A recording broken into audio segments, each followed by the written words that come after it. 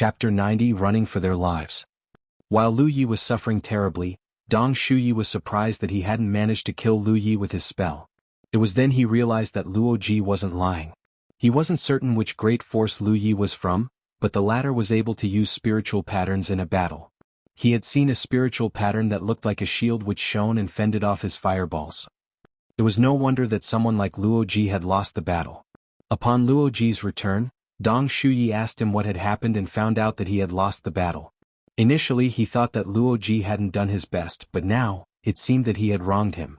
Nevertheless, he was different from Luo Ji after all. Luo Ji came from a wealthier background, and he had been studying a heaven-grade cultivation technique. However, his biggest problem was his weak cultivation. As a 7th-order cultivator, Dong Shuyi had more moves to deal with his opponent. After he activated his spiritual power, a fireball the size of a wash basin appeared in front of him, whereupon it shot towards Lu Yi at an incredible speed. "I'll see how you're going to ward this one off." Seeing as the fireball was about to hit him, Lu Yi felt a crawling sensation on his scalp.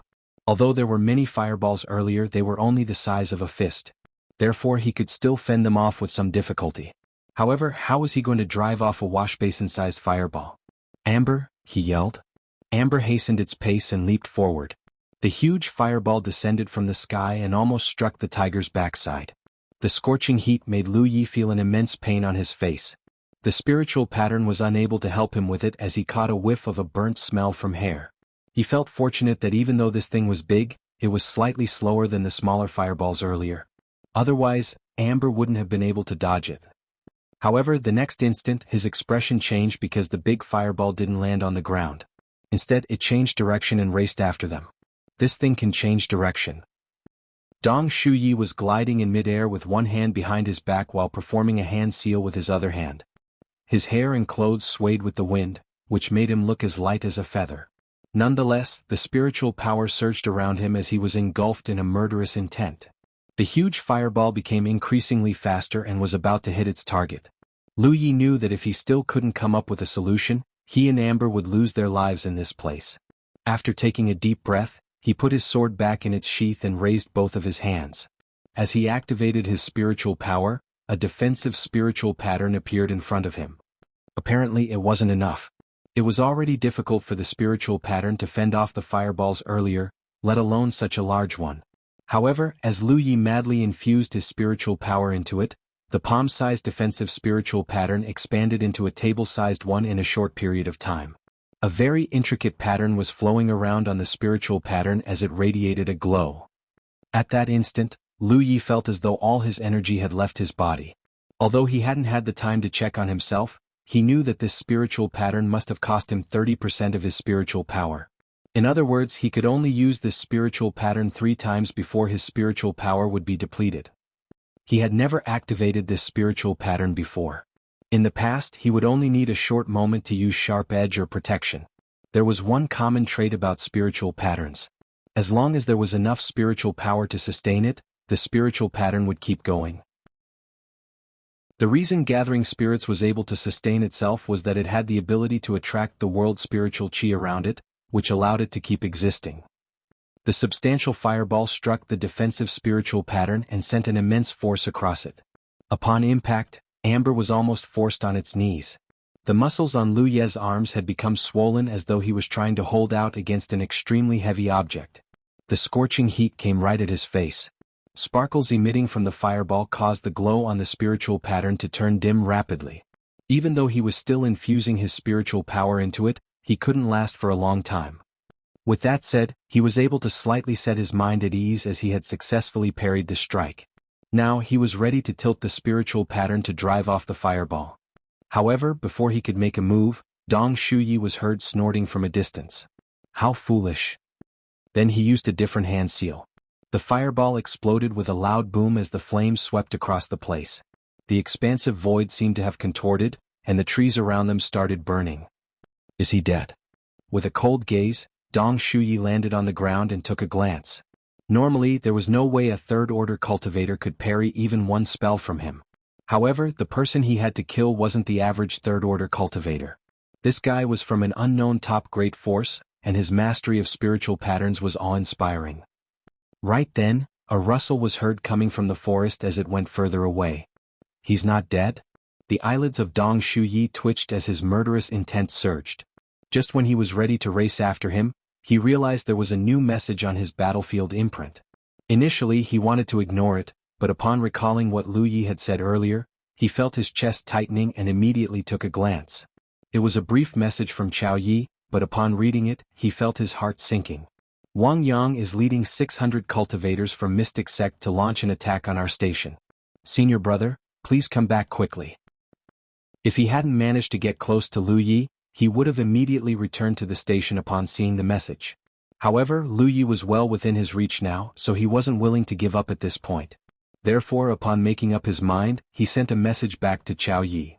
The clan defending Grand Array of 9-star clan had been activated. All the important places were guarded by cultivators as they got ready to face their enemies.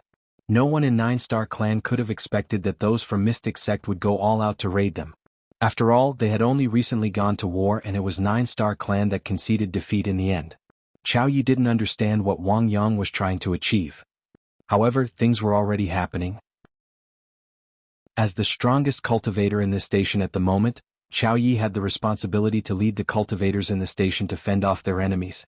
Nevertheless, he couldn't do it on his own, which was why he immediately sent a message to Dong Shuyi to inform him about it. However, Dong Shuyi's reply made him feel helpless. His message was, "Hang in there." What else could Chao Yi do apart from trying his best to persevere?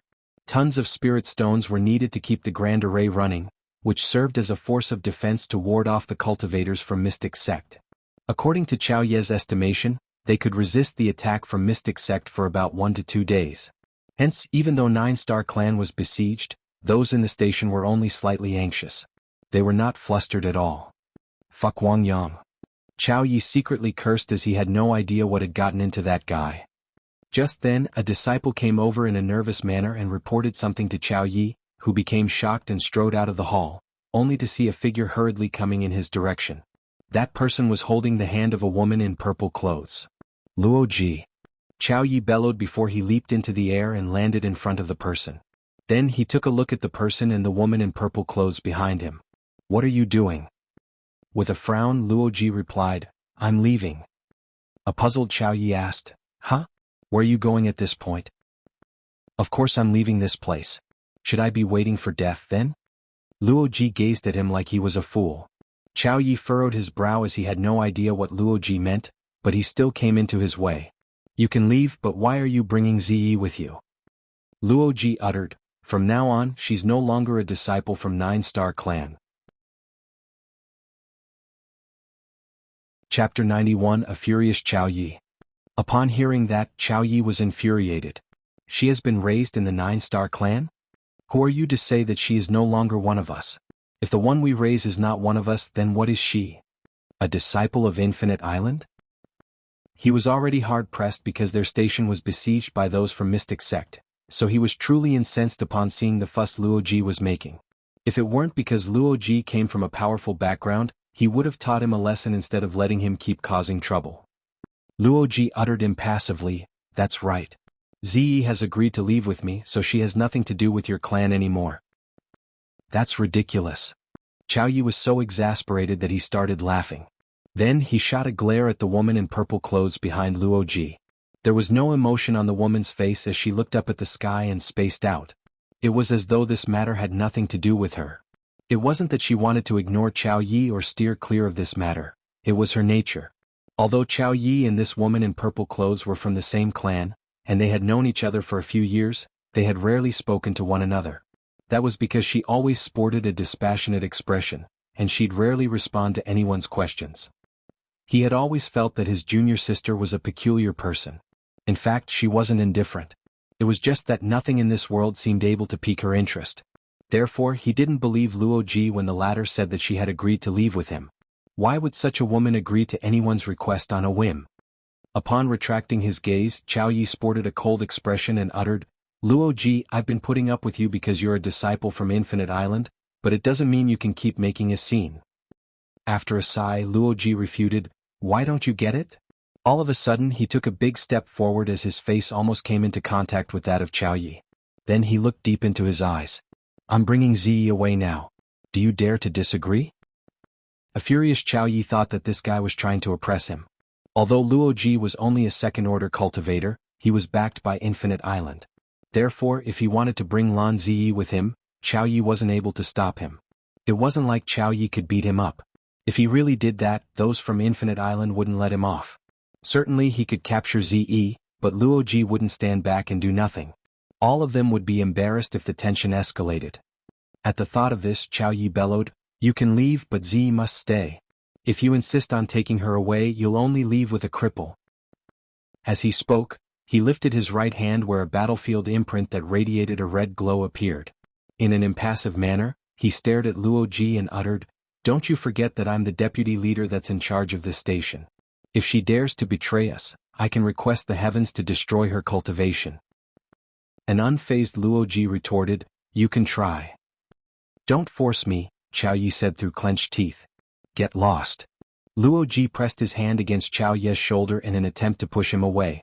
However, he was just a second-order spell cultivator, so how was he able to move a sixth-order body-tempering cultivator like Chao Yi one bit? No matter how much force he exerted with his hand, the other person remained unmoving. Then he quit doing that as he circled around Chao Yi with Lan Ziyi and shuffled towards the main hall at the front. "Ziyi, it's still not too late to repent." Qin Yi turned around, and as he watched his junior sister that was following Luo Ji closely, he decided to give her one last chance. However, she was still looking up at the sky and ignoring him. Nevertheless, he knew that she had heard him. After a sigh, he yelled, "Lan Ziyi from 9-Star Clan ignores our rules, lusts after wealth, and intends to betray our clan. I, Chao Yi, request the heavens to destroy her cultivation." After he finished speaking, he looked sorrowfully at his junior sister who never stopped in her tracks. Although she was a little dispassionate, she was from the same clan after all. If it weren't because they were in a critical situation, he wouldn't have taken such a drastic measure. However, those from Mystic Sect were launching an attack on them, so he had to settle this issue quickly. Moreover, he had to let the others know the consequences of betraying the clan. Nevertheless, Luo Ji and Lan Ziyi continued moving forward as they soon entered the main hall. Chao Ye's expression changed as he realized something. Has she altered her imprint? It was a fact that Lan Ziyi had betrayed the clan, so supposedly, if the deputy leader requested the heavens to destroy her cultivation, it would certainly happen. However, nothing seemed to have happened to her, which was virtually impossible, unless she was no longer a disciple from 9-Star Clan, thus enabling her to break free from their restriction. Nevertheless, she could only quit the clan by modifying the battlefield imprint, but that would require a large amount of contribution, which the average Spirit Creek Realm Master couldn't afford. At that instant, Chao Yi suddenly figured out many things. It was no wonder that Luo Ji had suddenly come over to the station of 9-Star Clan to experience life. Given the fact that he was from a top great force like Infinite Island, he would be welcomed by everyone wherever he went. Now it seemed that he was well prepared. Since the beginning, his target had always been Lan Ziyi. However, why would he pay such a hefty price for her? In the past, Chao Yi thought that Luo Ji lusted after her beauty, but now that didn't seem to be the case.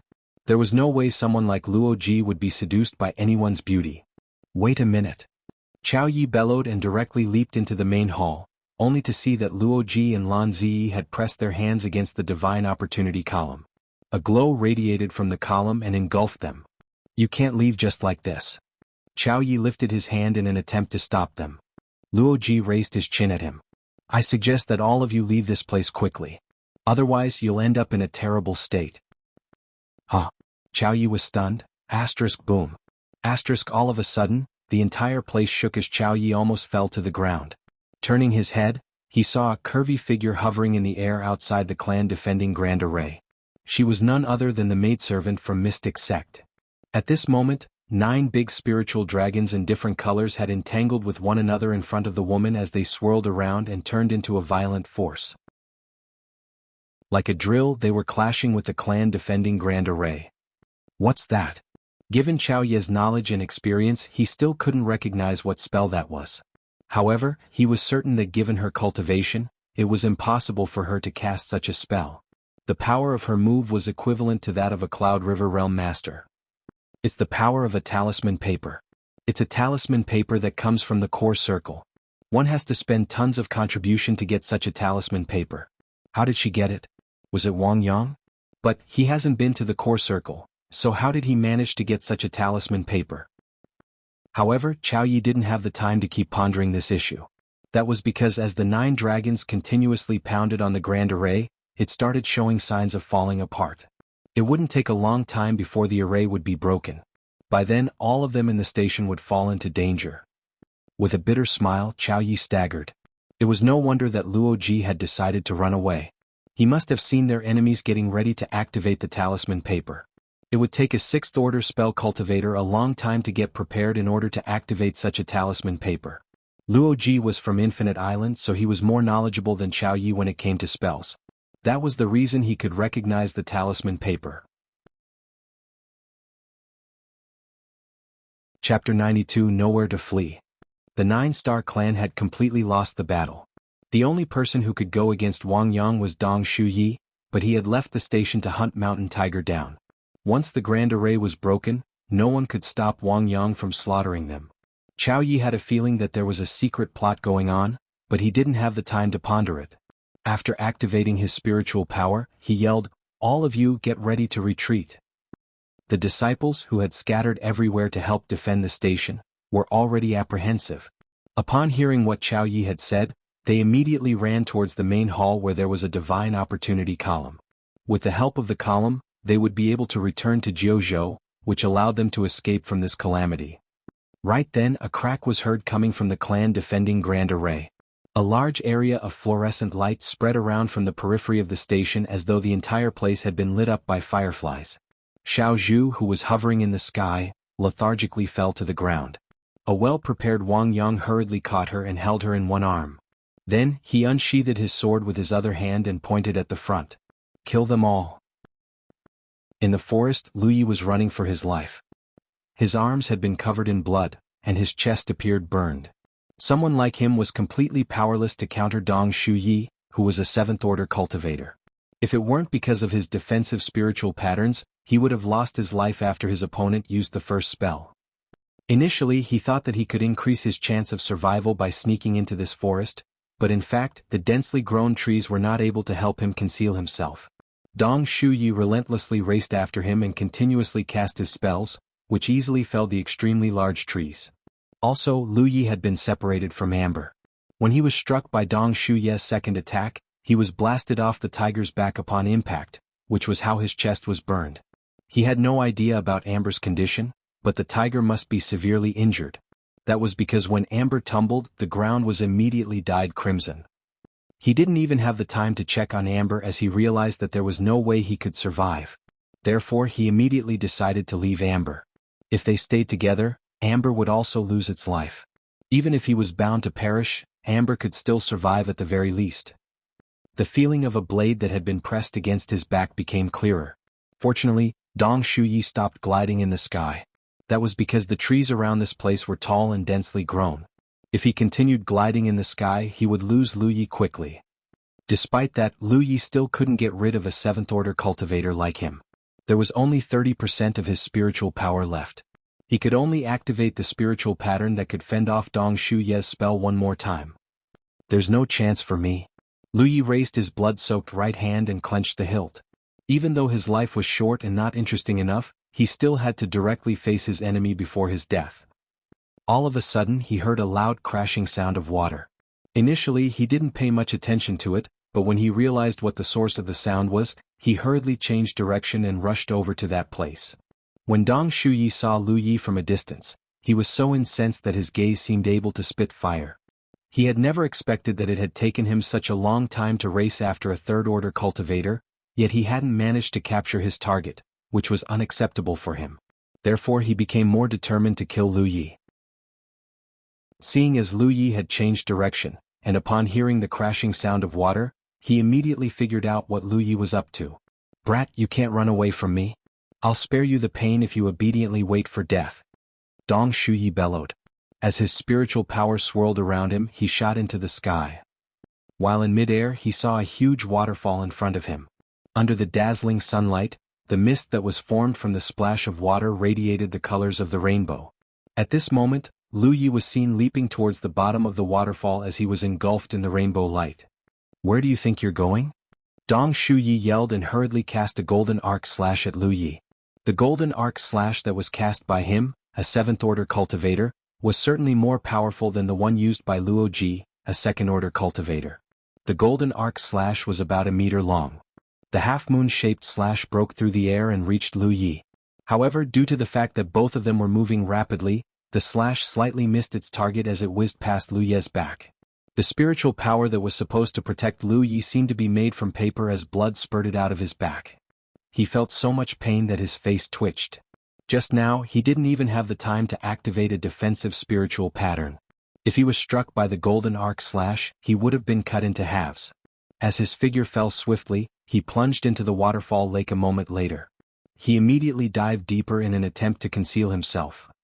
At the same time, Dong Shuyi also glided down the waterfall and hovered above the lake. Without hesitation, he hurled a golden arc slash at the spot where Lu Yi had plunged into the water. Compared to other spells, a golden arc slash was undoubtedly more penetrative. The water current would hinder the power of the slash, but there was no better way now, unless Dong Shuyi was willing to get into the water to look for Lu Yi. As soon as the slash came into contact with the water, the surface of the waterfall lake separated for a moment. Blood started dyeing the water red, and the shreds of some organs floated to the surface. Seeing that, Dong Shuyi hurriedly checked his battlefield imprint. Realizing that 10 points had been deducted from his contribution, he felt heartbroken.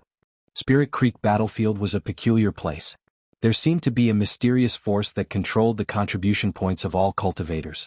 A cultivator who managed to kill an enemy in the higher order would be rewarded handsomely. However, if a cultivator killed a person that was 3 orders below them, a lot of contribution points would be deducted. The mysterious force seemed to be encouraging cultivators to challenge people in the higher order while punishing those who oppressed the weaker cultivators. That was the reason powerful cultivators were rarely seen in the outer circle of the battlefield. Contribution was immensely useful for any cultivator. In order to earn more contribution points, one had to kill an opponent that was similarly powerful. A cultivator in the 6th or 7th order couldn't really get any benefits in the outer circle anymore. Even though they wouldn't completely leave the outer circle, they would try to get closer to the inner circle to receive some training. Dong Shuyi was a 7th order cultivator, so he would only get some contribution by killing a 4th order cultivator. If he killed a 3rd order cultivator, 10 points would be deducted from his contribution. Likewise, if he killed a 2nd order cultivator, 20 points would be deducted from his contribution. 10 points were not a lot, but it wasn't a small number either. To Dong Shuyi, he could only get 7 points by killing a person in the same order. If it weren't because those old guys from the sect had given the order, he wouldn't have come all the way here to kill Lu Yi. Fortunately, everything was over now. Then he took one more look at the battlefield imprint because he realized that someone had sent him a message when he was checking his contribution points earlier. After he finished reading the message, his expression changed drastically. Chapter 93 Saved. Initially, Dong Shuyi intended to look for Lu Ye's corpse, but the message in the battlefield imprint had made him feel flustered, so he wasn't in the mood to confirm that Lu Yi was truly dead. Just then he received a brief message from Chao Yi again. "We're in danger. Come back quickly." When he saw Chao Yi's message earlier and realized that those cultivators from Mystic Sect were launching an attack on the station of 9-Star Clan, he wasn't anxious at all. That was because it wasn't easy to invade a station. According to his own estimation, even if those from Mystic Sect had gone all out, the grand array around his station could last for 1 to 2 days, which would buy him enough time to kill Lu Yi before going back. However, just a short time later, Chao Yi sent him such a message, which went to show that the situation in the station was truly terrible. Hurriedly, he headed back to the station, and at the same time he sent a message to Chao Yi in order to find out what was going on. Nevertheless, just like a stone plunging into the ocean, he couldn't get any reply. Under the waterfall lake, Lu Yi was in a groggy state as almost all his spiritual power had been depleted. Blood kept spurting out of his wounds and some pieces of his flesh floated around. Upon plunging into the water, he realized that there was someone else in there. The person seemed to be collecting something under the water. As their eyes met, both of them were shocked.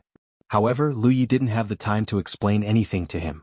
Upon stabilizing himself at the bottom of the lake, he immediately activated a spiritual pattern above his head.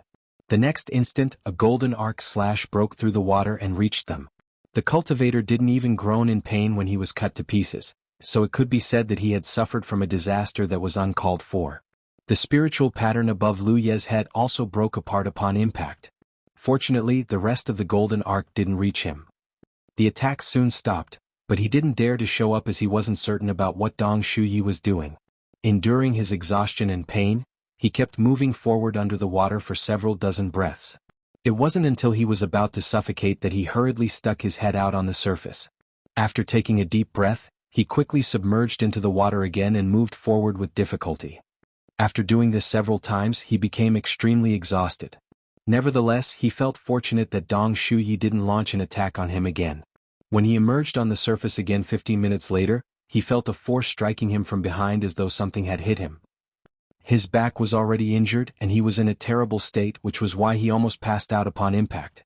Instinctively, he thought that Dong Shuyi had reached him, so he unsheathed the sword from his waist and turned around to slash back at him. However, there was no one in sight. All he saw was a wooden slab that had been cut into halves. It was this wooden slab that had struck him. Looking around, he realized that Dong Shuyi was nowhere to be found. Holding the sword in his hand, he felt perplexed. Where's that guy? A 7th order cultivator has come all the way here to hunt me down, and he pushed me over the edge. It's not likely that he'd give up at this point. Nevertheless, he couldn't find Dong Shuyi at all, so he could confirm that the older guy had really left. Soon, a realization dawned upon him. When he was under the waterfall lake earlier, a cultivator was killed by Dong Shuyi. Could that guy think that he had killed me? It was highly possible.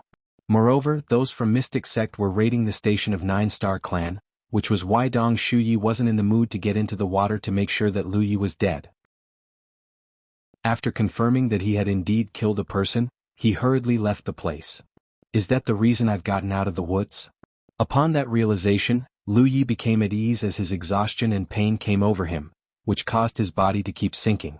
Hurriedly, he raised his hands and grabbed the wooden slab to make himself afloat with difficulty. He felt extremely dizzy, as if he might pass out at any moment. Nevertheless, he knew that if he became unconscious at this point, he would not be able to awaken again. This time he was seriously injured.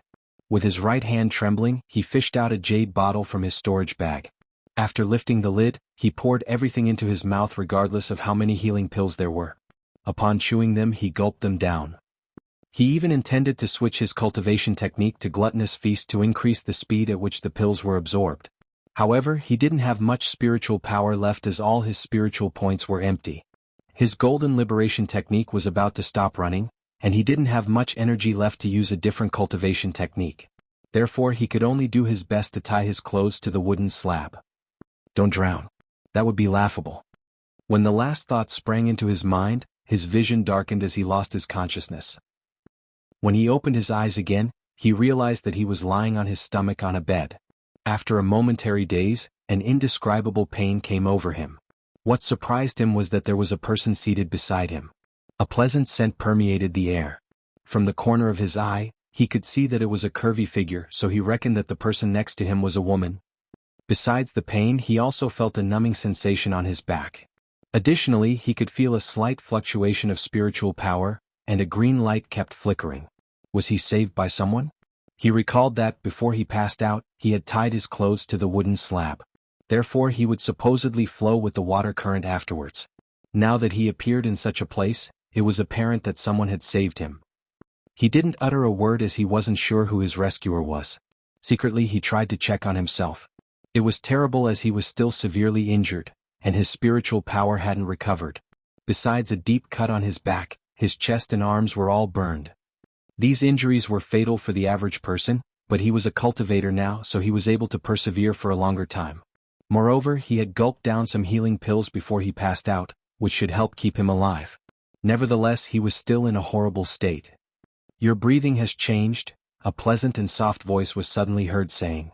"It's expected that you're vigilant of a stranger, but if I wanted to kill you, you would have lost your life by now." An embarrassed Lu Yi remained silent, as he wasn't sure what to say. Just then, the woman extended her fair hand and said, "Although I've saved you, I still have to find out which side you're from." After she finished speaking, a light blue glow radiated from the back of her hand. She had taken the initiative to reveal the side she was from, which made Lu Yi to be at ease. After he activated his remaining spiritual power, a light blue glow also appeared on the back of his hand. "I've saved the right person then," she uttered gently.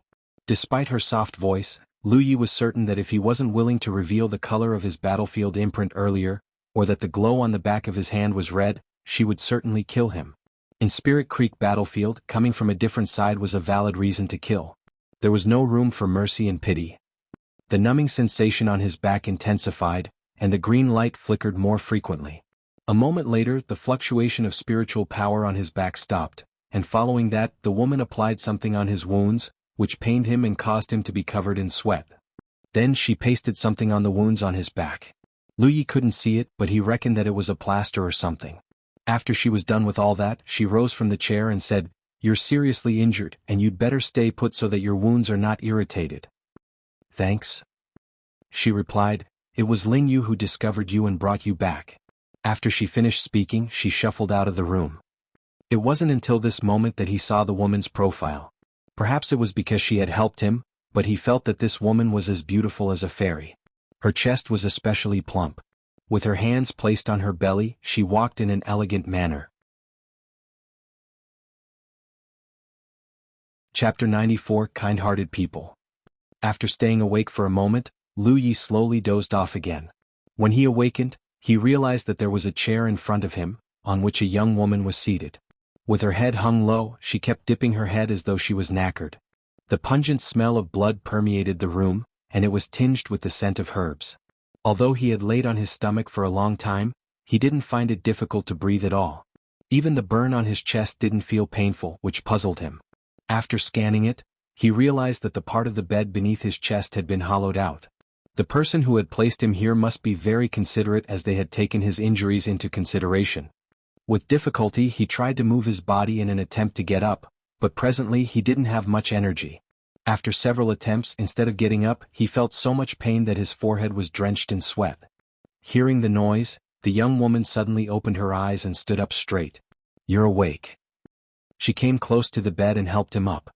Despite her petite figure, she was still strong as a cultivator. However, since Lu Yi was injured both on his back and his chest, he could only sit up on the bed. Then the young woman picked up a bowl of green herbal juice from the side and said, "Sister Wuxia said that you have to drink this bowl of herbal juice when you wake up. This will help with your wounds." Lu Yi had no idea who Sister Wuxia was, but he reckoned that it must be the curvy woman he had seen earlier. After taking the bowl, he said, "Thanks." When he got the bowl closer to him, a pungent smell came right at him. He frowned as the smell of this bowl of herbal juice was terrible. Nevertheless, it was said that medicine was always bitter, so he directly chugged it down. He wasn't worried that they would harm him. If they were ill-intentioned, they would have done it a long time ago, which spared them the trouble. The next moment, a myriad of expressions came over him. This thing wasn't only pungent, but it was also nauseating. He regarded himself as a man who could put up with nasty things, but as soon as the herbal juice came into his mouth, he almost passed out again, for it was extremely bitter. He even suspected that he was drinking some kind of bile. The young woman seemed to have expected this, so she stared fixedly at him and said anxiously, "Sister Wuxia said that you must drink it all. Otherwise she'll get mad. When that happens, we'll be doomed." Without waiting for her to speak any further, Lu Yi only paused for a moment before he finished the herbal juice. After taking the bowl, the young woman fished out a taupe-colored thing from her storage bag and passed it to him. "Have a taste." A curious Lu Yi took it and put it into his mouth before arching his brow. This thing tasted like maltose. It wasn't until this moment that he had the time to scan his surroundings. Presently he was in a building made from bamboo. The room he was in couldn't be considered spacious, and the decorations were rather simple. He wondered where he was now. While he was looking around, the young woman cleaned things up as she said, "I'm Ling Yu. Senior brother, what's your name?" "Yi," Lu Yi replied. Then he immediately realized that he had heard of that name before. After giving it a thought, he finally recalled where he had heard the name from. "It was you who saved me." Earlier, the curvy woman told him that it was Ling Yu who saved him. If he wasn't mistaken, Ling Yu must be the young woman in front of him. "I brought you back, but it was Sister Wuxia who saved you." Ling Yu smiled. "You were floating on the river, so I thought you were dead. Initially, I wanted to get some stuff from you, but after discovering that you're still alive, I decided to bring you back." The smile on her face made the corner of Lu Ye's mouth twitch. "Anyway, thanks for saving me. That was the least I could do. In fact, we were both saved by Sister Wuxia." Ling Yu flashed a smile at him. Her face was rather fleshy and fair. There was a dimple on the left side of her face when she smiled, which made her look adorable. At this moment she was already done with cleaning things up. Take a rest. Sister Wuxia has gone out, but she'll come back in the evening and check on you. If anything happens, just shout. My room is only beside yours. In response, Lu Yi nodded gently. After Ling Yu left the room, she also closed the door. They're all kind-hearted people. Lu Yi felt that luck was indeed on his side. Anyway, the most important thing was that all of them were from the Grand Sky Coalition. If he came across those from Thousand Demon Ridge, his stuff would have been taken away from him. Regardless, he was grateful for what they had done for him. His sword was still around as it was also brought back and placed beside the bed. His storage bags were also neatly placed on the bedside table. Although they didn't know one another, they were truly virtuous for saving him and not taking his stuff. Even though he had survived, it would take him a long time to recuperate. After all, he was severely wounded by Dong Shuyi. The most important task for him now was to restore some spiritual power first. Whatever the case, a cultivator needed spiritual power to protect himself. With difficulty, he raised his hand and picked up one of his storage bags. Then he fished out a bottle of spirit-restoring pills and stuffed one pill into his mouth before refining it. After refining 2 pills, he was finally able to reactivate Gluttonous Feast, which would improve his recovery efficiency. Then he took out a healing pill and gulped it down. Following that, he started building gathering spirits around his spiritual points. All of this hard work got him covered in sweat. Soon, the night descended upon them. Lu Yi was adjusting his breathing when he heard someone pushing the door open in the adjacent room. Following that, Ling Yu's melodious voice was heard saying, "Sister Wuxia, you're back." Yes. It was the same soft voice Lu Yi had heard some time ago. Then, the ladies started murmuring among themselves for a long time. Outside the bamboo room, the woman called Wuxia talked to Ling Yu for a bit before shifting her attention to Lu Ye's room.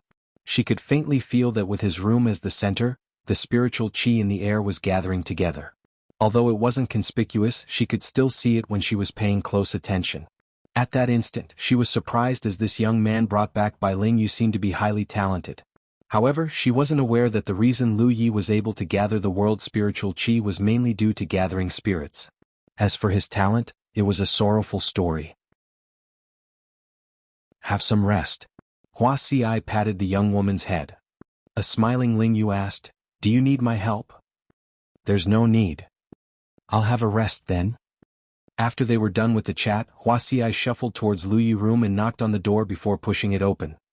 Lu Yi had stopped cultivating and even deactivated his gathering spirits. That was because he realized a problem in the past. Once he activated gathering spirits, the sign of world spiritual qi moving towards him was conspicuous.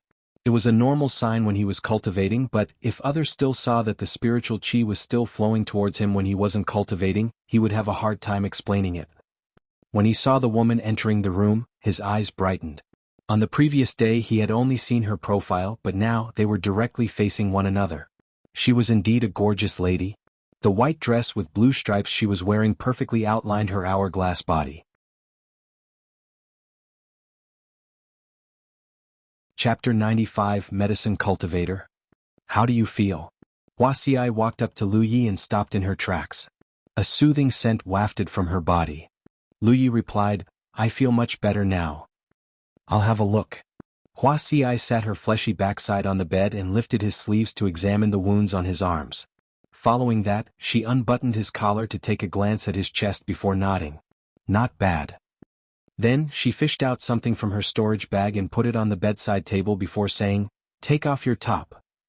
Lu Ye's top was tattered and drenched in blood. Previously he was too focused on healing his wounds, so he had forgotten to change into new clothes. Now, upon hearing what she had said, he obediently took off his top.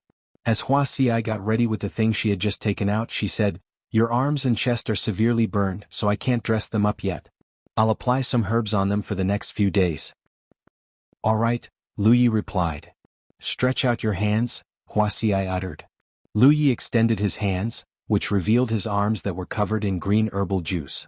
It was supposed to have been applied to his arms on the previous day. At that time he was still unconscious.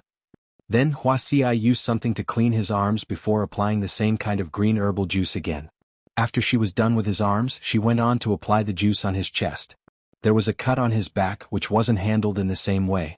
Lu Yi recalled that she had pasted a plaster on his back on the previous day, which made him feel itchy all day. When it was time to handle the wound on his back, she told him to turn around and said, "Bear with it." Before Lu Yi could reply to her, he heard a tearing sound coming from his back. She must have peeled off the plaster from the previous day. Instantly he felt a sharp pain in his wound, which caused him to tremble and become drenched in cold sweat. This woman called Wuxia was always soft in her tone, but she was ruthless whenever she made a move. A green light started flickering again as a fluctuation of spiritual power was felt. An astonished Lu Yi turned his head and faintly saw something. Upon realizing something, he asked, "Senior sister, are you a medicine cultivator?" Previously, Pang Dahai from Righteous Sect had told him that cultivators were categorized into 6 major factions. Body-tempering cultivators who focused on training their bodies, combat cultivators who focused on close-quarters combat, spell cultivators who studied all kinds of spells, medicine cultivators who healed the wounded, ghost cultivators who could communicate with the supernatural beings, and external cultivators who studied making pills, drawing talisman papers, setting up arrays, and forging artifacts. Most cultivators were weak in the beginning, so they would focus on combat cultivation.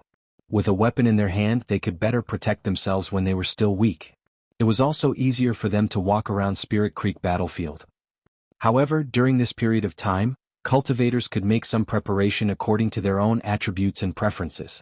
When they became powerful enough, they could choose a faction to focus on. The cultivators Lu Yi had seen in Split Sky Gorge were mostly combat cultivators.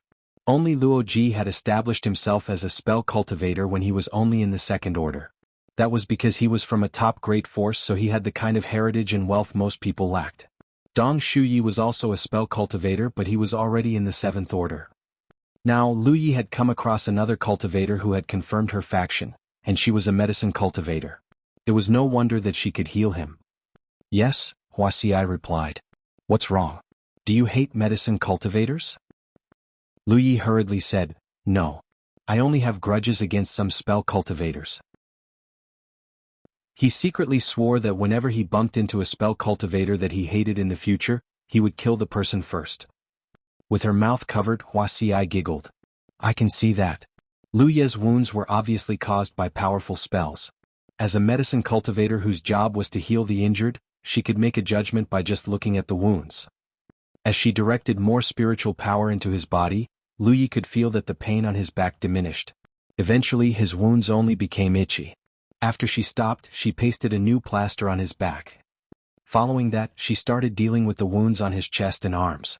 It was then Lu Yi could clearly see that as her hands hovered above his wounds, her palms radiated a green glow. With the nourishment of her wood attribute, his wounds slowly healed. This was indeed an amazing way to treat a patient. She was an alluring lady with a curvy figure and a pleasant voice. Certainly, Lu Yi didn't feel bored during the treatment. A moment later, she stopped what she was doing and rose from the bed. "All right. Today's session is over." Then she extended her hand. 10 spirit stones, please." A puzzled Lu Yi looked up at her. "Huh?" A smiling Huaxi said, "Every treatment costs 5 stones. You were knackered yesterday, so I didn't tell you about it. Including the fee today, it's 10 stones in total." "You charge a fee?" Lu Yi was stunned. She went on to say, "I have to buy you the herbs and I need pills and stones to restore my spiritual power, so I do charge a fee." At that, Lu Yi was rendered speechless. "You're a disciple from a top great force, so I believe that you won't renege on your debt, right?" Her hand obstinately and firmly remained stretched out. "Of course I won't." Lu Yi had no idea how she had figured out that he was a disciple from a top great force, but she had a valid point. They were not friends or relatives. Since she had spent time and energy treating him, he certainly had to pay a fee. Coming across a medicine cultivator here had undoubtedly saved him a lot of time of recuperation. Taking that into consideration, he had actually gained some benefits. "I don't have spirit stones. Do you take spirit pills?" Lu Yi asked. "Sure." Huaxi nodded. Then he fished out a bottle of 10 pills and passed it to her. "Thanks." Upon taking the pills, Huaxi became elated. Lu Yi was so worried that she would say something like, "Please come again," the next moment. "Take a rest then," she uttered. "I'll come back tomorrow to treat your wounds again." Before she pushed the door open, she turned her head and said, "If you can make use of healing pills, you'll recover more quickly. Got it? Lu Yi dipped his head. For the next few days, Lu Yi remained bedridden. In the morning, the young woman called Ling Yu would send him the extremely bitter herbal juice. In the evening, Wuxia would come over to heal his wounds. The young woman's full name was Ruan Lingyu. She was a pretty vivacious and talkative girl. After some chats with her, Lu Yi learned that this place was the ruins of a great force. No one knew which great force it was. Several dozen years ago, this place was invaded and the entire great force was destroyed. Although a divine opportunity column remained, it was no longer usable. This made Lu Yi recall the time when the sect master sent him to Spirit Creek battlefield from the middle of nowhere. That place seemed to be the ruins of a great force as well. There were countless such ruins in both Jianghu and Spirit Creek battlefield. Whenever a new great force emerged, they would pick one of the ruins to be their base. That was because there was most likely a divine opportunity column. However, many ruins remained deserted, which then became the gathering places for rogue cultivators. Although most of the buildings in these ruins were dilapidated, there were still many places that could fend off the rain. Moreover, most of them were strategically located, which was why homeless rogue cultivators loved staying in these places. Chapter 96, Rogue Wanderers Club. Rogue cultivators didn't have a base, nor did they have the protection of seniors like those in a great force. After they entered Spirit Creek battlefield, the road ahead of them was paved with danger. Therefore, many rogue cultivators would come together and form into small groups. Those new great forces in Jianghu were mostly developed from these small groups. With Wuxia, a medicine cultivator, as the core member, over 10 rogue cultivators had gathered in this place and formed a small group called Rogue Wanderers Club. Ruan Lingyu was an inexperienced girl, so after Lu Yi asked her some questions, he soon figured out the powers of the rogue cultivators in this place. Certainly, Wuxia was the most powerful among them as she was in the 5th order. Below her, there were 2 4th order cultivators. The rest of the members were all 2nd or 3rd order cultivators. There were 11 people in total. Due to the fact that Lu Yi had been recuperating in his room, apart from Wuxia and Ruan Lingyu, he had only seen another 4th order cultivator. There were countless such small groups in Spirit Creek battlefield, and they were certainly not comparable to those real great forces. Lu Yi had taken part in the war between Mystic Sect and 9-Star Clan. Although they were 8th rank and 9th rank great forces respectively, they could easily deploy over 1,000 people. Even if all of them in Rogue Wanderers Club joined the war, no one would have noticed them. After a few days, Lu Yi had finally restored all his spiritual power, and he had even started cultivating. He was a 3rd order cultivator whose 30 spiritual points were all full. Normally, if he wanted to unlock one more point, he would need 15 spirit restoring pills. However, with the help of gathering spirits, he needed fewer pills. When he left Split Sky Gorge, he had about 350 pills in his possession. Initially, he believed that they were more than enough for him to ascend to the 4th order, but now, it seemed that his pills were not sufficient. That was mainly because he had to pay Wuxia 5 pills every day as treatment fee. It would take him 1 month to fully recover. That was thanks to her meticulous care. If she wasn't around to heal his wounds, it would take him longer to recuperate. During this period of time, he had used the 10-point map to ascertain his location and realized that he was about 100 kilometers away from the waterfall. In other words, he had drifted such a long distance after he became unconscious. Previously, Yi and Amber were separated from him, so he intended to look for them soon. At that time, Amber was injured, but he didn't even have the time to check on the tiger. Fortunately, he was Dong Shuye's only target, so the tiger was ignored. As long as Amber wasn't dead and with Yi to keep it company, it should be all right. Now his plan was to recuperate and then look for Amber. Under the night sky, Lu Yi was bare-chested when he wielded a sword in front of the bamboo room. Due to his injuries, he had stopped practicing sword wielding for a few days. Now that he felt much better, he couldn't sit still anymore. With her palms supporting her chin, Ruan Lingyu looked out the window and observed him in silence. She didn't understand why he found it fun to wield a sword. He was injured, so shouldn't he be lying on a bed instead of exerting himself out here? However, she wasn't in any position to stop him, so she could only let him be. All of a sudden, her gaze brightened as she waved her hand. Sister Wuxia. Wuxia emerged from a nearby spot, and she was followed by a muscular man. That man was the 4th order cultivator Lu Yi had met some time ago. His name was Kong Yo.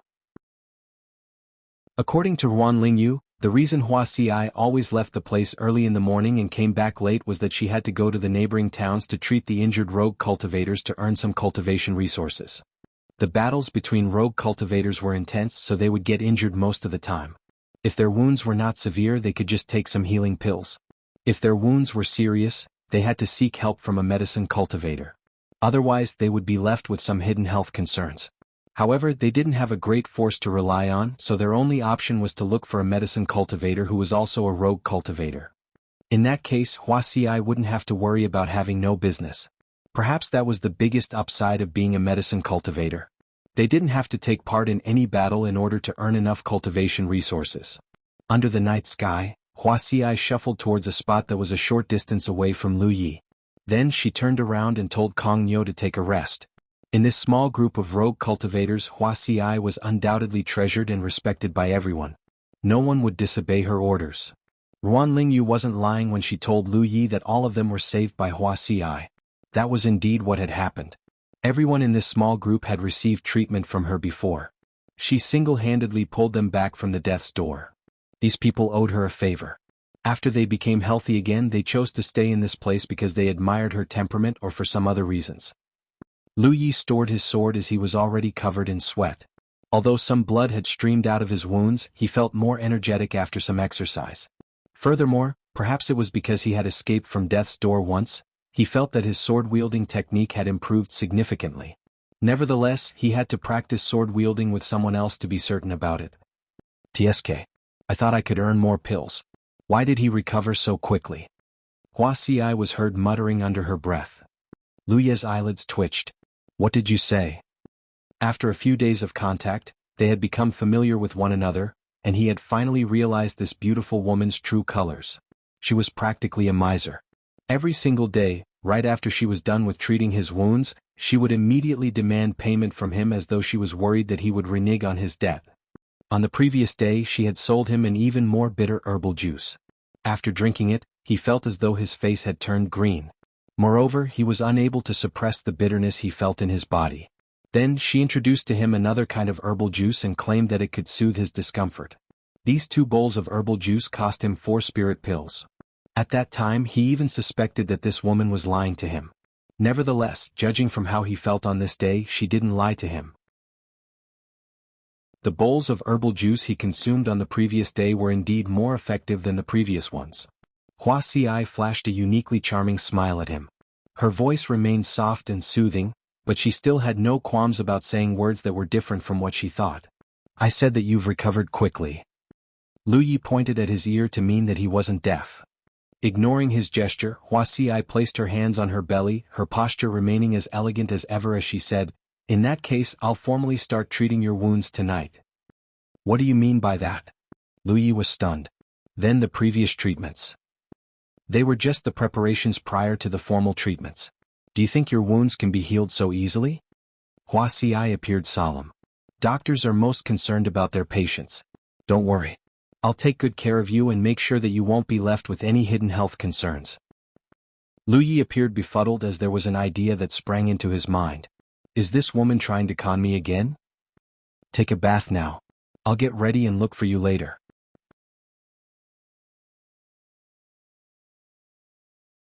Chapter 97 Formal Treatment. In the room, Lu Yi was bare-chested and seated on his bed.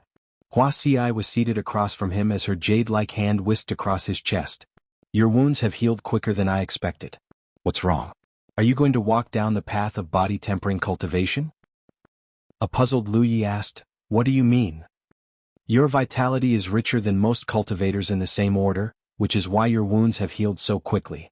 Since you've cultivated vitality in the beginning of your cultivation journey, don't you intend to focus on body tempering? No. Lu Yi shook his head. He wasn't interested in becoming a body tempering cultivator. If nothing unexpected happened, he would choose to become a combat cultivator as it felt good to wield a sword to hack at other people. As for what Wuxia had said, he reckoned that the reason his vitality was abundant was that he ate a lot every day. Since he started cultivating, his appetite had become astonishing. He began eating even more after he mastered gluttonous feast. With so much food getting into his stomach every day, his vitality was expected to be plentiful. Nevertheless, he had always refined vitality into qi, so there wasn't any change in his body weight. If he had only gained vitality, he would have become a burly man by now. That's great. There's nothing good about being a meaty barbarian. Just like what other cultivators say, those people enjoy the best resources, but they'll also get punched the hardest. Wuxia started giggling. Moreover, you're too thin to become a body-tempering cultivator. Meaty barbarians?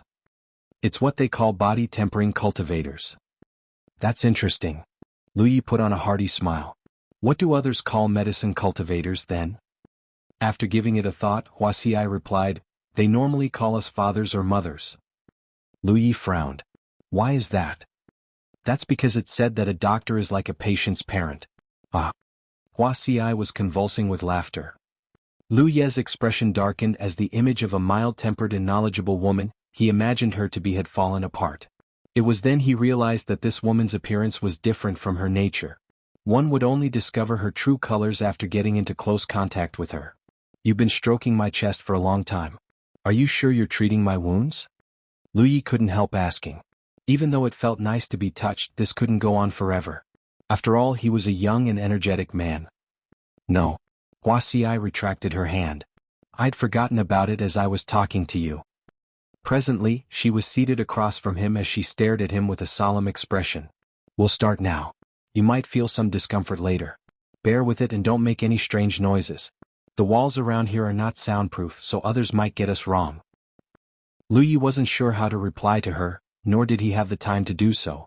That was because right after Wuxia finished her words, she pointed her fingers at his chest as spiritual power undulated around the tips of her fingers.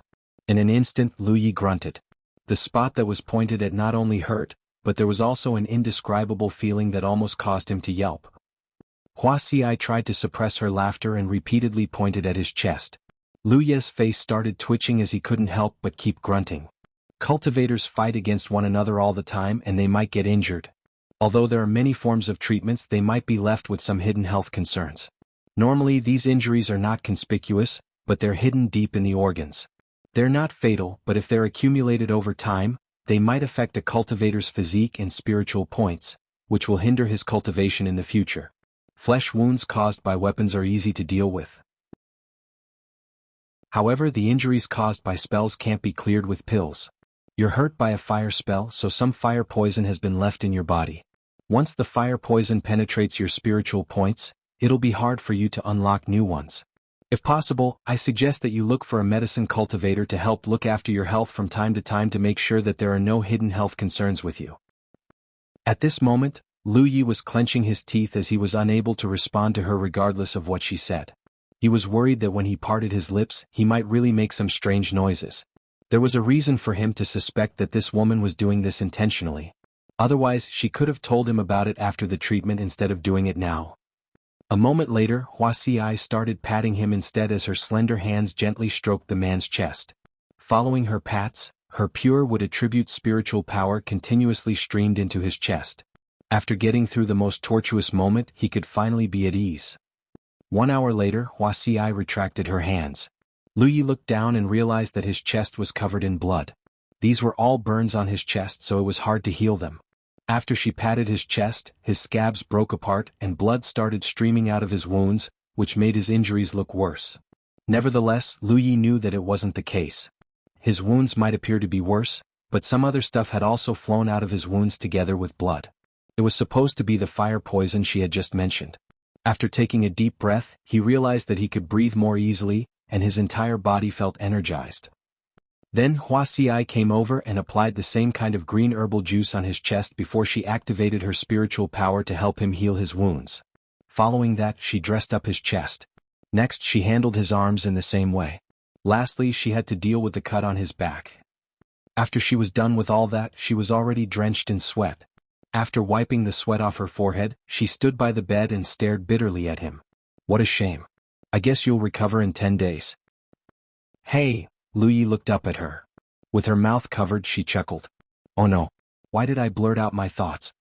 She paused for a moment. Anyway, you don't have to worry. You're my most important client now, so I'll treat you properly. Then she extended her hand. 10 spirit pills, please. Without protesting, Lu Yi passed her 10 pills. Although the fee was 2 times more expensive than what he usually paid, it was worth it. He could clearly feel that her methods were indeed useful for healing his wounds. According to his own initial estimation, he would need a month to recuperate. But now it would take him only over 10 days. Moreover, she had indeed put in lots of effort on this day. At this moment she was covered in sweat, and her face had turned pale. Apparently she had expended quite some energy. What a generous man. With so much wealth in your possession you can do whatever you want. I'm envious of you. Wuxia mocked him. Lu Yi became startled for a moment before realizing that she had just mocked him for spending resources willfully. Give the pills back to me if you don't want them. He extended his hand in an attempt to grab his pills. In an agile manner, Wuxia dodged his hand and put on a faint smile. Take a rest. Then she calmly left the place. Close the door. Lu Yi yelled at her back. Getting no response from her, he furiously leaped off the bed and closed the door before returning to his bed. He secretly decided that once he recovered, he would immediately leave this place.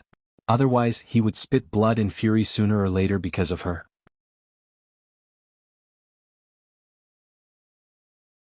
Chapter 98, Tassel City. Life had been peaceful for Lu Yi as he focused on healing his wounds and cultivating. With the consumption of spirit pills and the help of gathering spirits, he could unlock a spiritual point much quicker than he thought. If he did it wholeheartedly, it would only take him 2 days to unlock a new one. This was indeed incredibly efficient. Moreover, an auxiliary cultivation technique like Gluttonous Feast was also immensely useful for him. Wuxia would still pay him a visit every night. Under her meticulous care, Lu Ye's injuries recovered quickly. Sometimes they would have a chat.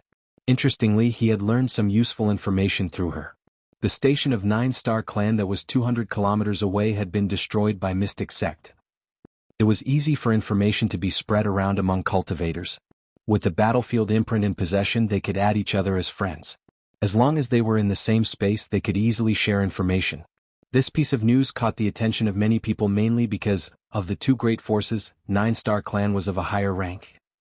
It wasn't easy to invade the station of a great force because every station was protected by a grand array. Without breaking the array first, the invaders couldn't storm into the station. Even if the array was broken, they might not even succeed because the cultivators in the station were not ornaments.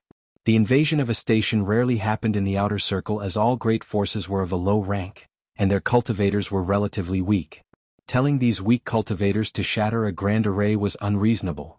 The reason those from Mystic Sect succeeded was that they had used an immensely powerful talisman paper that was exclusively used for breaking an array.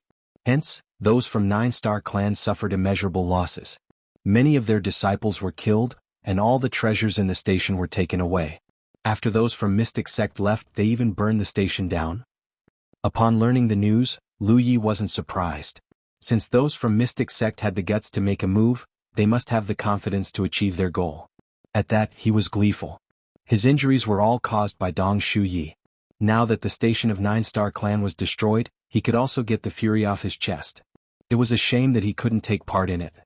However, judging from what Wuxia had said, invading a station was different from what he imagined. He thought that after those from Mystic Sect occupied the station, it would become their territory, but it wasn't the case. They had only killed the disciples of 9-star clan and snatched their resources. Then they burned the place down and left. It was just like how those from Grand Sky Coalition had done it after occupying Evil Moon Valley. After invading the valley, they didn't stay there for a long time as they left the place quickly. That was because the valley was considered a territory of Thousand Demon Ridge. If they stayed there for too long, they would be besieged by those from Thousand Demon Ridge. It was the same case on this battlefield. 9-star clan must have other allies. If those from Mystic Sect remained in the station, they would be attacked by other great forces. That was the reason they hurriedly fled the place after grabbing all the treasures. Wuxia said that those from Mystic Sect had gained some considerable benefits for invading 9-star clan station. Besides the resources, there were also more important benefits. She explained that when the next evaluation of great forces took place, Mystic Sect would certainly ascend to the 8th rank. On the other hand, 9-star clan would drop to the 9th rank. It was unlikely that Mystic Sect could reach a higher rank by just snatching some resources. It wasn't appropriate for Lu Yi to ask about it, so he could only listen to her. She seemed to believe that he was a disciple from a top great force. It wasn't certain how this misunderstanding came about. Perhaps it was because he had been generous with his pills. Nevertheless, if he was really a disciple from a top great force, it was impossible that he wasn't even aware of such common knowledge. Tassel City was one of the neighboring cities which was just like the ones Lu Yi had visited. There wasn't a uniform architectural style as the buildings were a mixture of different styles from Jianghu. The biggest building in this town was the branch of the Divine Trade Association. Lu Yi was a regular customer of this association. After tagging along Wuxia and the others to this town, he headed straight to this place. That was because he didn't have many pills left. After half a month of recuperation, he had given over 100 pills to Wuxia, which allowed this unconscientious woman to become wealthy. Additionally, he needed the pills to cultivate. Initially he had over 300 pills, but half of them were gone now.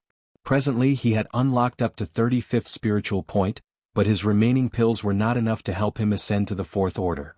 Certainly he could rely on gathering spirits to slowly improve himself. Nevertheless, to him, gathering spirits was just an auxiliary method. He mainly cultivated through the consumption of spirit pills. It was like once a person was used to eating delicate food, he would lose interest in plain food. The interior design of this branch of the Divine Trade Association was about the same as the one he had visited previously. Following a maidservant, he stepped into a room and waited patiently. Just like what he had done in the past, he gulped down a few bottles of spirit tea. This time, it was a well-mannered male cultivator in his 30s who made a deal with him. Lu Yi decided to sell 4 yuan metal ores. After that he only had 6 ores left. Then he decided to deal with the storage bags he had obtained from the young master of 9-star clan and 3 of his subordinates. These 4 bags had been with him for quite some time. He didn't care about 3 of the bags as they probably didn't contain any good stuff. Therefore he sold them all to the association and received 15 spirit stones. In the past he had sold some storage bags which were basically worthless. That was because one had to bear the risk to unlock a bag. Most low-rank cultivators didn't have any treasures with them, so the buyer from the association would only offer 5 stones for 1 bag. Certainly, one could also choose to ask someone from the association to help lift the restriction of the bag. It depended on the person's luck whether he could obtain anything useful. If he was lucky he would be rewarded handsomely. If he was unlucky he would suffer a huge loss. As for the young master's bag, there was no way Lu Yi would sell it for a dirt cheap price. That guy must possess some good stuff. After he made such a request, those from the association directly agreed to it. They wouldn't care where their customers got the bags from. Their service could be purchased with a fee. In Spirit Creek Battlefield, the Divine Trade Association was a unique presence as it didn't belong to any side. The manager of the association brought Lu Yi to a secret room and introduced him to an old cultivator before leaving the place. The old cultivator was an expert in unlocking restraining locks as he was one of the best in his trade. There was a job title for these people in the cultivation world. They were called locksmiths. Lu Yi fished out the storage bag of the young master from 9-star clan. The old cultivator examined it for a moment and offered a price. After making the payment, Lu Yi waited patiently. 1 hour later, a glint flashed across the old cultivator's hands, whereupon he passed the bag back to him. It's done.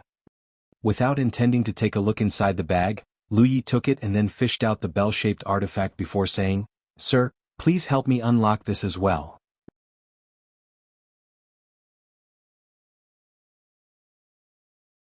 Chapter 99, A Doctor is Like a Patient's Parent. The intense battle with Dong Shuyi previously made Lu Yi feel helpless. Faced with a high-rank cultivator, a low-rank cultivator could hardly survive. However, if he had a defensive artifact at that time, he wouldn't have fallen into such a battered state. A defensive spiritual pattern was wonderful, but it consumed a lot of spiritual power. This bell-shaped thing was undoubtedly a good defensive artifact, which was why he wanted to own it. Nevertheless, he tried to activate its power some time ago, but this thing wouldn't accept a foreign spiritual power. Whenever he tried to infuse his spiritual power into it, his force seemed to be repulsed by something.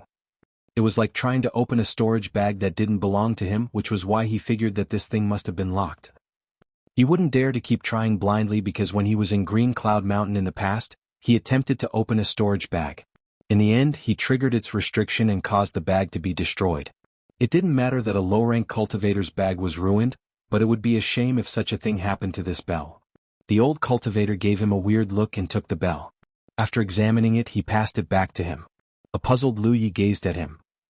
Following that, the old cultivator picked up a teacup and took a sip before saying slowly, "Little friend, you're a rogue cultivator, right?"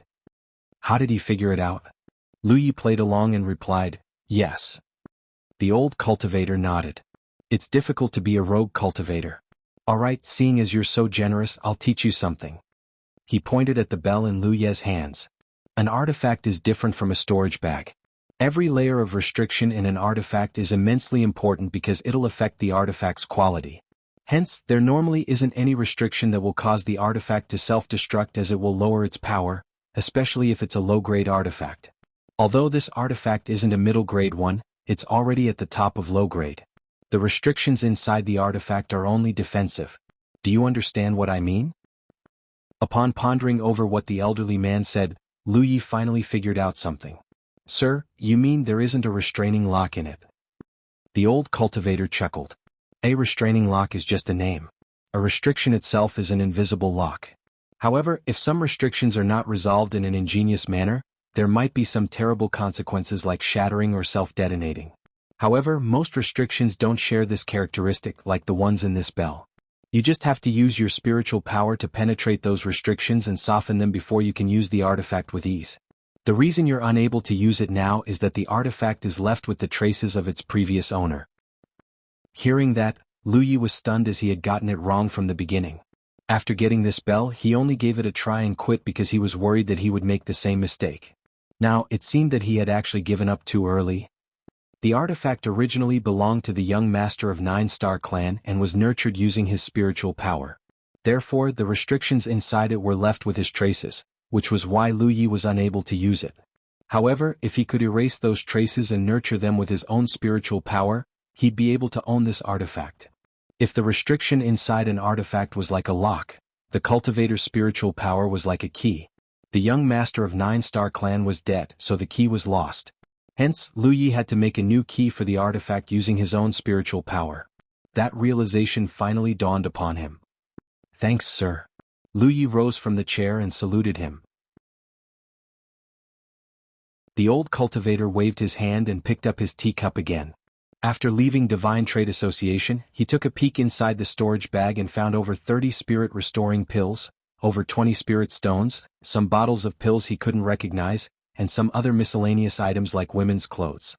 These clothes were on the skimpy side. The tailors must have been economical with the fabrics.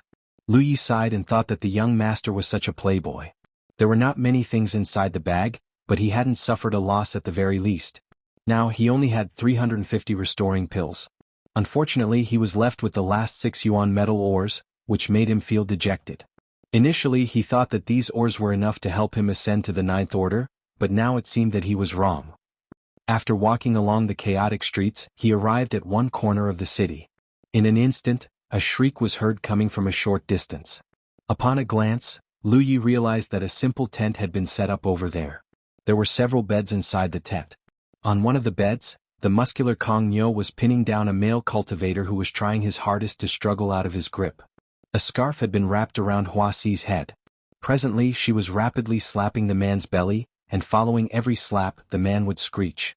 From time to time, blood would spurt out from the man's wound. His blood was of a dark color rather than red. It seemed that he had been poisoned. This place was a fixed spot where Hua Xi would treat her patients in Tassel City. Many severely injured cultivators from Grand Sky Coalition would seek her treatments. Business seemed to be terrific for her on this day, as there were several wounded people lying on the beds, awaiting her help. All of them appeared completely battered, which made one wonder what had happened to them. Every time the male cultivator shrieked, he would also call out, "Oh, mother!" There was no doubt that Hua Xi was an excellent doctor, but undeniably her way of treating her patients was brutal. Lu Yi could once again confirm that she was the kind of woman who said the softest words but made the most ruthless moves. Hearing the man's cry, Lu Yi couldn't help recalling the joke regarding medicine cultivators that Hua Xi had told him. It seemed that she wasn't lying. Some people would really call her mother. "I told you to stop moving. Stop." Kong Nyo forcefully pinned the man down on the bed to make sure he couldn't escape. Tears and snot streamed down on the man's face as he exclaimed, "Kill me! Kill me!" His wail horrified the onlookers. Anyone who had no idea what was going on would have thought that he was being tortured inhumanely upon hearing that. A moment later, Wuxia retracted her hands and caught a glimpse of Lu Yi, who was watching a good show on the side. Then she directly said, "Hey you, come over and help." Lu Yi pointed at himself. "Yes, you." Wuxia picked up a piece of cotton cloth and cleaned the blood on her hands. A helpless Lu Yi walked over, then she picked up a bowl of green herbal juice and pointed at the man. "Feed him." After Lu Yi took the bowl, terrible memories from the past sprang into his mind. With his lips curving into a smile, he shuffled towards the man who was to be fed with this bowl of herbal juice. Presently, Kong Nyo was still pressing the man against the bed. When the man saw Lu Yi approaching him, he had a premonition all of a sudden, so he struggled even harder. "Release me. Release me." Lu Yi walked over and stood in front of the man before flashing a benevolent smile at him. "Hey man, it's time to take your medicine." "I don't want it." The man felt terribly alarmed as he shook his head violently. Lu Yi gave Kong Nyo a hint with his gaze, upon which the latter clenched the man's chin. Following that, Lu Yi directly poured the juice into his mouth. Gulp. Don't. Gulp.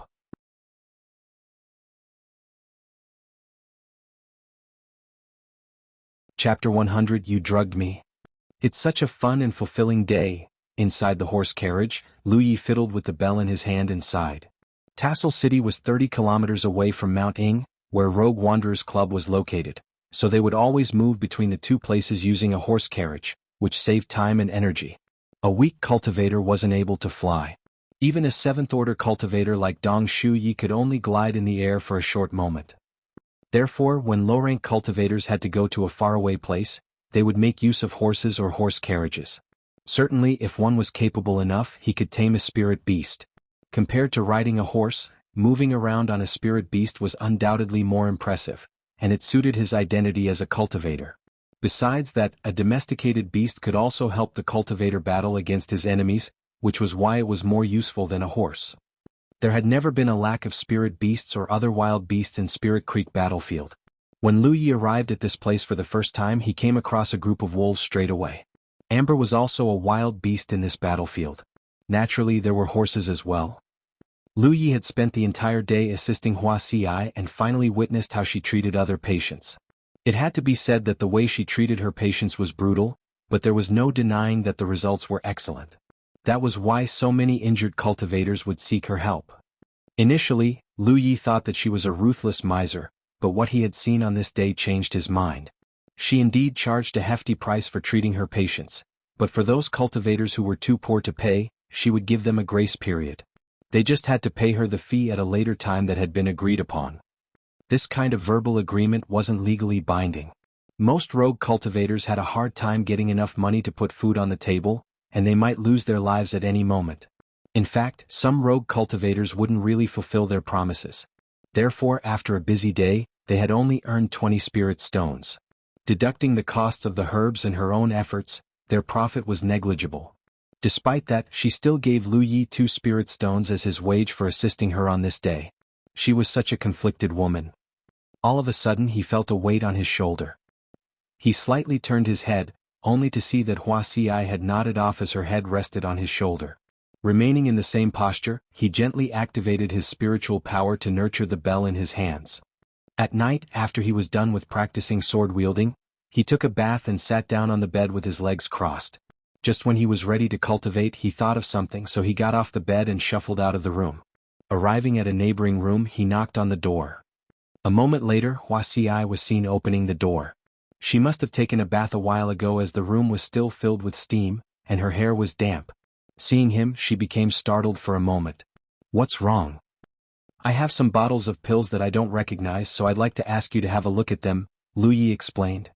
Besides spirit-restoring pills and spirit stones, he had also obtained some bottles of pills that he had never seen before from the storage bag of the young master of 9-Star Clan.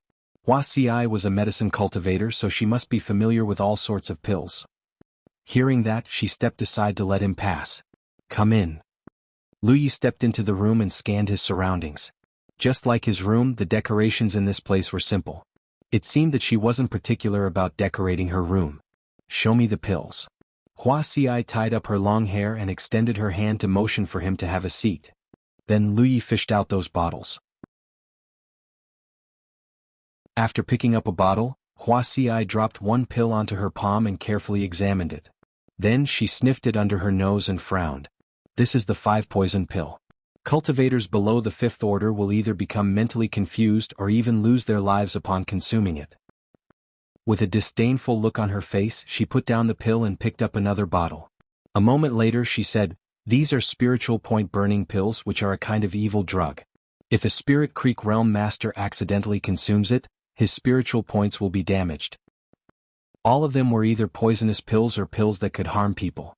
Lu Yi secretly despised the young master of 9-Star Clan and thought that the latter was indeed a wicked man. Wuxia picked up the last bottle and gave him a look. "Where did you get all these from?" "They are the rewards from a battle," Lu Yi replied. It was then Wuxia understood how he obtained these pills. The last kind of pill was weirdly pinkish, and there seemed to be a sweet scent wafting from it. She couldn't help but become startled. "This is..." As though she wasn't certain what it was, she sniffed it under her nose. All of a sudden the pill dropped onto the ground with a thud.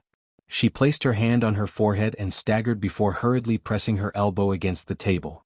A stunned Lu Yi asked, "What happened to you?" You drugged me?" Wuxia stared at him as her face became visibly redder.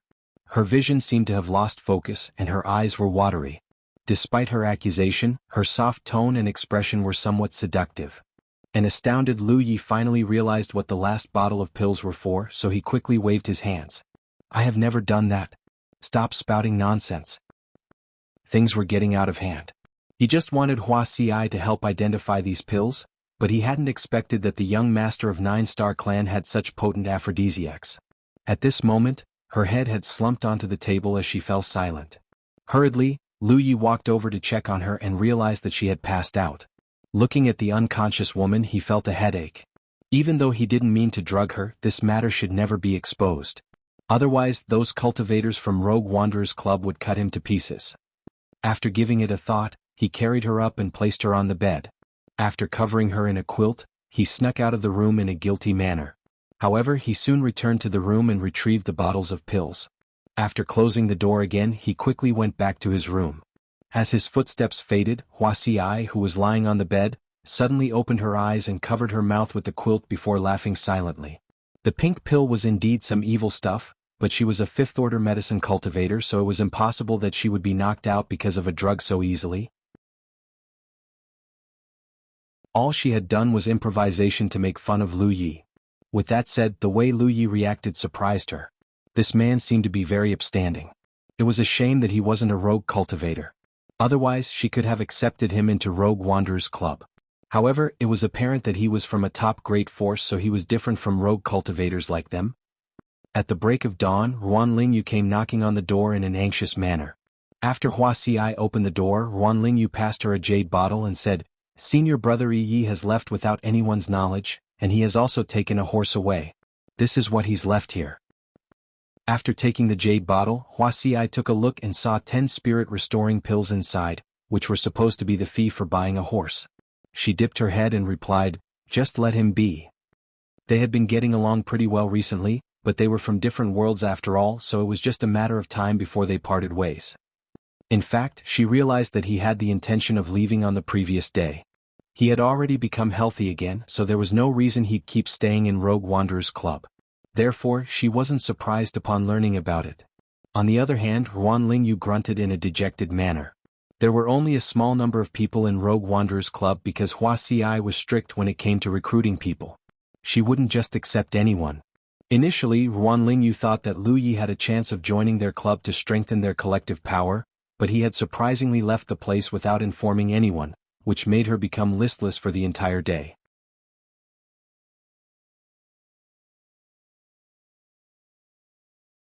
Chapter 101 Looking for Amber. The horse was running at full speed as Lu Yi remained seated on the horse's back in a steady manner. Although he had never ridden a horse before, he had the experience of moving around on a tiger's back. In fact, it felt bumpier to be riding on Amber's back, so the current situation didn't affect him one bit. After half a month of recuperation, he had almost fully recovered. Initially, he intended to bid Wuxia farewell on this day, but after the farce on the previous night, he had no idea how to explain it to her when she awakened. Therefore, he decided to directly leave. He had to look for Yi and Amber. Half a month ago he was hunted down by Dong Shuyi. The reason he was able to get out of the woods in the end was all thanks to Amber. If it weren't because the tiger brought him to charge forward, he wouldn't have had the chance to run across the flatland. When they were separated, Amber was already injured. He wasn't sure how horrible its injuries were, nor did he have any idea about whether it was still alive. Regardless, he had to look for the tiger and find out. Riding on the horse, he was moving forward beside a river. The direction they were heading was against the water current. As he refined pills to cultivate, he activated his spiritual power to nurture the bell. One day later, he took a glance at the majestic waterfall and got off the horse. Then he landed a slap on the horse using his sheath. The shocked horse started running away and disappeared. Since he was on a mountain, a horse was practically useless. Therefore he could only let it go. At the bottom of the waterfall was a huge lake. The water continuously fell into the lake and caused a splash. Lu Yi recalled that he had leaped off from the top of this waterfall and plunged into this lake. If he wanted to look for Amber, he had to go back up. While he was examining the terrain, he suddenly heard a strange sound. Turning his head, he saw a person emerging from the lake. That person saw Lu Yi as well and became vigilant. In Spirit Creek Battlefield, cultivators would always react in such a way when coming across people they didn't know. That was because they had no idea which side the other party was from. If both of them were equally powerful, no one would easily reveal the side they were from. Looking at that person, Lu Yi recalled that after he plunged into the lake, he saw someone else under the water. At that time, that person seemed to be looking for something. However, he was unlucky as he was cut to pieces by Dong Shuye's golden arc slashes, which allowed Lu Yi to escape unscathed. On this day he bumped into someone else again. It seemed that there were things under the water that were useful to cultivators, which was why so many people would come over here. That person slowly got onto shore and stared at Lu Yi. Seeing as that person was a third-order cultivator, Lu Yi could be at ease. Then he took a look at the top of the waterfall and asked, "Hey buddy, do you know how I can go up there?" On the sides of the waterfall were steep cliffs, and there didn't seem to be anywhere he could climb up. That person stared fixedly at Lu Yi for a moment before pointing in a particular direction. 10 kilometers away from here, there's a place where you can go up the mountain. Lu Yi nodded. Thanks. Then he shuffled in the direction where that person pointed. When they brushed past one another, that person became tense. It wasn't until Lu Yi was out of his sight that he could set his mind at ease. Half a day later, Lu Yi reached the top of the waterfall. He traced back the path he had taken and looked around. The spells from a 7th-order cultivator like Dong Shuyi were truly powerful as the traces of the attacks against Lu Yi were still left on the ground. A moment later he squatted in front of a pit that was caused by a fireball. The trees around it had been burned down. At that time he was separated from Amber on this spot. Recalling the sight, he moved forward in a particular direction for over 10 kilometers. There wasn't any corpse on the ground, which eased his anxiety a little. It seemed that Amber wasn't dead. The ground had been dyed crimson as the trace of blood extended into a particular direction, which led to the location of the waterfall. With his heart growing heavy, he seemed able to imagine what was going on. At that time he was blasted off the tiger's back by Dong Shuye's spell, and Amber passed out upon impact. He didn't have the time to check on the tiger as he fled immediately. That was because he believed that Dong Shuyi was only chasing after him. If he stayed with Amber, both of them would be killed. If he fled on his own, the tiger would stand a chance of surviving. However, after Amber awakened, it followed the trace of blood in an attempt to look for him. He walked alongside the faint trail of blood and indeed arrived at the waterfall. There was a large black bloodstain on the ground. Apparently, Amber had stayed in this place for quite some time. Even though he had seen the bloodstain earlier, he thought that it was his blood, which was why he didn't pay attention to it. It wasn't until this moment that he found out it was Amber's blood. Following the trail of blood, he kept moving forward. He didn't have any experience in tracking down anyone. Fortunately, since he was a cultivator now, his eyesight and observational skills had become stronger than those of ordinary people. That was why he could keep going with difficulty. In the evening he followed the intermittent trail and arrived at a cave. There wasn't a trace of blood anymore. Apprehensively he called out at the cave, Amber. All of a sudden, a growl was heard as a metallic tang came right at him. A black panther leaped out of the cave, after which Lu Yi unsheathed his sword and slashed across the beast. The black panther's head was sent flying away as its burly figure collapsed to the ground. Blood was still spurting out of its body. Lu Ye's expression darkened. He had followed the lead to come to this place, but a black panther emerged from the cave instead of Amber and Yi. At that instant he had a terrible feeling. If Amber didn't come here on its own, it might have been dragged towards this place by a different beast. Upon sheathing his sword, he stepped into the cave and directed his spiritual power to his eyes. At first glance he saw some bones at the end of the cave, which made him feel more anxious. With heavy steps, he shuffled forward and crouched down in front of the bones to examine them. A moment later, he heaved a sigh of relief as these were not Amber's bones. The tiger's skull was much larger. At this moment, darkness was about to descend upon him, so it wasn't possible for him to keep looking for the tiger. Left with no choice, he decided to stay the night in this place. Now he was certain that Amber wasn't dead at that time. The blood stain on the ground proved that the tiger had come to this place on its own. However, Amber soon left the place. As for where it had gone, he could only keep tracking the next day. At night, after Lu Yi was done with his meal, he continued cultivating. 36 spiritual points had been unlocked so far. He had to look for Amber during the day, so he didn't have the time to break the barrier of the 37th spiritual point. Therefore he could only do it at night. Now, he could unlock a spiritual point more easily than when he first started cultivating. That was because he had enough spiritual power at his disposal. Moreover, his spiritual power was pure, which was naturally advantageous for unlocking spiritual points and improving efficiency. After only 1 hour, the barrier of the 37th spiritual point was shattered as his spiritual power streamed into it. Things became much easier after this. He just had to keep refining pills and make use of gathering spirits to fill up this spiritual point before he could attempt to break the next barrier. With gluttonous feast running in the background, it could automatically refine the pills for him. Gathering spirits also wouldn't distract him, which was why he decided to fish out the bell and continued nurturing it with his spiritual power.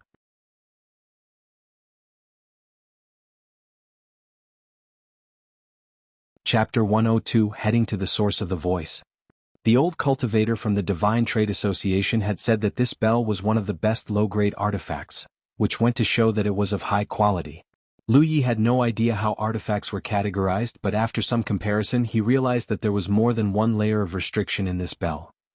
His sword could be considered an artifact, but there was only one layer of restriction which seemed able to strengthen the blade so that it wouldn't break easily when its owner fought against his opponents. The restriction in the sword was actually a spiritual pattern. When this sword was forged, the bladesmith used an amazing technique and engraved the spiritual pattern inside the blade. When Lu Yi battled against his opponents, he just had to infuse his spiritual power into the blade to activate this spiritual pattern, so he didn't have to build it from scratch. Fundamentally, it was like using sharp edge to bless the sword, but the difference was that the blessing was only temporary, while the spiritual pattern in the blade was permanent. He just had to infuse his spiritual power into the blade to use it. There was more than one spiritual pattern in the bell. He found out about it when infusing his spiritual power into it. The spiritual patterns were weaved together using a brilliant technique, which then formed the so-called restriction. He understood that spiritual patterns were the foundation of restriction. Every spiritual pattern could be regarded as a layer of restriction, but these patterns could be combined in a remarkable manner, which allowed them to work wonders. It had only been a short time since he started cultivating, and he had obtained his spiritual patterns from the skill tree, so he wasn't familiar with all these yet. He wasn't even sure whether he understood this information correctly. This stuff could be studied at a later time. For now, he just had to inject his spiritual power into the bell to nurture it as well as erase the traces of its previous owner. By then he'd be able to use the bell freely. During the day he would look for Amber and Yi. At night he would cultivate diligently. Time flew as 7 to 8 days had passed, but he still hadn't found them. He believed that it must have been Yi who told Amber to head to the waterfall. In that case they must be aware that he had plunged into the lake. If they wanted to look for him they must have been looking around near the river.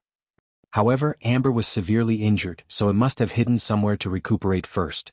Nevertheless, Lu Yi had looked around for 100 kilometers in the past few days, but he still couldn't find any useful leads.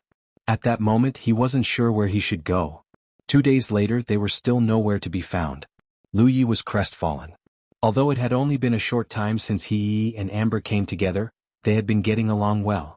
The fact that he could ride on the tiger's back to move around saved him lots of time and energy. He could even cultivate while heading to his next destination, which was immensely beneficial to him. If Amber wasn't around when he was hunted down by Dong Shuyi, he would have been captured. It could be said that the tiger had saved his life.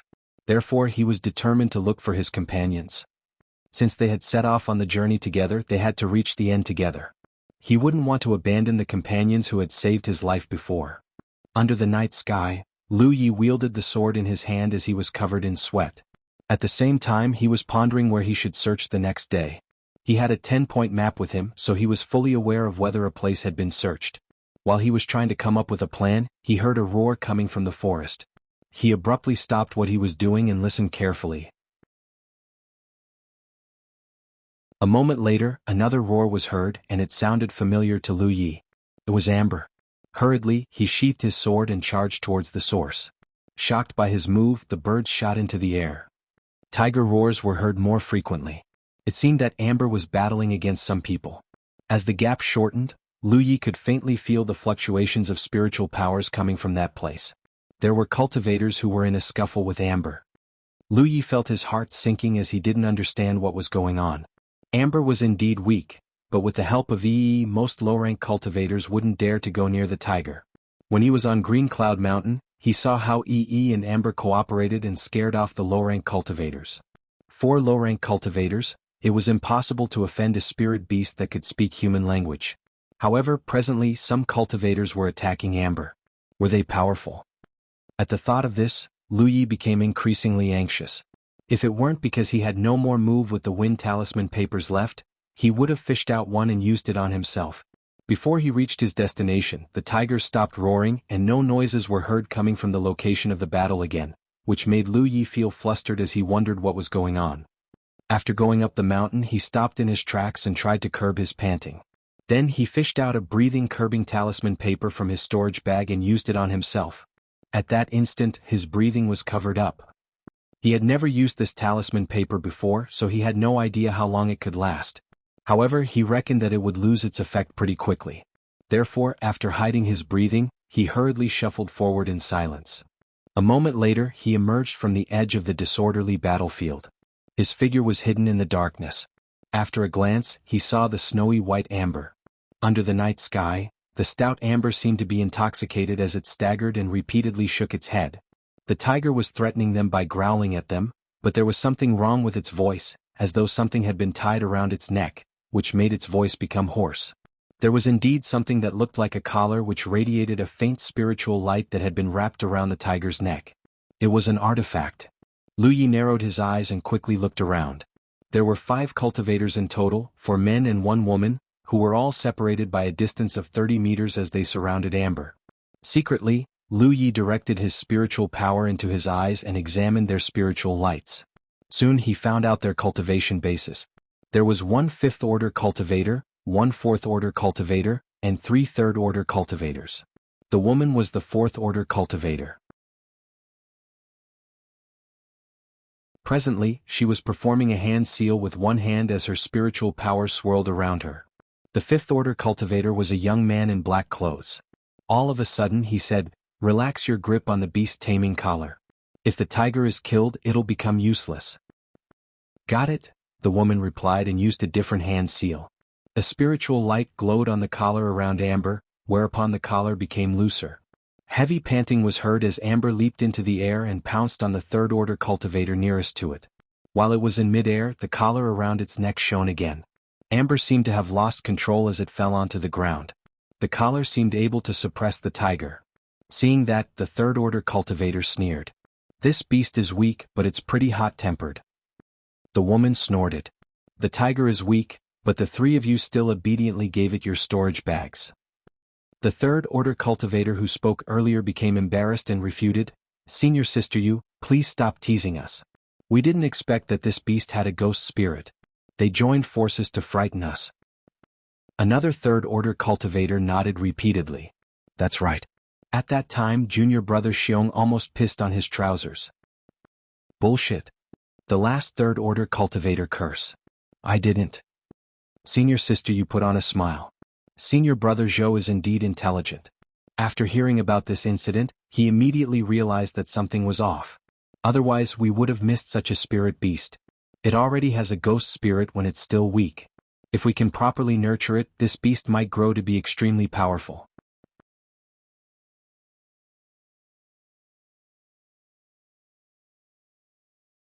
Chapter 103, A Lesson from the Cultivation World. Upon listening to the conversation between these cultivators, Lu Yi finally understood what had happened. Just like what he had imagined, after he disappeared into the lake, Yi and Amber looked for a secret place to recuperate. However, their whereabouts were discovered by the 3 third-order cultivators.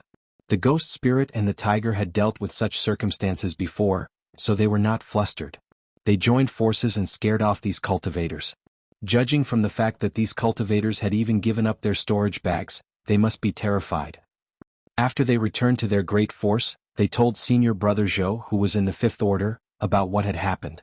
Senior Brother Zhou felt that something was off, so he brought these people to look for Amber. He must have invited the 4th order woman to help him. The woman was able to use an artifact that could tame beasts, which was useful when dealing with spirit beasts. Just like this, 5 of them came back here and found Amber.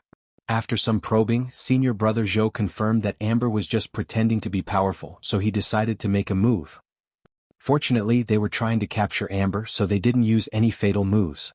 Otherwise, Amber would have lost its life by now.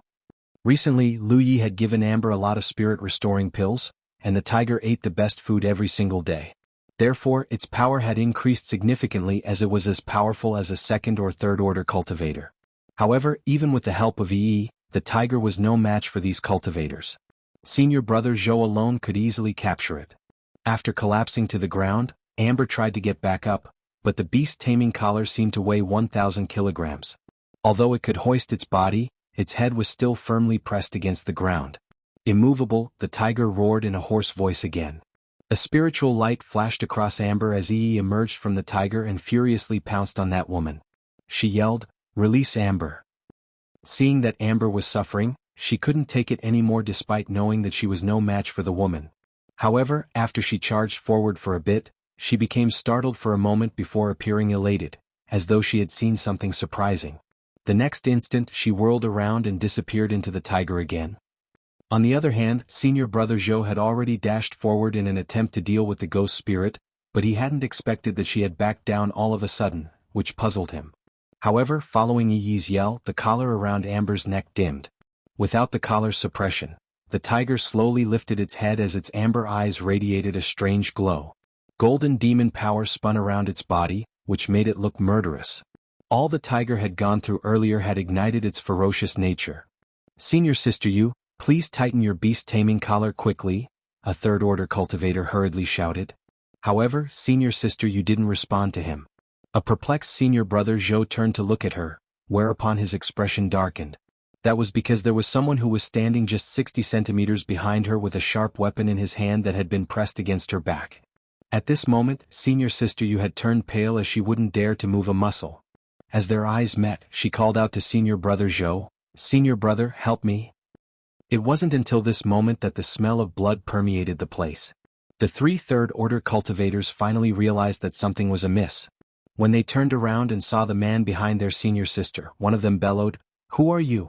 Release her now. Otherwise, all of us from Serene Cloud Mountain will never let you off."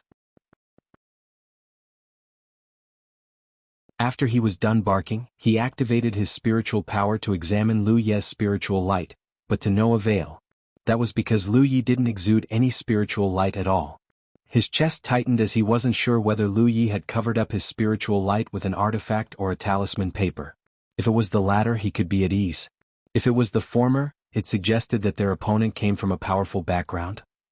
While he was doubtful, Senior Brother Zhou said through clenched teeth, "Shut up, dumbass." While the cultivator who spoke earlier didn't understand why Senior Brother Zhou chided him, Lu Yi, who was behind Senior Sister Yu, became at ease. Serene Cloud Mountain. He had seen this great force on the 10-point map before. It was a 9th-tier great force that was on the 1,000 Demon Ridges side. Initially, he wasn't certain which side these people were from, but one of them had made a mistake by trying to threaten him with their great force. That was the reason Senior Brother Zhou scolded him. When cultivators met one another for the first time, it'd be extremely unwise for anyone to expose their background without first finding out which side the other party was from. This third-order cultivator was obviously inexperienced in battles, which was why he hadn't been taught a lesson from the cultivation world. Initially, Lu Yi was worried that these people might be on the Grand Sky Coalition's side. In that case, he wouldn't know how to handle it. Even if they were from the same side, if he just leaped forward and told them that Amber belonged to him, they would probably ignore him. Therefore, whatever side they were from, he had to control one person first so that he had a bargaining chip to talk to them. The reason he chose Senior Sister Yu was that she was focused on controlling the collar, so he'd stand a greater chance of succeeding to restrict her. As for Senior Brother Zhou, he was a fifth-order cultivator. There was a gap of 2 minor realms between them, so Lu Yi wasn't confident of restraining him. The reason he didn't press his sword against her neck was that there were too many uncertainties by doing so. She was a fourth-order cultivator, so she might have some ways to escape from him. Therefore, he decided to sneak behind Senior Sister Yu and directly stab her in the back with his sword. At the same time, he placed his hand on her shoulder as the tip of his blade was only 5 centimeters away from her heart. In that case, if she wanted to stay alive, she wouldn't dare to make any rash moves. It could be said that the moment he made a move, regardless which side the other party was from, a grudge had been formed between them. He had no other choice. If he wanted to save Amber, it was pointless to negotiate with them. The weapon in his hand was what could save the tiger. However, upon finding out that they were from Serene Cloud Mountain, he had no more worries. With a whoosh, he extended his hand as the sword stuck out from Senior Sister Yu's chest. The blade was covered in blood, which dropped onto the ground. Her pupils contracted and then expanded. Stretching out her hand towards Senior Brother Zhou, she uttered, "Senior Brother, save." Lu Yi directly pulled out his sword and landed a kick on her, which sent her flying towards Senior Brother Zhou.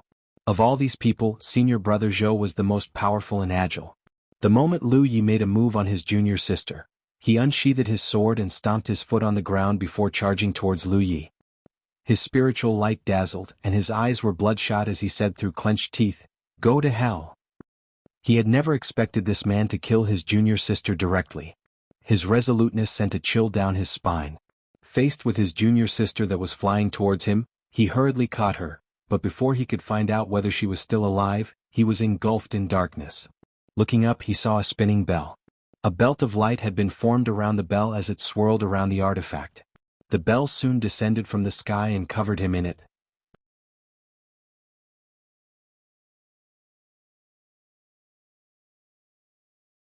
Chapter 104, Senior Brother Zhou, an expert in sword wielding. The thing that had engulfed Senior Brother Zhou was the bell Lu Yi had obtained from the young master of 9-Star Clan. He had been nurturing the bell with his spiritual power for quite some time, which proved to be effective.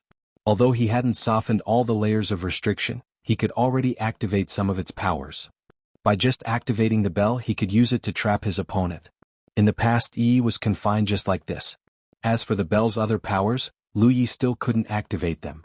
The sudden change stunned everyone. In the blink of an eye, of the 5 cultivators from Serene Cloud Mountain, Senior Sister Yu was killed, and Senior Brother Zhou was trapped, so only 3 third-order cultivators were left.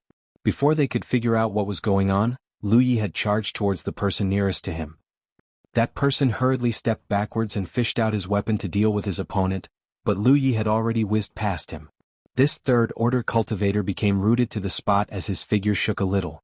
The next instant he collapsed to the ground and the ground was soon dyed red. Although both of them were third-order cultivators, he wasn't able to parry a strike that had been blessed with sharp edge. One was well prepared while the other was unsuspecting. Once they traded moves, he was bound for hell. On the other hand, Lu Yi had already reached the next third-order cultivator. This person was Junior Brother Xiong, who almost pissed on his trousers after he was frightened by Amber and Yi some time ago. He had more time to react, but faced with a ferocious man like Lu Yi, he had lost the courage to resist. With a horrified expression, he clumsily wielded his weapon and stepped backwards. At the same time he yelled, "Don't come near me." This couldn't delay his imminent death. Lu Yi dashed forward and slashed at him. A terrified Junior Brother Xiong instinctively raised his weapon to parry the attack, whereupon the weapon in his hand glowed with a spiritual light. Apparently this was also a low-grade artifact. Such a low-grade artifact was usually engraved with a spiritual pattern that could strengthen the item. That was because low-rank cultivators normally engaged in close-quarters combat, so a sturdier weapon would allow them to fight for a longer time. If the weapon was destroyed in the middle of a fight, the cultivator could only wait for death. Before the 2 artifacts came into contact, Lu Yi twisted his wrist as his weapon whizzed past his opponent's artifact. Then he hacked his weapon at him. If he were still the guy who had just left Green Cloud Mountain, he would have kept going and tried to break his opponent's weapon. However, after going through countless life-and-death battles in Split Sky Gorge, he had become a more experienced fighter. The attack almost split the opponent's chest open as his heart could faintly be seen pounding. Arg! That person shrieked and collapsed to the ground, but he wasn't dead yet. Lu Yi turned his sword around and jabbed it into his body. Junior brother Xiong convulsed for a moment before becoming immovable. He soon stopped breathing. Following that, Lu Yi pulled out his weapon. While blood was still dripping from his artifact, he pounced on the last third-order cultivator. Presently this person was in an intense battle with Amber. Yi had also appeared to harass their opponent. She was a very agile ghost spirit, so she could appear and disappear as she pleased. As the tiger and the ghost spirit joined forces, they couldn't really harm this cultivator, but they could definitely hold him down. Seeing that Lu Yi had killed 2 other third-order cultivators, this person knew that he was no match for him. As he wielded his weapon to fend off Amber, he anxiously rummaged through his storage bag and fished out a talisman paper. Just when he was ready to use the talisman paper, Lu Yi reached him and slashed at him. In an instant his hand, which was holding the talisman paper, was cut off. As the palm fell onto the ground, blood spurted out of the cultivator's wound. A shriek was heard, but following that, it abruptly stopped as Lu Yi had accurately jabbed his sword into the opponent's mouth and stuck it out from the back of the latter's head. Then he twisted his weapon to ensure that his opponent was killed. While Amber was panting on the side, a surprised Yi came over and called out, "Lu Yi!" Lu Yi flashed a smile at her, but before he could speak, a loud boom was heard from a short distance. Turning his head, he saw the bell's surface glittering. The bell, which was originally the size of a water tank, had expanded significantly. After all, he hadn't fully refined this bell, so he could only use it to trap his opponent, but the duration was rather short. As a fifth-order cultivator, senior brother Zhou certainly wouldn't wait for death inside the bell. Under his attack, the time the bell could trap him became shorter. If Lu Yi didn't retrieve the bell, it would be destroyed in no time. After all, this bell was meant to save its owner, so it was sturdier on the outside. In comparison, it was easier to damage it from the inside. "Take Amber away," Lu Yi hurriedly said. Amber hadn't really recovered, but it was harmed again by these people from Serene Cloud Mountain. Presently, its white fur was dyed red. Moreover, given its power, it was unable to deal with a fifth-order cultivator. Fully aware of the situation, Yi only said worriedly, "Be careful." Then she took Amber away, but she still stared fixedly at Lu Yi. As soon as Lu Yi fell into danger, they would pounce on the opponent together to offer as much help as possible. After a nod, Lu Yi dashed towards the bell and extended his hand, whereupon the bell hoisted and shrunk rapidly before coming back to him. As soon as he stored the bell, he leaped into the air and brought down his sword. Right after the bell was lifted, a cold glint from a blade flashed across Lu Yi's eyes as senior brother Zhou extended his hand and clashed his weapon with that of Lu Yi. Upon impact, Lu Yi almost couldn't support his own weight. Not only was his attack fended off, but he also fell backwards. Seizing the initiative, senior brother Zhou charged forward and repeatedly pushed his sword forward in a rapid manner. Although his attack wasn't violent, it was continuous as Lu Yi was forced to retreat. It was the first time Lu Yi came across such an opponent. When he killed people in the past, he was always swift, accurate, and ruthless. He would either break the opponent's weapon or cut off their body in a resolute manner. Even the fourth-order cultivators from Nine-Star Clan were not able to parry his sword, which had been blessed with sharp edge. However, senior brother Zhou's mastery of sword-wielding was incredible, so Lu Yi wasn't even sure how he could make a move. His hurried moves were all resolved. Not only was senior brother Zhou unharmed, but he had also managed to leave some cuts on Lu Yi's body. Lu Yi activated a defensive spiritual pattern to protect himself, but the other party's weapon was as erratic as a snake. His sword could always circle around the spiritual pattern and harm Lu Yi, which made the latter waste some spiritual power. Unless Lu Yi could activate a spiritual pattern that could fully block his front, he was unable to ward off his opponent. If he really used such a spiritual pattern, not only would his spiritual power be depleted in no time, but he would also be unable to attack. This battle was different from that against Luoji in the past. Luoji was a spell cultivator, so his spells were somewhat predictable. Lu Yi just had to activate a spiritual pattern to fend them off. However, senior brother Zhou was a combat cultivator, so it was hard to predict how he would wield his sword. Therefore, even though Luoji's power was equivalent to that of an ordinary fifth-order cultivator, it was a completely different battle for Lu Yi. He could defeat Luoji, but he was no match for senior brother Zhou. After moving back several dozen meters, he realized that the other party's attacks had intensified. At that moment he knew that his opponent's combat skill was much better than his. After all, it had only been a few months since he started cultivating, while senior brother Zhou had been a fifth-order cultivator for a long time, so the latter's mastery of sword-wielding was much greater. If the battle dragged on, Lu Yi was bound to be defeated. A furious Lu Yi decided to fully use his spiritual power to protect himself, and at the same time he recklessly pushed out his weapon. A spiritual light glistened on the sword as it was blessed with sharp edge.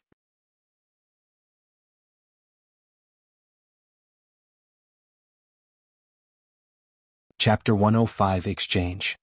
Blood splashed as Lu Yi and senior brother Zhou respectively stepped backwards. At this moment, blood was spurting out from the right side of Lu Yi's chest as his opponent's sword had penetrated his body.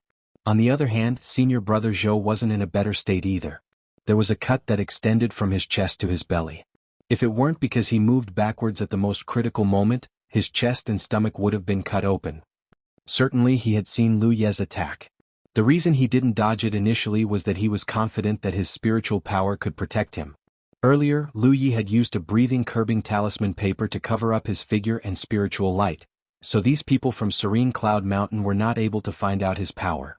However, Lu Yi was exposed as soon as he made a move. There was no way he could hide the fluctuations of his spiritual power. He's a third-order Spirit Creek Realm Master. The moment senior brother was freed from the bell, he realized Lu Yi's true power. He was a fifth-order cultivator, which meant that he was 2 minor realms above the other party, so his protective spiritual power was stronger. Therefore he was confident that Lu Yi's attack wouldn't harm him. He would be slightly wounded at most. On the other hand, he could severely injure Lu Yi with his sword. If it weren't because he had always been careful, he wouldn't have stepped back when faced with Lu Yi's slash. His decision had saved his life. When the sword came into contact with his protective spiritual power, it was only stopped for a moment. The next instant his protective spiritual power fell apart and he was wounded. After widening his gap with Lu Yi, senior brother Zhou looked down at the wound as he couldn't believe that his protective spiritual power was so weak. The weapon in his opponent's hand was sharper than he thought. It wasn't until this moment that he had the time to scan his surroundings.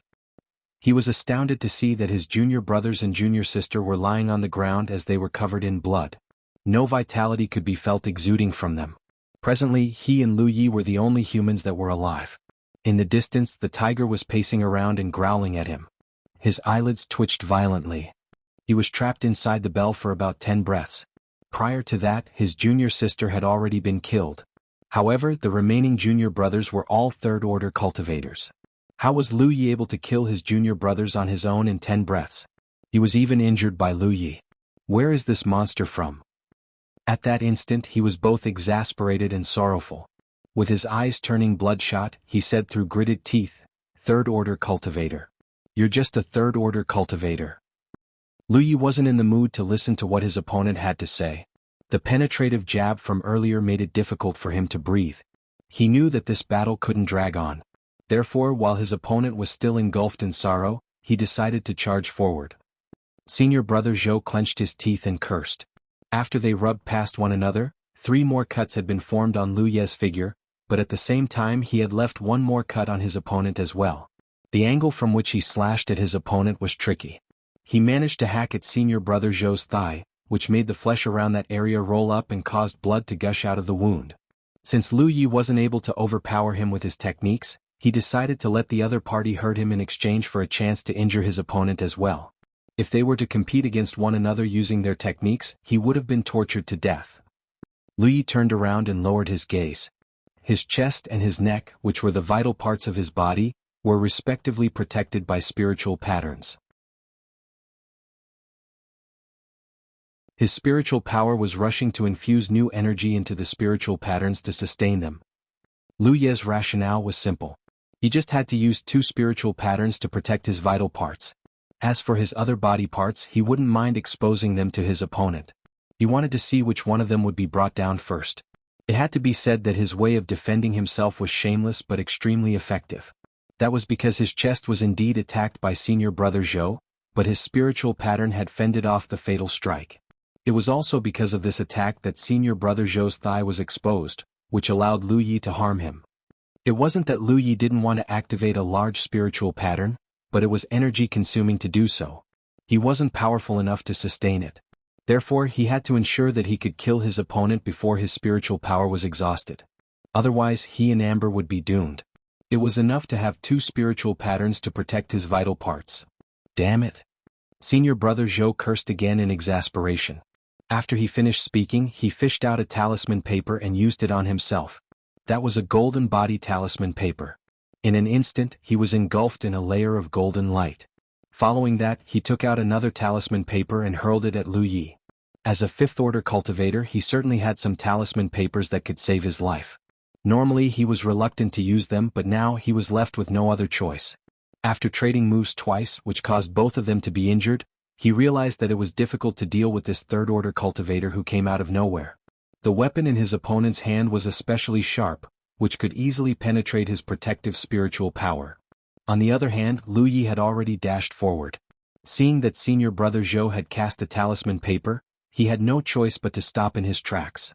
Following that, a bell spun and became as tall as a human before it came into the way between Lu Yi and his opponent. The power of the talisman paper clashed with the bell with a loud clang. While his figure was covered up by the bell, Lu Yi seized the chance and emerged from the side. When senior brother Zhou saw him, they were only 15 meters apart. He wanted to retreat, but the wound on his leg caused him to totter. Faced with the ferocious Lu Yi, he clenched his teeth and pushed his sword forward. Lu Yi charged forward and slashed at him. Blood splashed everywhere as the sounds of weapons jabbing into flesh were heard. After their spiritual powers clashed, the battlefield became a mess.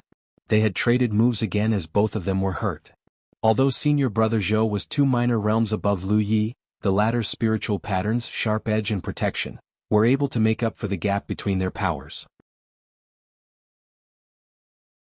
In fact, Lu Yi was even stronger than his opponent when it came to attack and defense. The only thing senior brother Zhou had an advantage over Lu Yi was his spiritual power reserve. A 5th-order cultivator must have unlocked 63 spiritual points at the very least. Although Lu Yi had been cultivating while looking for amber on the mountain, he had only managed to unlock up to 41 spiritual points. There was a gap of over 20 spiritual points between them, which was why senior brother Zhou was at an advantage when it came to spiritual power reserve. However, that didn't allow him to gain the upper hand in the battle. This kind of brutal and violent fight made him feel despondent because his opponent was able to use spiritual patterns, which protected his 2 vital parts. As a 5th-order cultivator, he was still unable to break the spiritual patterns. He had attempted to shatter the spiritual patterns. However, whenever he weakened the powers of the spiritual patterns using his sword, his opponent was able to use spiritual power to repair them. Unless he could destroy the spiritual patterns with one strike, anything else he did was futile.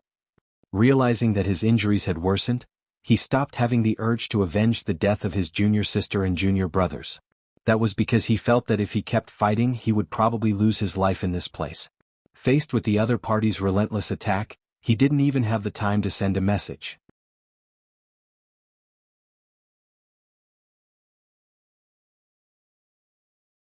Chapter 106 Not Following Any Rules. A cold glint flashed as Lu Yi charged forward with his sword again, which prompted senior brother Zhou to lift his sword to parry it. In the past, he would have stabbed his opponent's sword-holding hand because he was confident of harming his opponent before the sword reached him.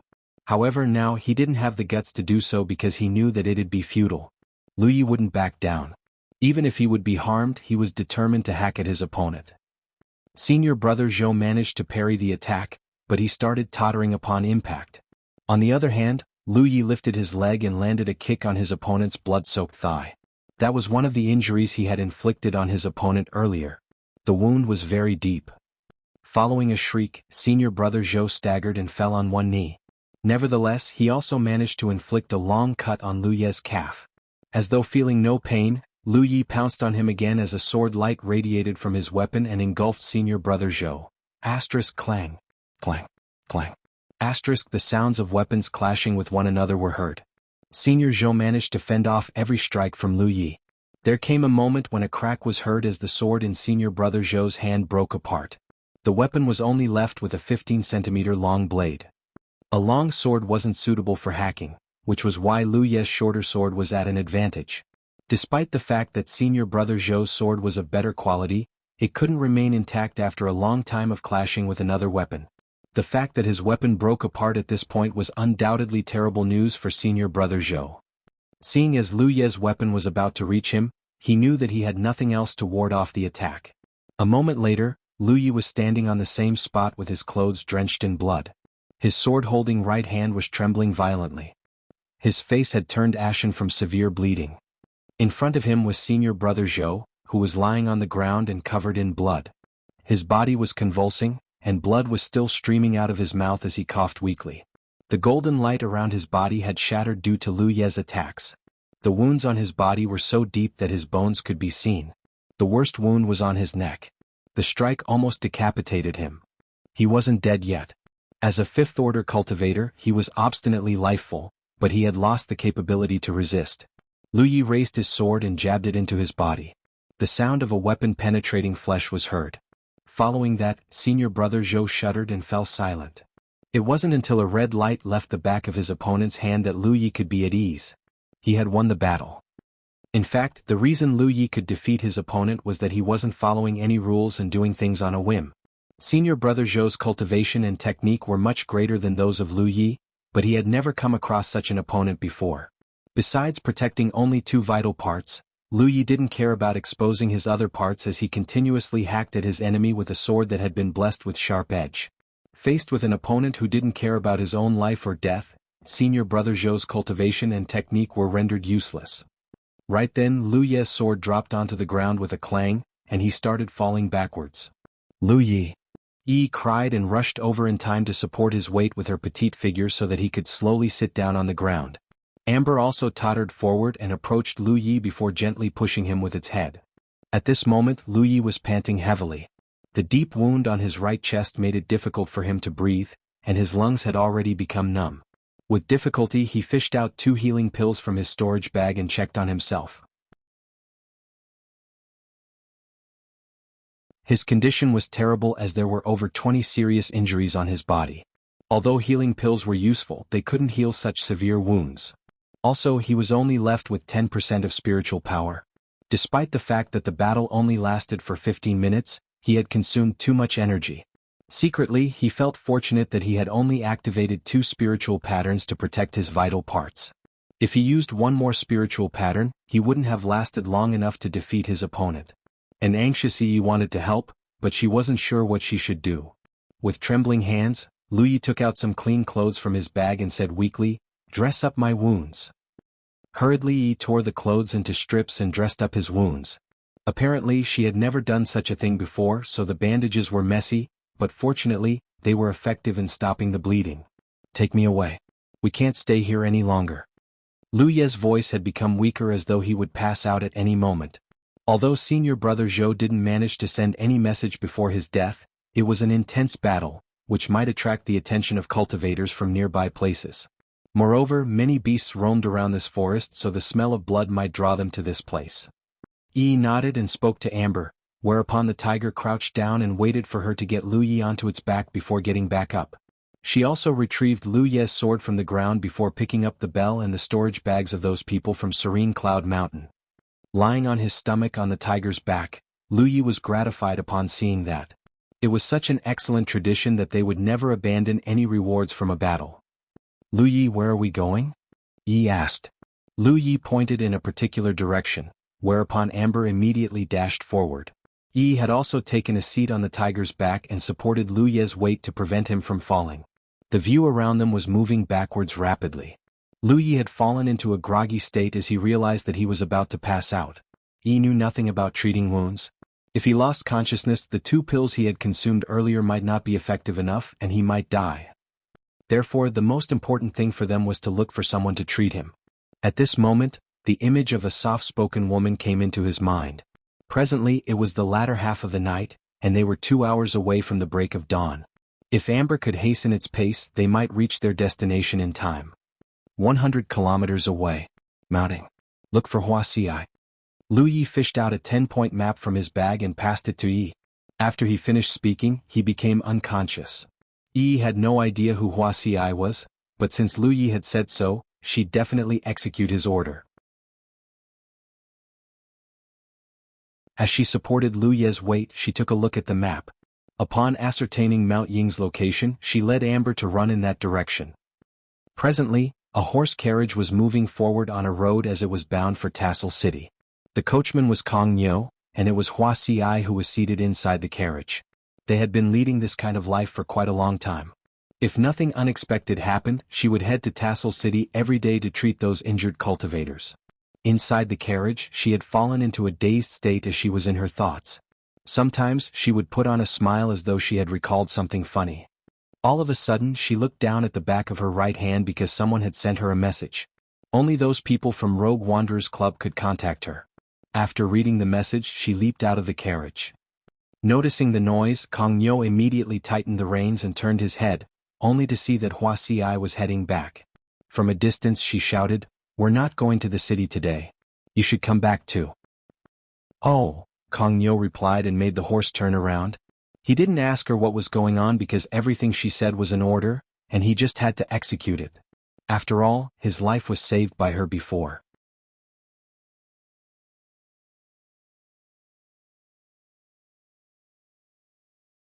Chapter 107. My name is Lu Yi.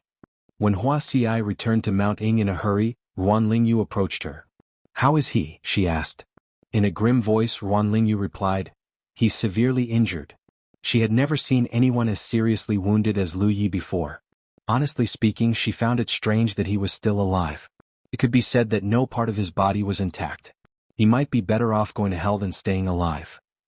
"Are you senior sister Wuxia? Please save Lu Yi." Yi walked over and looked up at Wuxia. Her expression seemed to be pleading with her. Wuxia looked at the source of the voice and became startled.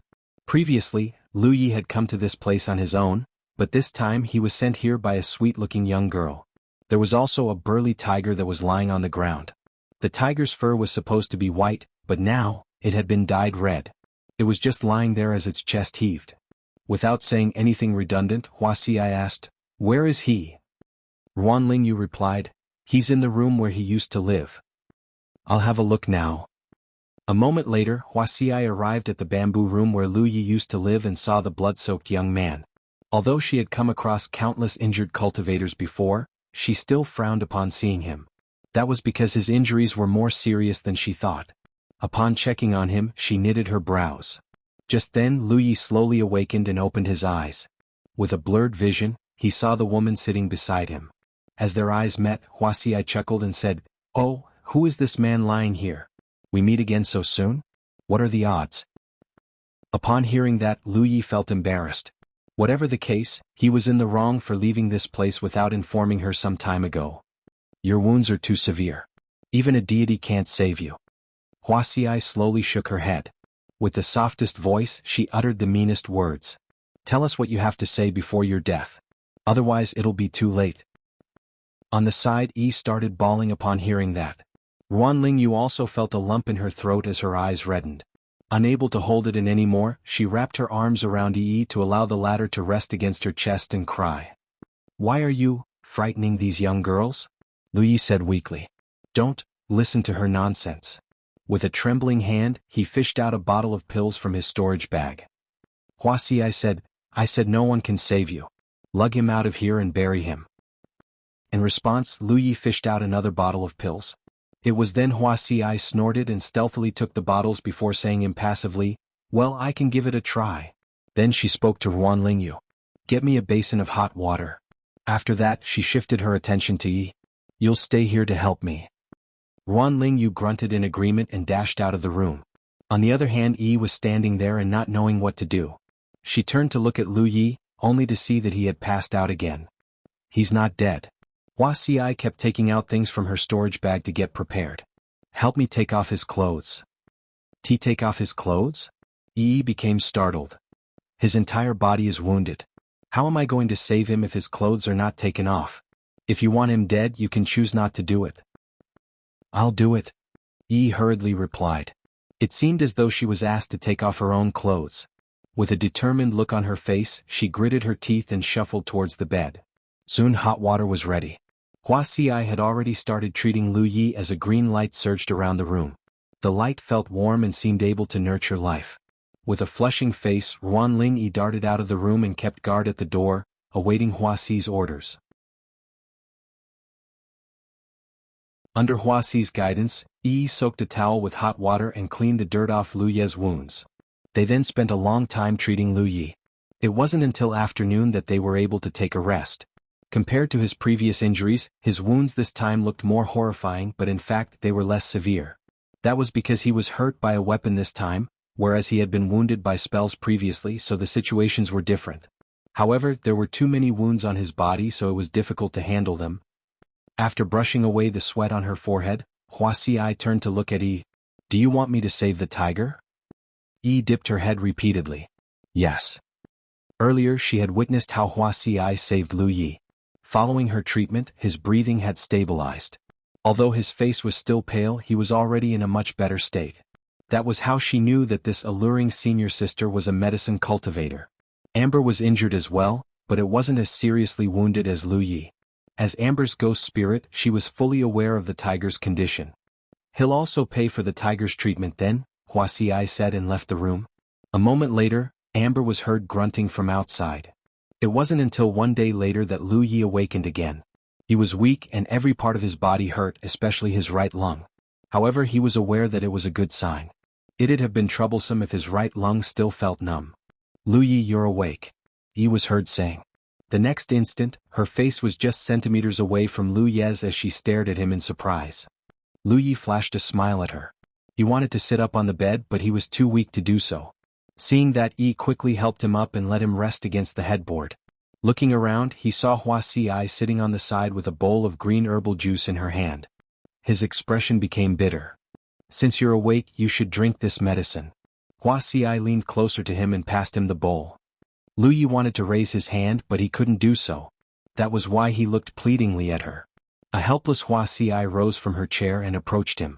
As she fed him the medicine, she said, "It costs 1 spirit pill for feeding you the medicine." Cough. Lu Yi almost choked to death. This evil woman was really crazy about money. "If you dare spit the medicine, I'll stuff the bowl into your mouth," Huaxi uttered in a gentle tone with a smile on her face. In disbelief, Yi turned to look at Huaxi as though the latter was a different person. After Huaxi was done with feeding him the medicine, she checked on him again and nodded. "Given your ample vitality, you can recover faster than most people." She had mentioned the same thing previously. Lu Ye's vitality was stronger than that of most cultivators in the same order, so initially she suspected that he was going down the path of body tempering. "We'll start the treatment for today then." Huaxi clapped her hands. Immediately Yi sprinted out of the room. Lu Yi was puzzled at first, but after Huaxi lifted the quilt, he realized that he was naked. Fortunately, his entire body was dressed up like he was a mummy. A green light started undulating. Lying on his stomach, Lu Yi felt the pain and numbness coming from his wounds. "Didn't you tell me your name is Yi?" Huaxi suddenly asked. "Why did Yi call you Lu Yi?" Previously, Lu Yi had stayed in this place for half a month, so he had told her his name before.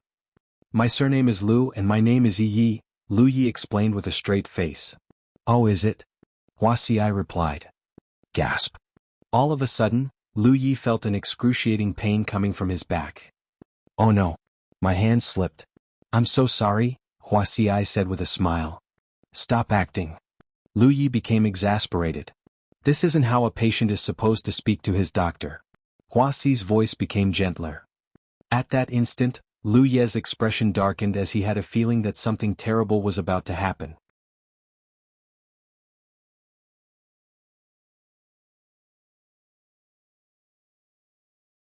Chapter 108, Recuperating and Cultivating. It was a familiar environment and a similar situation. However, unlike previously, it only took Lu Yi 3 days before he could get out of bed. It was indeed easier to heal wounds that were caused by weapons. Moreover, with Huaxi's treatments every day, he could feel that it wouldn't be long before he fully recovered. For the past few days he hadn't been idle. After receiving Huaxi's treatments, he'd always consume some healing pills to speed up his recovery. At the same time, he had refined some small returning pills to replenish his spiritual power. A few days later he was on the mend. Under the night sky, Lu Yi was wielding his sword while Amber was taking a rest beside a nearby tree. From time to time the tiger would open its big mouth to yawn. Yi was leaning against the tiger's soft belly as she wrapped her hands around her knees. She seemed to have fallen into her thoughts. A long time later she heaved a sigh and said in a small voice, "Amber, we're so useless." The reason she had this feeling was that she came to the realization that since they left Green Cloud Mountain with Lu Yi, they had never been helpful in the battles Lu Yi found himself in.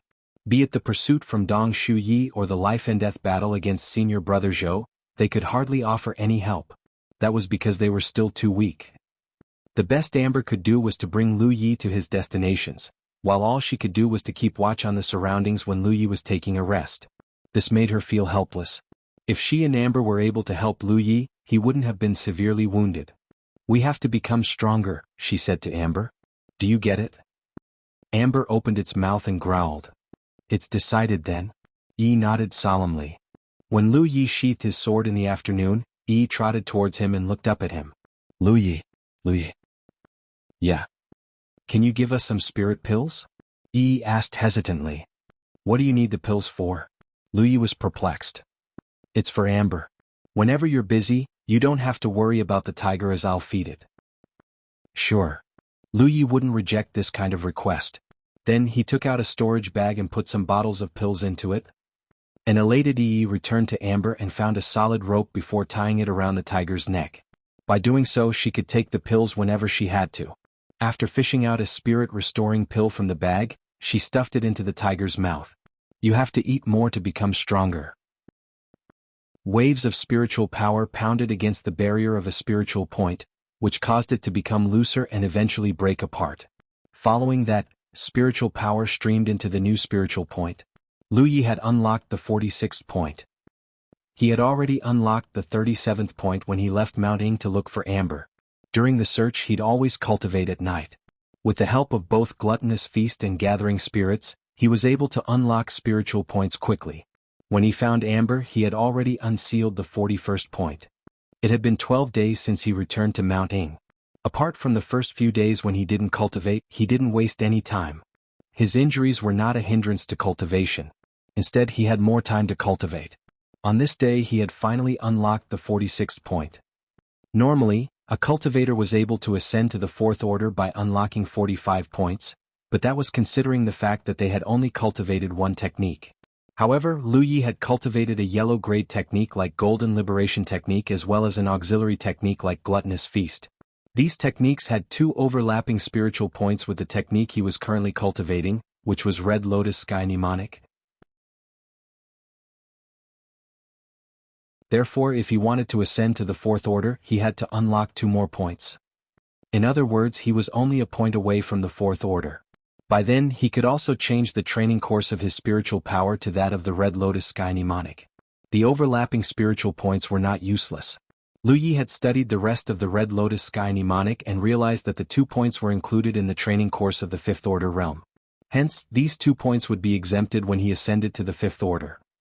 There were 9 minor realms in the Spirit Creek realm. The 4th order and the 7th order were respectively the dividing points. That was because for the first 3 orders, one only had to unlock 9 points to reach the next order. However, a 4th order cultivator had to unlock 18 points to ascend to the next order, which was 2 times the amount. Once a cultivator's spiritual power penetrated these spiritual points and formed a microcosmic orbit, his power would increase significantly. Normally, it wouldn't take a 4th order cultivator much effort to kill a 3rd order cultivator. Only someone like Lu Yi who could use spiritual patterns in a battle, could make up for the differences between the minor realms.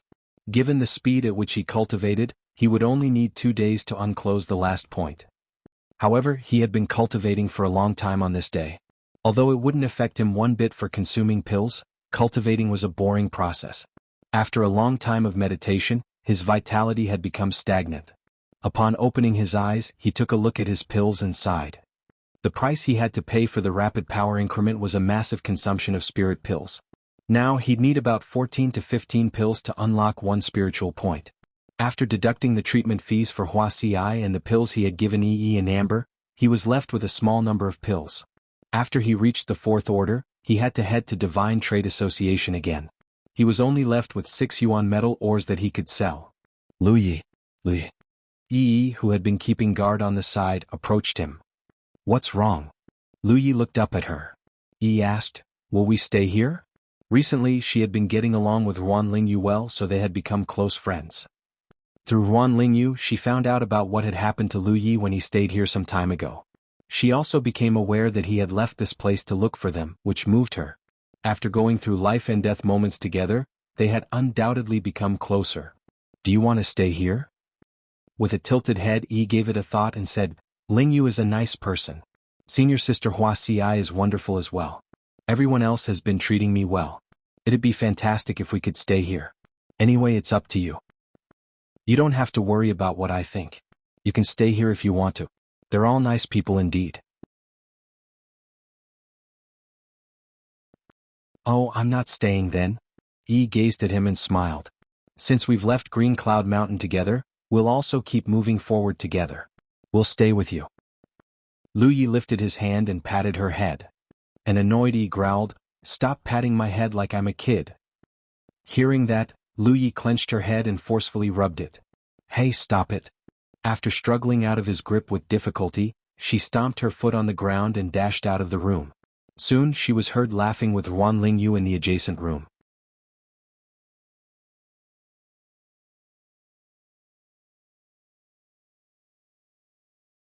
Chapter 109, Bumping into an Enemy.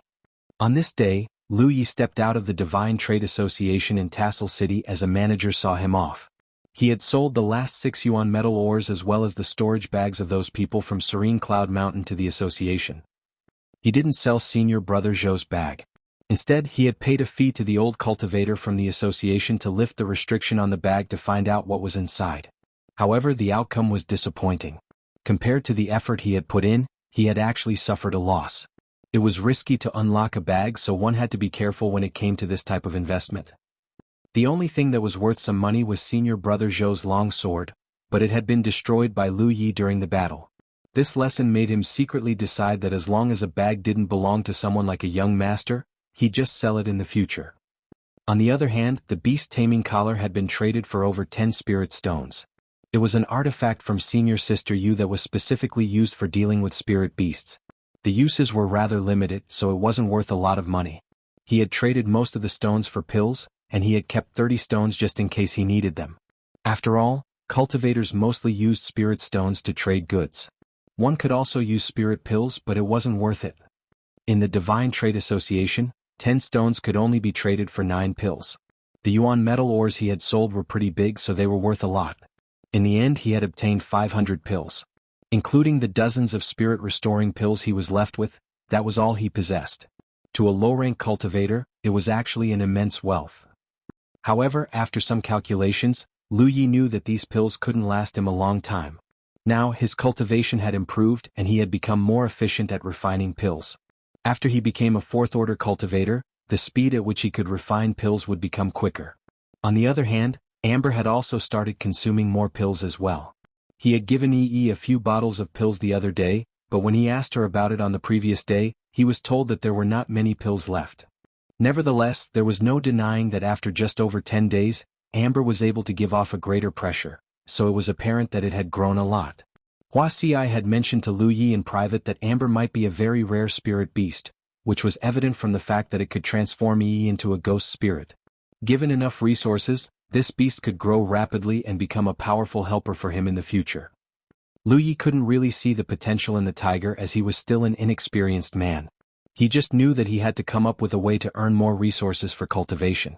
That was because he had sold off all the yuan metal ores he had taken from Evil Moon Valley. After all his pills were finished, he couldn't possibly wait for gathering spirits to slowly help him increase his power. That would be too inefficient. Therefore, despite the fact that he had a large amount of pills at the moment, he was dejected. As Lu Yi walked along the streets, he was heading to the fixed spot where Huaxi treated her patients. A moment later, he heard someone growling from the 2nd floor of a restaurant. "Where's my wine? Where are the waiters? Are all of you dead?" Lu Yi became startled because he found the voice familiar. He was supposed to have heard it before. Since he left Green Cloud Mountain, he hadn't come across many people. So, how was it possible that someone he knew was here? After he pondered about it for a moment, his expression became solemn. Then he turned around and shuffled towards the restaurant. As soon as he stepped into the place, someone approached him and asked, "Fellow cultivator, welcome. What do you want to eat or drink?" Although he wasn't as obsequious as the average waiter, he was hospitable. These jobs were mostly taken up by rogue cultivators because they didn't have a great force to rely on or seniors to take care of them. Therefore, they could only slowly earn the resources for cultivation this way. "I'm looking for someone," Lu Yi replied in a small voice and ambled towards the stairs. The rogue cultivator went away with a smile. Lu Yi walked up the stairs and stopped in his tracks before reaching the second floor. After a glance, he saw that a disheveled and crestfallen man was seated beside the window. Some dishes were placed in front of him. The table and the ground had been covered in wine jars. This person seemed to have been hit hard by a terrible event as he was trying to cast away his trouble by drinking wine. Upon making out the person's face, Lu Yi immediately went away as his heart pounded against his chest. It was Dong Shuyi. Earlier, although Lu Yi found the voice familiar, he didn't think it was possible that this person was Dong Shuyi. To be safe, he decided to take the risk and come upstairs to have a look. After that, he realized that this person was indeed Dong Shuyi, who had hunted him down before.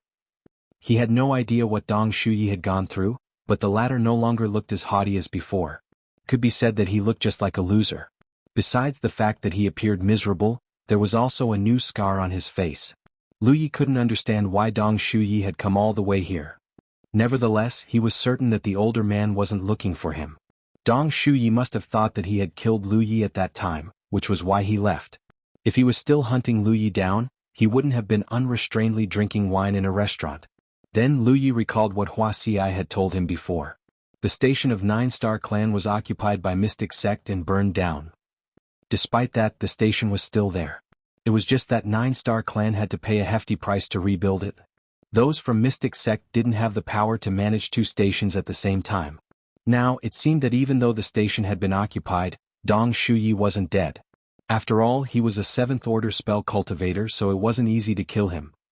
Lu Yi didn't know why Dong Shuyi was here, nor was he interested to find out.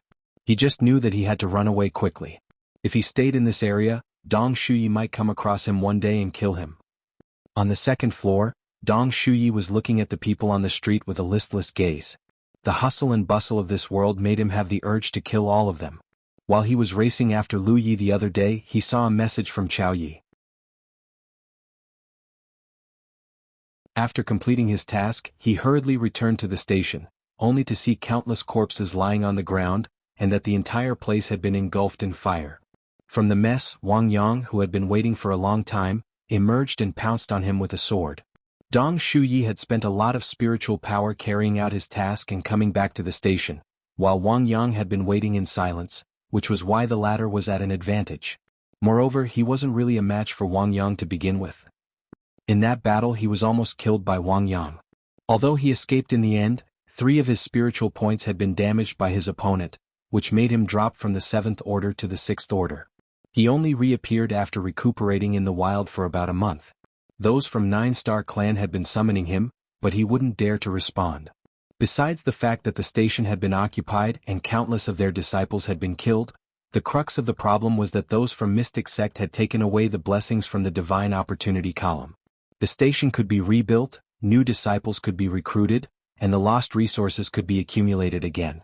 However, it wasn't easy to restore the blessings around the column. It was the result of decades of hard work that had been put in by the Spirit Creek Realm Masters from 9-Star Clan. It could be said that this battle had destroyed the foundation of 9-Star Clan in Spirit Creek battlefield. Moreover, the young master was killed under his watch. Even a 9th Order cultivator wasn't able to take up the responsibilities for all these mistakes, not to mention that Dong Shuyi was only a 7th Order cultivator. The reason those from the Great Force had been summoning him was to hold him accountable. If he dared to go back, he wouldn't even be able to see the moon this night, let alone the sun on the next day. He was terrified, which was why he had squandered all the contribution points he had accumulated over the years to erase 9-Star Clan's brand from his battlefield imprint. Since then he had betrayed his Great Force.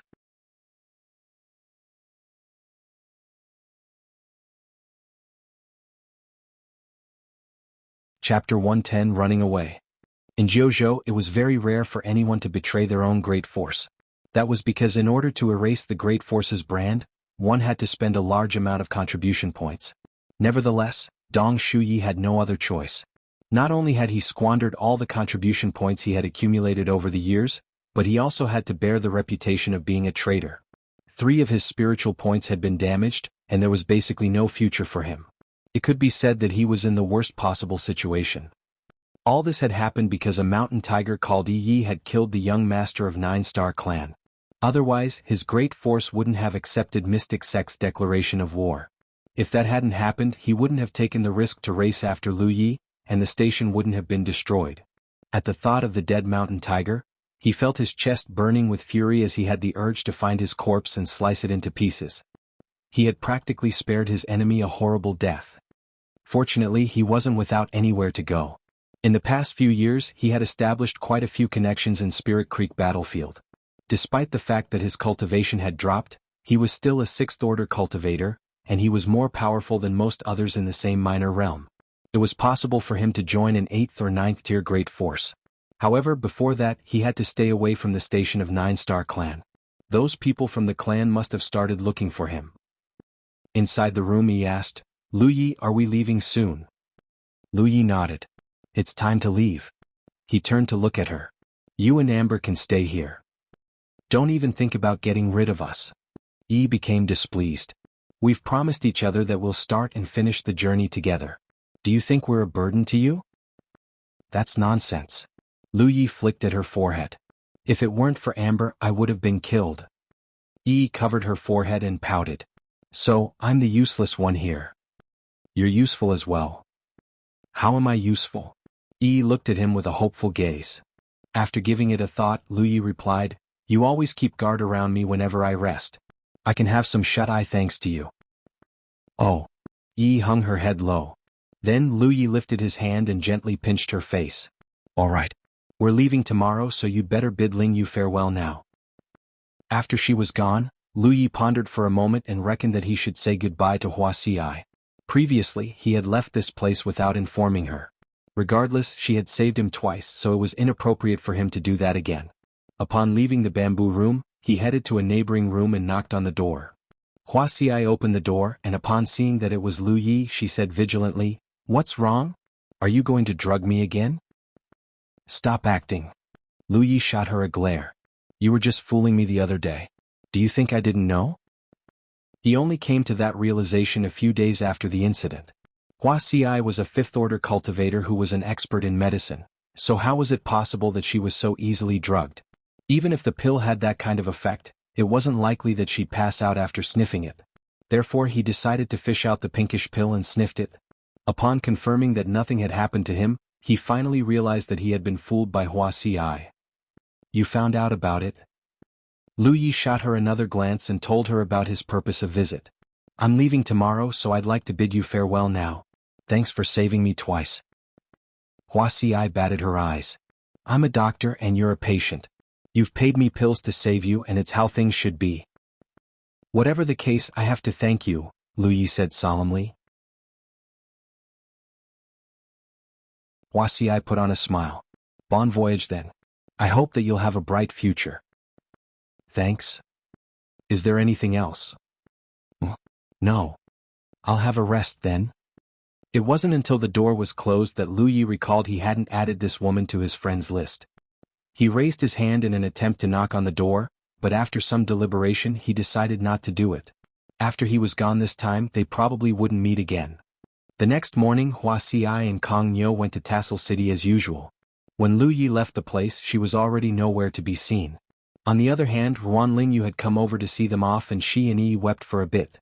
After Lu Yi went away for a long distance on the tiger's back, he turned his head, only to see that she was still waving her hand at the dilapidated entrance. After they left the mountain, Amber started running at full speed as the view around them moved backwards rapidly. Yi appeared dispirited. Recently, she had developed a close bond with Ruan Lingyu, which was why she was reluctant to part with her friend. Lu Yi had no idea how to console her, so he could only let her be. Staying on the tiger's back, he consumed some pills and refined them. Presently, he was just one step away from the 4th order, and he reckoned that he could achieve it the next day. When they were taking a rest in the evening, Yi finally pulled herself together. After untying the storage bag from Amber's neck, she took out some herbal powder and clean cotton cloths from it. As Lu Yi was eating his roasted meat, he asked curiously, "Where did you get all these from?" "Senior sister Wuxia gave them to me," Yi explained. "She said that if you get injured again, this medicine could be applied on your wounds and also consumed." There was no doubt that these clean cotton cloths were used for dressing up wounds. Looking at these things, Lu Yi felt conflicted within. Although Wuxia was a miser who was also sharp-tongued, there was no denying that she was a kind-hearted person. Knowing that Lu Yi might get injured in battles in the future, she decided to prepare these things for him.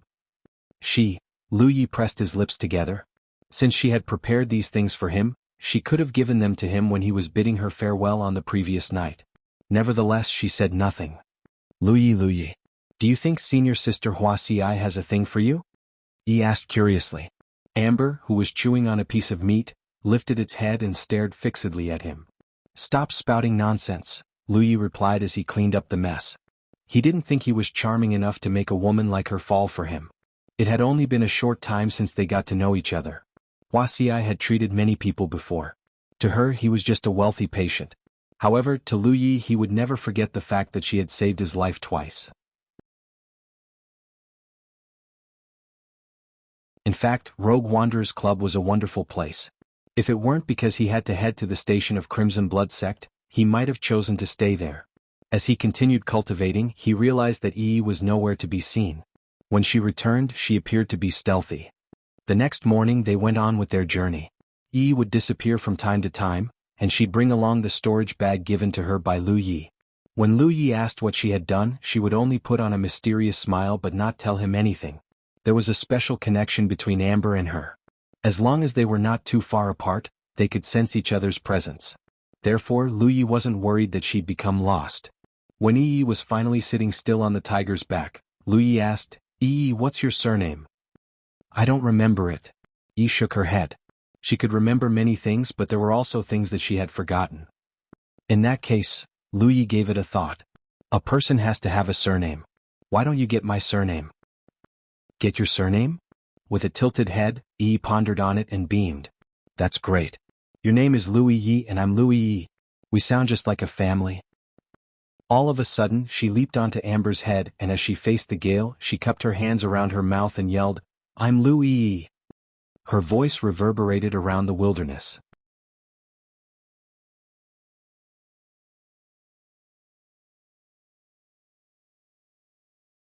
Chapter 111, Fourth Order Spirit Creek Realm.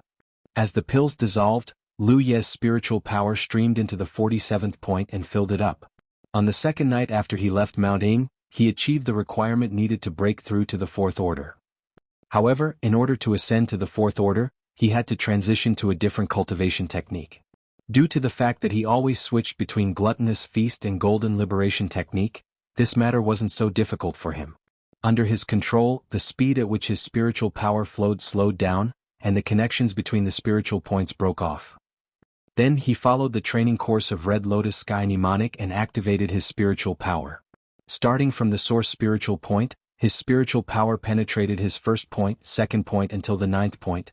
Perhaps it was because it was the first time he activated the mnemonic, so the speed at which the microcosmic orbit was running was slow. Patiently, he sustained it as the spiritual power, which was flowing along the spiritual points like the water in a creek, became increasingly faster. In the end, it could run on its own.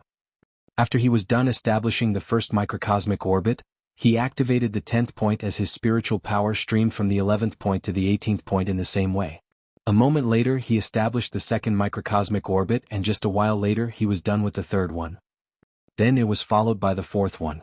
However, it was a great leap forward from the third order to the fourth order, as the microcosmic orbit of the fourth order included 18 spiritual points.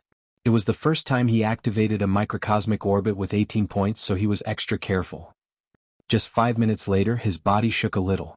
With his location as the center, an air blast spread around and almost put out the bonfire. He had ascended to the Fourth Order Spirit Creek realm. An elated Lu Yi silently felt the transformation he had gone through. Compared to the Third Order, he had indeed become much stronger as a Fourth Order cultivator. The benefits that came with 18 spiritual points were 2 times greater than that of the Minior realm prior to this. Presently, the spiritual power he could use had increased by 50%. In that case he could activate a greater power. Moreover, Red Lotus Sky Mnemonic had many advantages over Golden Liberation Technique. One was an Earth rank cultivation technique, and the other was a Yellow rank one, so the benefits they could bring to the cultivator were different. The most conspicuous difference was the speed at which his spiritual power flowed. There was a huge difference between the speeds at which the spiritual power moved when a person cultivated a Yellow rank technique versus an Earth rank technique. For the latter, the speed was quicker than the former by 20%. This kind of change could benefit the cultivator and increase his power. After getting to his feet, Lu Yi unsheathed his sword and infused his spiritual power into it. At that instant, a red glow radiated from the blade as though it had been engulfed in a layer of flame. With the help of sharp edge, this kind of weapon was immensely lethal. He arched his brow and wielded the sword. Under the night sky, the sword looked just like a dancing dragon. Then he pushed the weapon forward as the sound of breaking through the air was heard. After his ascension to the Fourth Order, his power had indeed increased significantly. The increment was much greater than those of the previous ascensions. It was no wonder that people always said the Fourth Order was a dividing point. If he already had this kind of cultivation when battling against senior brother Zhou from Serene Cloud Mountain at that time, he was confident of killing his opponent without paying a hefty price. Upon retracting his spiritual power, he put the sword back into the sheath and sat back down. Then he fished out Red Lotus Sky Mnemonic and studied it. This Earth rank cultivation technique came with several spells, which he had seen before. However, the spells required the cultivator to have a powerful cultivation. The weakest spell required the cultivator to be in the Fourth Order at the very least. In the past he couldn't cultivate it, but now he was qualified. Honestly speaking, when he was fighting against Luo Ji, he was envious of the other party for having the ability to use spells. When low-rank cultivators got into a scuffle, the one who could use spells would be at an advantage. On the other hand, Lu Yi could only charge forward and forcefully deal with the spells. If it weren't because of the fact that he had defensive spiritual patterns, he would have been tortured to death by Luo Ji. In the past, he could make use of talisman papers to make up for the deficiency in his battle tactics. But now he was left with only a small number of talisman papers, and he had already used up all the offensive ones. If he could master a spell, his power might not increase by a lot, but he'd have one more technique to deal with his opponents at the very least. Nevertheless, he wasn't in a rush to study the spell. He had never learned any of those before, so he might not be able to understand it at all. He reckoned that he could study it at a later time. At this moment he was going through the spiritual points he needed to unlock to reach the Fifth Order. In order to ascend to the Fifth Order, he had to unlock up to the 63th point, which was 18 more points than the Fourth Order.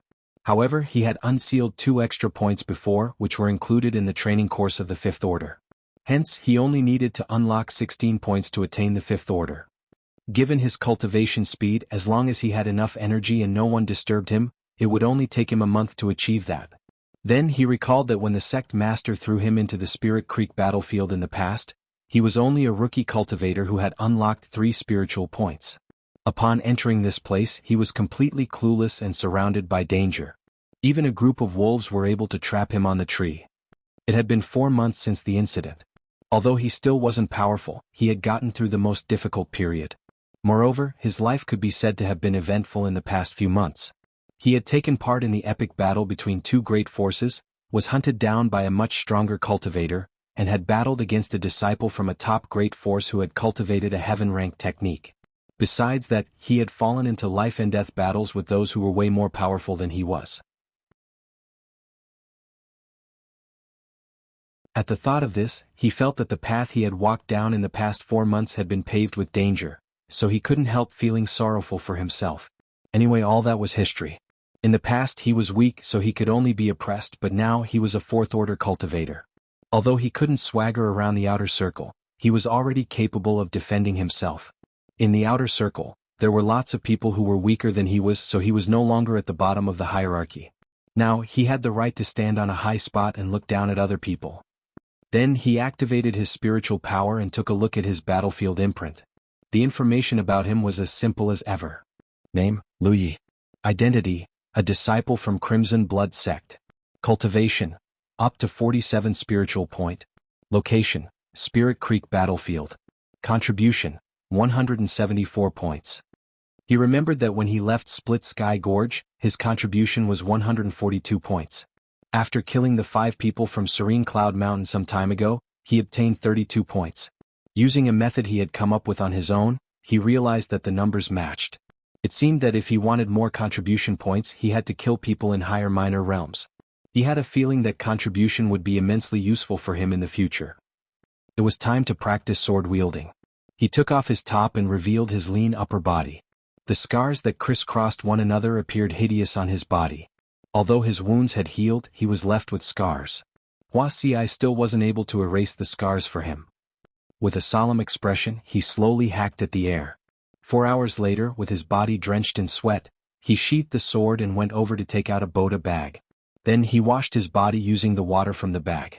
A moment later he took a seat beside the bonfire and meditated. Now that he was a fourth-order cultivator, he had to find out how efficient he was at cultivating, and how many pills he needed to unlock one spiritual point.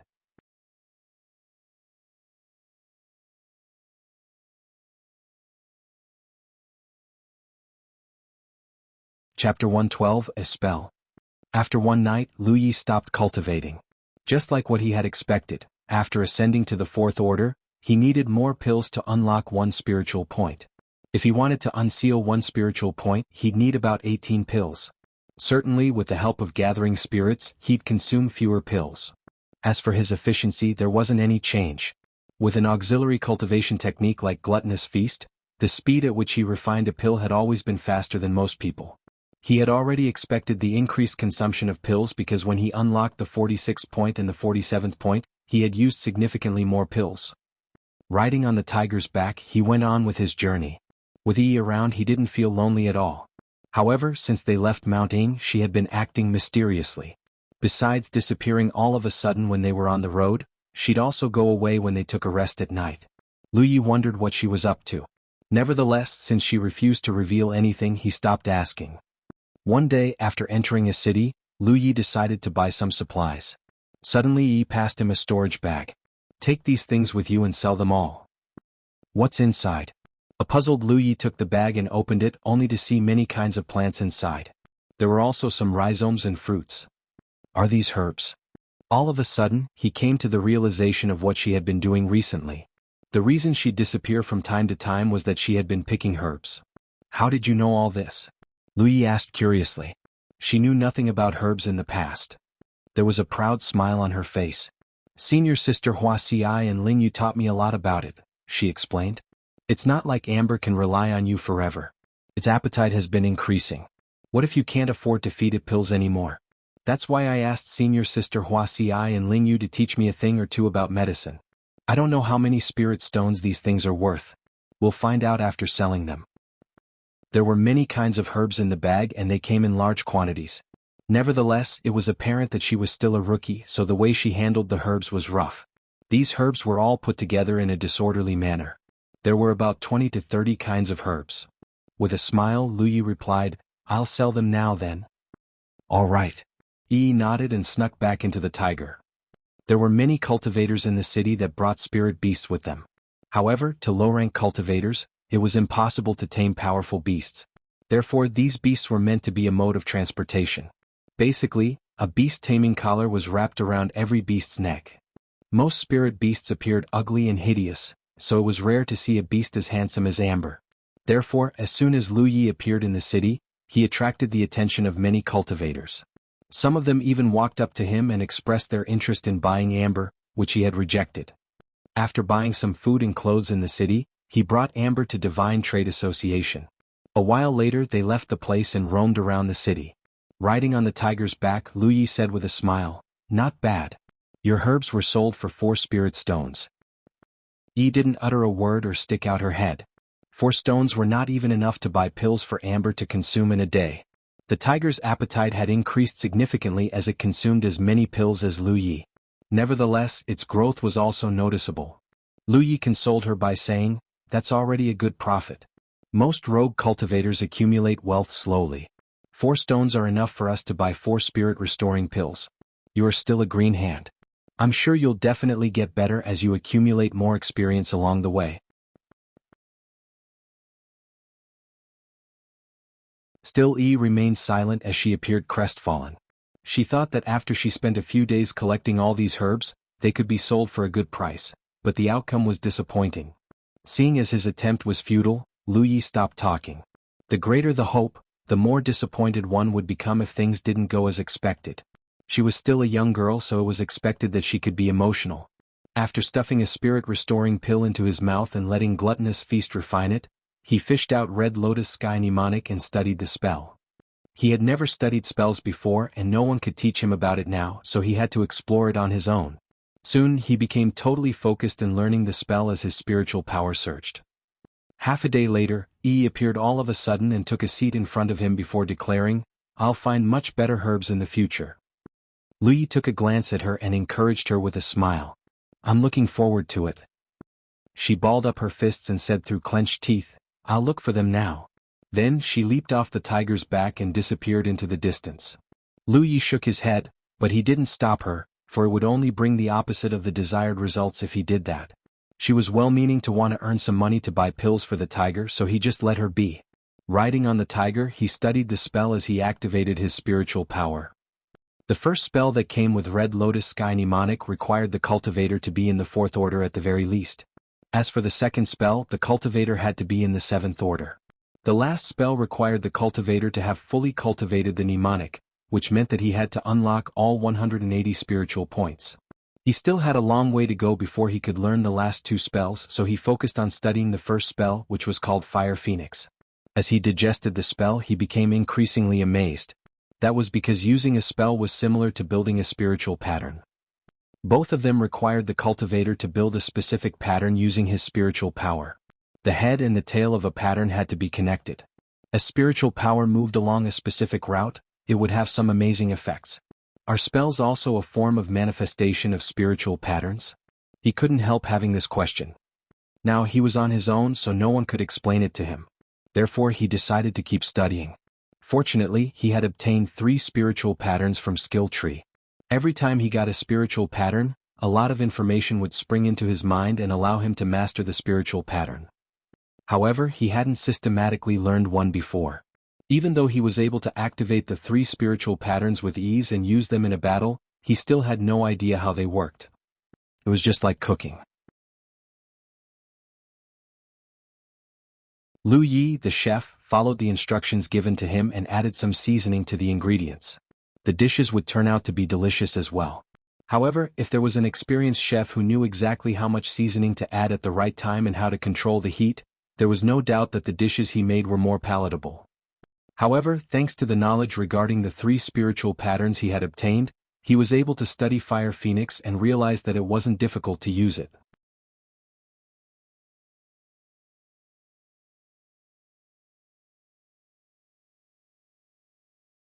Chapter 113 Fire Phoenix. Under the night sky, Yi looked at the burly bird that radiated a red glow, which was intertwined with a hint of golden light, and exclaimed, "Wow! It's such a beautiful quail." If it weren't because this bird was a manifestation of Lu Ye's spiritual power, she would have held it in her hands. The veins on Lu Ye's forehead bobbed as he corrected her by saying, "It's not a quail, it's a fire phoenix. Repeat after me. Fire phoenix." Yi stared at him with a gaze which seemed to read, "Do you think I am blind?" She obstinately believed that this was a quail. Amber also approached them and sniffed at the chubby bird that seemed stuck in the air with its wings flapping. Upon realizing that not only was this thing inedible, but it was also dangerous, the tiger leaped away. Lu Yi felt that he had been humiliated. He was studying a Fire Phoenix spell technique, but how did he end up producing this thing? Upon going through Red Lotus Sky Mnemonic again, he was certain that the way he cast the spell and activated his spiritual power was right. What was the problem then? How did a Fire Phoenix spell technique turn out to be a quail one? Was this the result of spending the entire day studying it? Lu Yi was torn between tears and laughter. Of all the techniques he had mastered, defensive spiritual patterns were the most power-consuming, and Sharp Edge came next. Gathering spirits was the least power-consuming. The power consumption of Fire Phoenix spell technique was between defensive spiritual patterns and Sharp Edge. After one day of studying and over a dozen attempts, he finally succeeded, but the outcome wasn't what he had expected, which was why he was upset. It was just like a man who became a father for the first time. Upon seeing that his newborn baby was ugly, he'd have the urge to stuff it back into the mother's body and remake it. However, regardless of whether he could accept it, the outcome was there, and there was nothing he could do to change it. How was he supposed to use it to deal with his opponents? Before the bird could burn them to death, they'd be convulsing with laughter upon seeing it. Seeing as Lu Yi was hit hard by her remark, she went against her heart and said, "All right. It's a fire phoenix." "It's a quail." Lu Yi raised his hand, upon which the quail dissipated in the air. After walking away, he took off his top and started practicing sword wielding. Certainly spells were all trash. Sword wielding was the only thing he was most adept at. "If I ever study spells again, I'll be a pile of dung," he cursed. 10 days later, a snowy white tiger barged into a mountain range. Seated on the tiger's back, Lu Yi felt his clothes flapping in the air. It had been 4 months since he left Green Cloud Mountain, but he had only spent half of the time on the road. Most of the time he was held up for various reasons. He was in a rush to head to the station of Crimson Blood Sect, which was why he rarely took any rest since he left Mount Ing. He was still very far away from the station, but a journey of 1,000 kilometers began with a single step. He believed that he'd definitely reach his destination one day. According to the information on the 10-point map, this mountain range was called 100 Peaks. That was because there were indeed 100 peaks in total, and there were 3 great forces that were based in nearby places. Lu Yi wasn't willing to come into contact with any great forces lest his identity was exposed. Therefore he intended to pass through 100 peaks. Throughout his journey, he had rarely come into contact with any cultivators. Although the mountain range was expansive, he believed that given Amber's speed, they could move through it in a few days. Yi loved this kind of place because she could find many herbs on the mountains.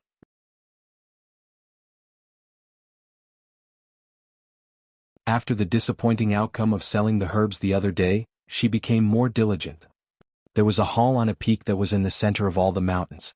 At this moment, many cultivators were entering and leaving the hall. In the middle of the hall there was a huge shadow moon disk.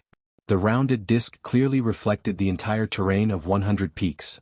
Besides that, it could detect the movements of all cultivators in the mountain range and indicate them in an intuitive manner.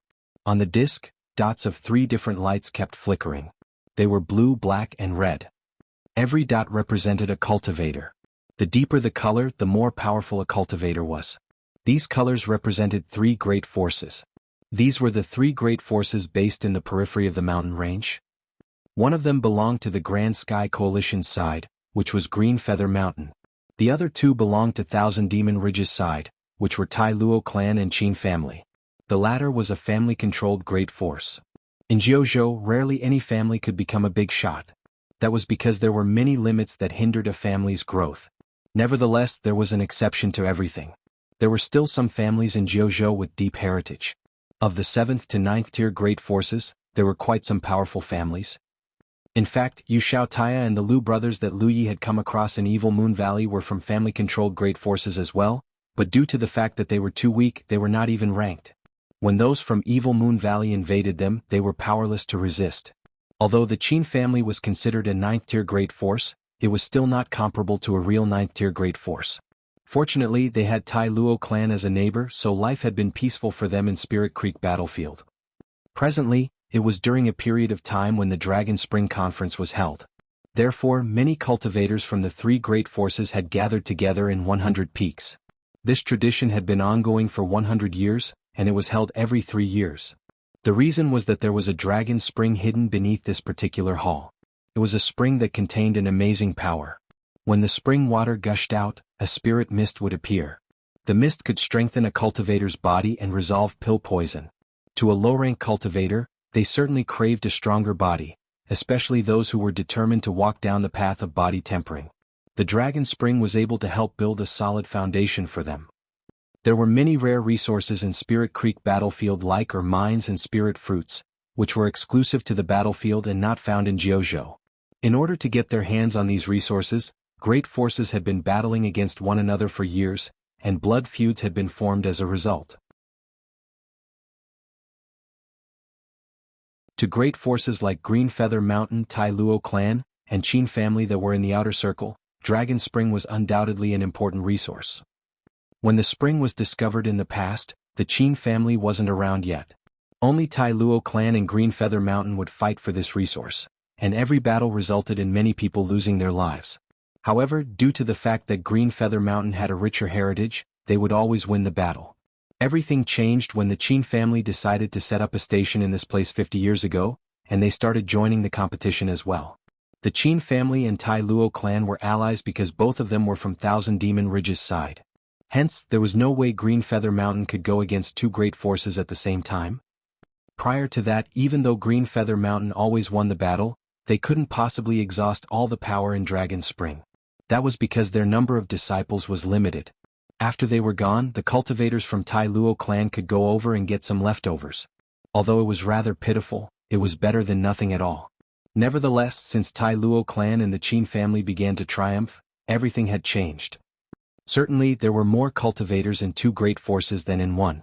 The power in Dragon Spring could only accumulate so much every 3 years.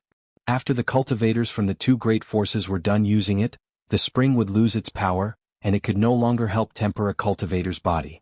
In the end, those from Green Feather Mountain flared up because the same thing happened over and over again.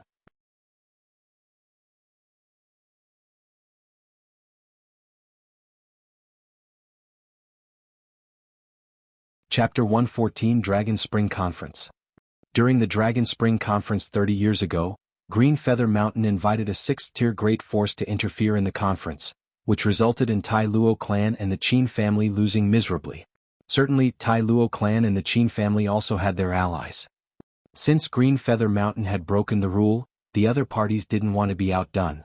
Therefore, in the next few conferences, allies from all three parties joined the competition and killed each other. Countless cultivators had been buried beneath the ground of 100 peaks. After about 3 to 5 times, they realized that this kind of competition benefited no one. Besides the fact that the loser would suffer immense losses, even the winner had to share a large amount of the benefits to the allies, so only about 20% of the portion was left for them.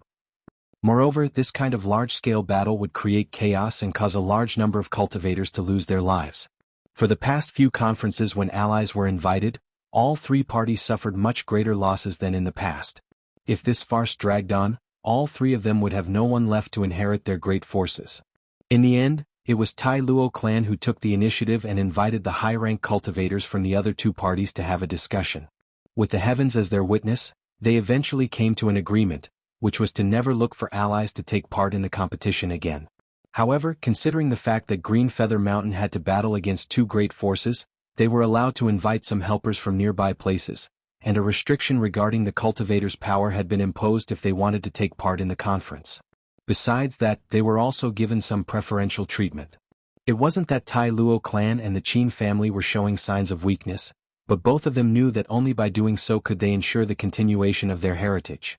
Otherwise, a chaotic battle every 3 years would have cost innumerable lives.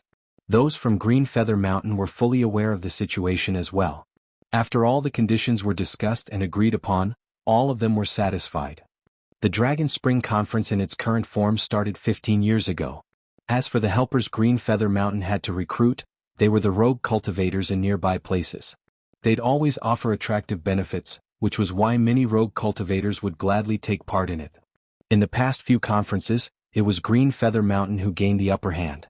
It couldn't be said that they had won by a landslide, but they'd always gained the most benefits in the end.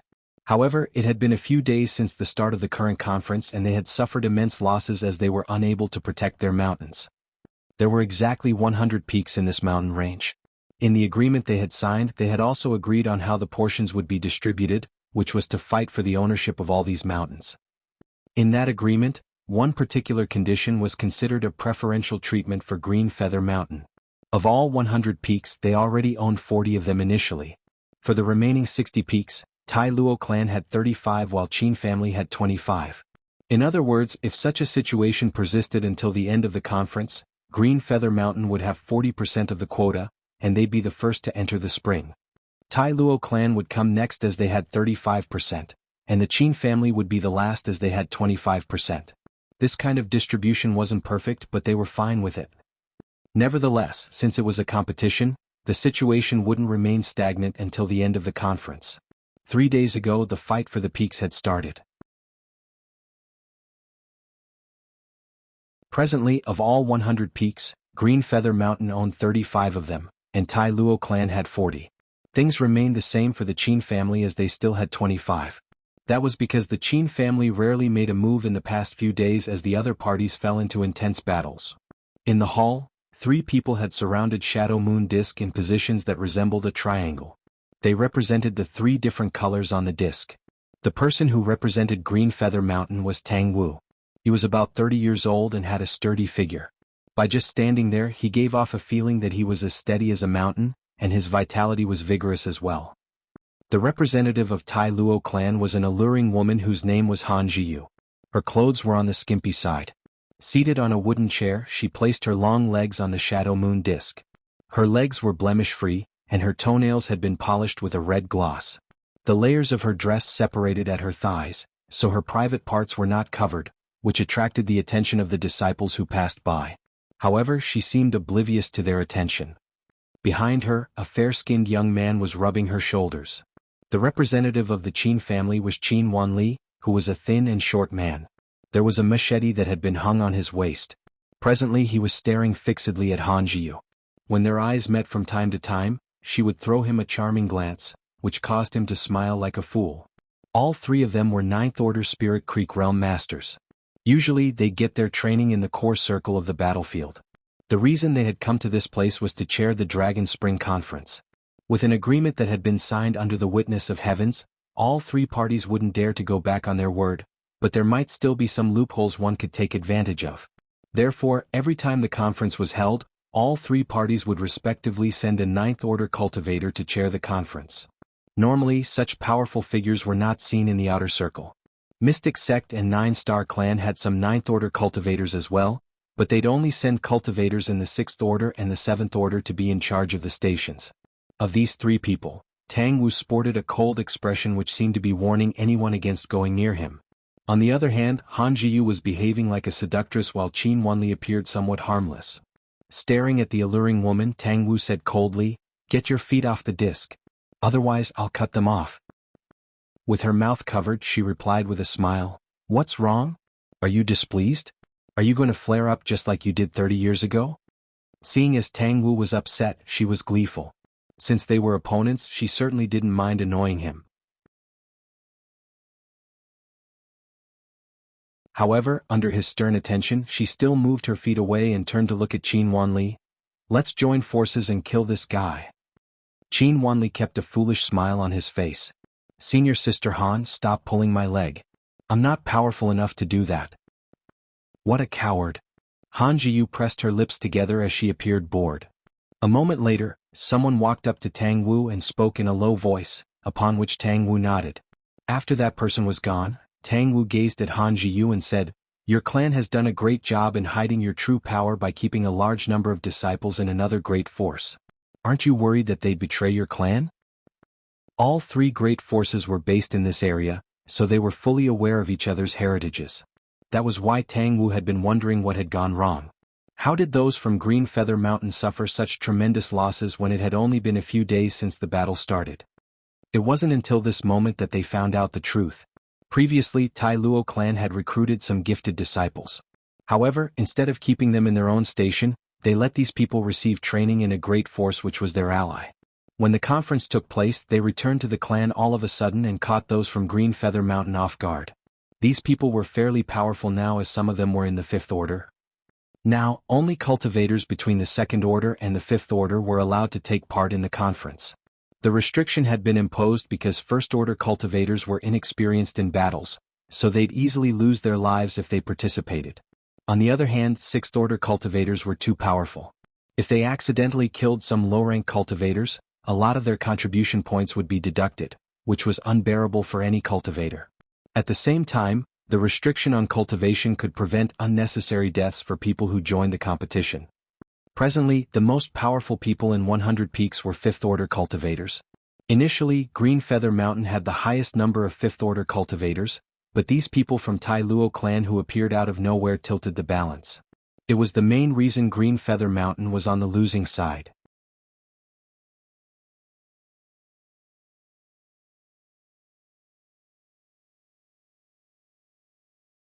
Chapter 115 Thunder? This had something to do with the number of peaks that Green Feather Mountain had occupied earlier. Occupying so many mountain peaks in the early stages of the Dragon Spring Conference might not necessarily be a good thing. In this way, Green Feather Mountain had to spread out its strength to guard these hills. Now that 10 mountain peaks had been lost in a row, Green Feather Mountain's defenses were strengthened instead. It would be difficult for the Tai Luo clan to proceed any further. Besides, Green Feather Mountain did not lose many men. The cultivators originally guarding those mountain peaks did not choose to fight recklessly after sensing the strength of the enemy forces, which preserved a large part of their strength. The current disadvantage was only temporary. It could not determine the final result. After several days of confrontation, Green Feather Mountain was obviously going to start a counterattack. There was an area on the topographic map reflected by the shadow moon disk where blue and black dotted lights intersected. Fierce battles had broken out on several of the mountain peaks. The cultivators from both sides were tangled together in battle, and some of the dotted lights would be extinguished from time to time. The blue dots were the cultivators of Green Feather Mountain, while the black dots were the Tai Luo clan. As for the red dots, they represented the Qin family. The gazes of Tang Wu and the other two were focused on the place of confrontation. They were judging the pros and cons of the situation from the remaining number of dotted lights. Han Zhiyu's expression gradually became gloomy. That was because the Tai Luo clan was clearly at a disadvantage in this confrontation. An hour later, the outcome of the battle came out. Green Feather Mountain had regained 2 mountain peaks. Han Zhiyu immediately became unhappy and coldly snorted. A bunch of trash. Tang Wu stood there as motionlessly as a mountain, showing neither joy nor anxiety. A rogue cultivator just barged into the fray, Qin Wanli suddenly said. Tang Wu and Han Zhiyu turned to look at the same time and immediately noticed the addition of a white dot that had appeared on the edge of the shadow moon disk. Fourth Order Spirit Creek Realm. Han Zhiyu quickly determined the other party's cultivation from the brightness of the white dot. She curled her lips into a smile. This guy is pretty unlucky. The reason for her words was that the location where that white dot had appeared was the territory of the Tai Luo clan. A large part of the continuous mountain range in that area was occupied by the Tai Luo clan. Moreover, there were at least 5 or 6 black dots on each mountain peak that stayed behind to guard the place. A Fourth Order Spirit Creek Realm Master was not considered weak in this area, but he was by no means powerful either. He could be defeated by any random Fifth Order Spirit Creek Realm Master. 100 peaks was very large, so it was impossible for the 3 factions to waste their resources to seal off the entire 100 peaks during the Dragon Spring Conference. Besides, the rogue cultivators nearby knew that the Dragon Spring Conference was currently being held here. Aside from the rogue cultivators summoned by Green Feather Mountain, nobody else would suddenly barge into the area. Naturally, there were always exceptions to everything. The Dragon Spring Conference had been held so many times before. It was not as though no rogue cultivator had accidentally barged into 100 peaks during the Dragon Spring Conference. It was just that those rogue cultivators never enjoyed a good ending. If he had intruded into the area occupied by Green Feather Mountain, he might have been recruited by Green Feather Mountain. Unfortunately, those who intruded into the area occupied by either the Tai Luo clan or the Qin family, there was no saving them anymore. Due to the previous contract, Green Feather Mountain could recruit these outsiders as helpers. However, the Tai Luo clan and the Qin family could only use their own strength to prevent any problems before they happened. Therefore, the Tai Luo clan and the Qin family would never allow any outsider to roam the 100 peaks alive. Guess which faction he is from? Han Zhiyu looked at the white dot with interest. As a Ninth Order Spirit Creek Realm Master, she had no choice but to return to host the Dragon Spring Conference. It was actually a very boring event for her. Since she could neither kill nor beat up these weaklings, she could only find other things to amuse her on her own. Qin Wanli chuckled. He will belong to whichever faction you say he belongs to, Senior Sister Han. His response was equivalent to him not saying anything at all. Tang Wu, what about you? She lifted her head to glance at Tang Wu. Tang Wu didn't even bother to acknowledge her, which made her pout. Wooden pillar. Then, she turned to look at Qin Wanli. Do you want to make a bet? Qin Wanli said, It's rare for you to be interested in something, Senior Sister Han. This junior brother will keep you company. 200 contribution. She suddenly became excited. Cough, cough, he abruptly coughed violently. Let's play a small wager for entertainment only. After saying that, he didn't even give her a chance to respond. He immediately continued, I'll wager 20 contribution points that this person is associated with the 1,000 Demon Ridge. She snorted softly, her interest flagging slightly. How boring. She leaned her body back and threw her hands into the air, leaning back against the chair in a spread eagle pose. Her womanly charms were on full display, and her posture invited one's imagination to go wild. There was not the slightest shred of a Ninth-Order Spirit Creek Realm Master's demeanor in her behavior. 200 contribution points that he is from the Grand Sky Coalition. Tang Wu, who had been silent all this while, suddenly spoke up. Han Jiyu immediately got up and glanced at Tang Wu. She pursed her lips into a charming smile. All right. I'll bet against you. May the heavens witness. May the heavens witness. In an instant, 3 pairs of eyes focused on the white dot. They watched as the white dot approached the nearest mountain peak at an extremely fast speed. Sitting atop the tiger's back, Lu Yi frowned. He did not know if he was only imagining things, but he felt as though he was being watched. It was just that a careful check of his surroundings revealed nothing. This made him become vigilant, and he even recalled Yi, who was picking medicinal herbs nearby. As they continued forward, they did not meet with any incidents until they climbed the nearest mountain peak. Amber suddenly stopped in its tracks. Lu Yi, who was sitting atop the tiger's back, pressed his right hand against the hilt of his knife. He secretly activated his spiritual power. Amber also crouched down low and let out a deep growl. There was an ambush here. Lu Yi had clearly noticed the fact that he had fallen into someone else's ambush. He did not know who was hiding in ambush here, why they had set up an ambush here, or even what the other party's cultivation was. The current situation was very disadvantageous for him. Wind blew across the mountain top, making the leaves rustle in the wind. A person's voice suddenly rang out from not far away. Lightning. Lu Yi immediately turned to look in the direction of the voice and saw a young man sitting among the branches of a large tree. The young man was quietly looking at him, and it was this young man who spoke just now. Activating his spiritual power, he studied the aura around the other party's body. It was a 4th-order Spirit Creek Realm Master. Frowning, he tentatively asked, Thunder? There was a sound of something slicing through the air. Lu Yi hurriedly ducked his head. 2 sharp arrows narrowly passed over the top of his head from both left and right directions. Several strands of his hair fell to the ground. The other party had attacked without warning. If not for the fact that he had experienced many life-and-death struggles recently, he would not have been able to avoid that attack just now. It was obvious that he had wrongly answered the other party's secret password. The people hiding in ambush here were extremely decisive and immediately attacked when the secret password was answered wrongly. Meanwhile, Amber was already charging toward the left. Lu Yi kicked off from the tiger's back, leaping straight into the air. Blocking an arrow shot toward his head when he was suspended in mid-air, he fixed his gaze upon the young man who spoke earlier. At the same time as those attacks were launched, that young man had leaped off the tree. A long sword appeared in his hand as he lunged toward Lu Yi. Lu Yi had just landed on the ground and the young man had already closed the distance between them. The long sword stabbed forward like a snake sticking its tongue out, aiming directly for Lu Yi's chest. The young man was really going in for the kill because of a single wrong answer.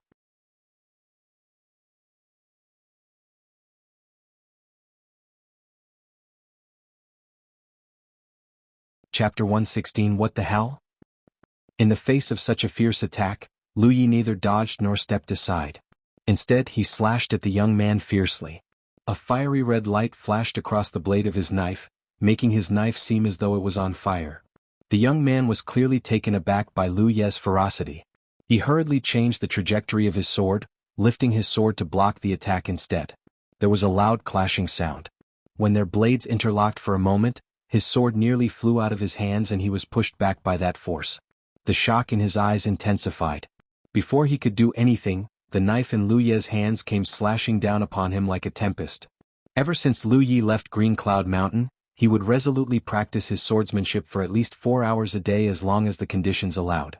While this training might not allow him to master any special or mysterious sword techniques or skills, it had made his foundation become more and more solid. Coupled with the experience he accumulated from the battles over the past few days, he was no longer the same greenhorn who left Green Cloud Mountain back then. He had slowly formed a fighting style of his own. It was fierce and vicious. That was because he could rely on the protection spiritual pattern. If the young man had not hurriedly changed his move to block the first attack just now, he would have been cut in half by that blow. His prudence had allowed him to escape death, but that was all. The clashing sounds rang out incessantly. Every slash that landed would force him back by 3 steps. Moreover, his wrist was beginning to crack under the impact of that mighty force. He wailed inwardly, "Where did this lunatic come from? How can he fight so aggressively? I am also in the Fourth Order Spirit Creek realm, but I am significantly weaker than him." Whenever his opponent attacked, the vitality around his opponent's body would surge greatly. It gave him the illusion that the person in front of him was a wild beast that escaped from a cage and was choosing its prey to devour. Out of the corner of his eyes, he could see his two junior brothers flanking his opponent from behind. He would be able to join forces with his two junior brothers to besiege his opponent as long as he persevered for a few more seconds. While backing away, he reached his hand toward his storage bag. He had just taken out a spirit talisman paper and was just about to activate the spirit talisman paper when he heard a cracking sound. He was shocked. Out of the corner of his eyes, he saw that his long sword had broken into two. The broken blade flew out to the side. Immediately after that, his body went numb and he froze in place. Then, his field of vision began to tilt. The last thing that came into view was one half of a body that looked very familiar. "Is that my body?" His consciousness began to fade. When the blood splattered everywhere, Amber's tiger roar came from the right. It was immediately followed by a terrified scream. There was another sound of something slicing through the air on the left. The enemy hiding in the shadows had shot another arrow at Lu Yi again. It was just that this arrow missed its target. The death of that young man seemed to have shaken the attacker's mental state. That person was not the only one who was unsettled. The other two cultivators not far away who had rushed up behind Lu Yi were similarly shaken. There were a total of 5 cultivators on this mountain peak. One was in the Fourth Order Spirit Creek realm, 2 were in the Third Order Spirit Creek realm, and 2 were in the Second Order Spirit Creek realm. This lineup was not that strong, but Tai Luo clan was right behind them. That was why there was no need for them to have such a strong lineup. As long as the mountain peaks in front were not lost, the Green Feather Mountain cultivators would not reach this place. This position could be said to be the safest location. The only reason they left some people here to keep guard was just in case, but this originally foolproof arrangement was destroyed by Lu Ye's arrival. The 2 Tai Luo clan cultivators who had sneaked up behind Lu Yi felt as though they had been splashed with a basin of cold water. Their entire bodies were ice cold. They had just witnessed their senior brother in the Fourth Order Spirit Creek realm being cut in two by an uninvited guest in no more than 5 seconds. Therefore their shock and panic had risen to extreme levels. This in turn caused them to abruptly halt in their tracks at a position less than 10 meters away from Lu Yi. Lu Yi spun around, his knife pointing diagonally at the ground. Blood was dripping from his blade. He pushed off the ground with both feet, leaving behind a hole in the ground where he stood before. It didn't take more than a few strides for him to arrive in front of the 2 Tai Luo clan cultivators who were frozen stiff in terror. At a juncture of life and death, these two finally burst out their potential and lunged at Lu Yi all at once. The sounds of their confrontation clanged loudly. The 2 cultivators in the Third Order Spirit Creek realm leaned back, leaving themselves wide open. The difference in their cultivation left them unable to block Lu Ye's attacks despite working together. The long knife blessed with spiritual power drew a long arc of fiery red light in front of him.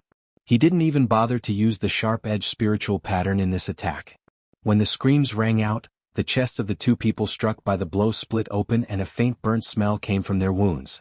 One person collapsed to the ground while the other person staggered backward. He took a step forward and stabbed the cultivator who fell over backward in the chest. Without stopping, he pulled out his knife to slash at the other person. Then he saw an arrow flying toward him out of the corner of his eye.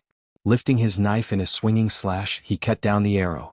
He was just about to deal with the surviving Third Order Spirit Realm Master, but that person had already collapsed headfirst to the ground. His previous attack had slashed right through that person's heart. An extremely terrified scream came from the side. Lu Yi turned his head to look and saw Amber biting a female cultivator in the neck. The female cultivator held a bow in her hand, blood spurting wildly from her mouth. Despite struggling desperately against Amber, she couldn't even make Amber budge in the slightest. This female cultivator was only in the Second Order Spirit Creek realm. She was the one hiding in the trees and shooting arrows at Lu Yi. When Amber separated from Lu Yi earlier, it immediately ran straight in this direction. The tiger alone might not have been able to do anything to her. She was hiding up in a tree after all.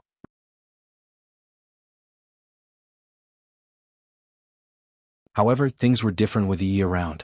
Yi had appeared directly behind the female cultivator and shoved the latter off the tree.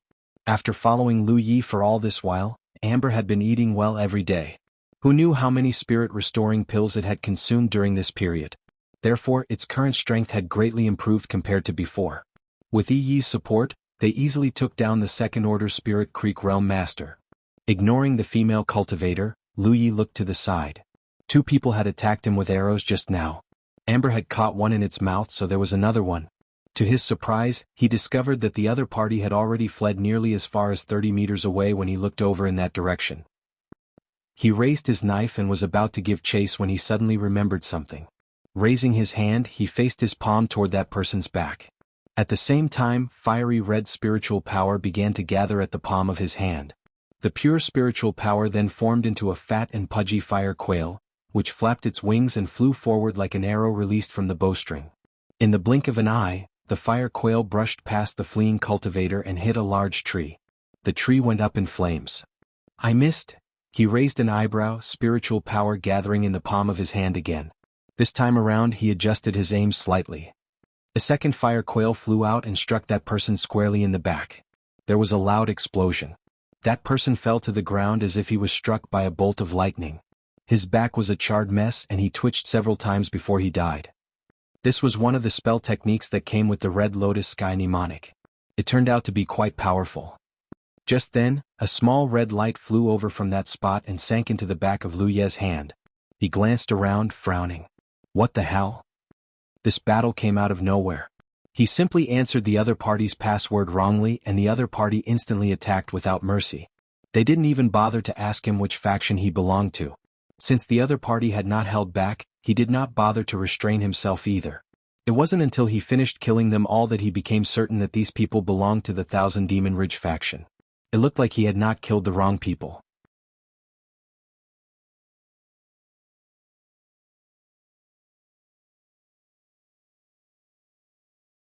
Chapter 117 Chase and Intercept. Inside the main hall, 3 pairs of eyes watched as that white dot encountered 5 black dots.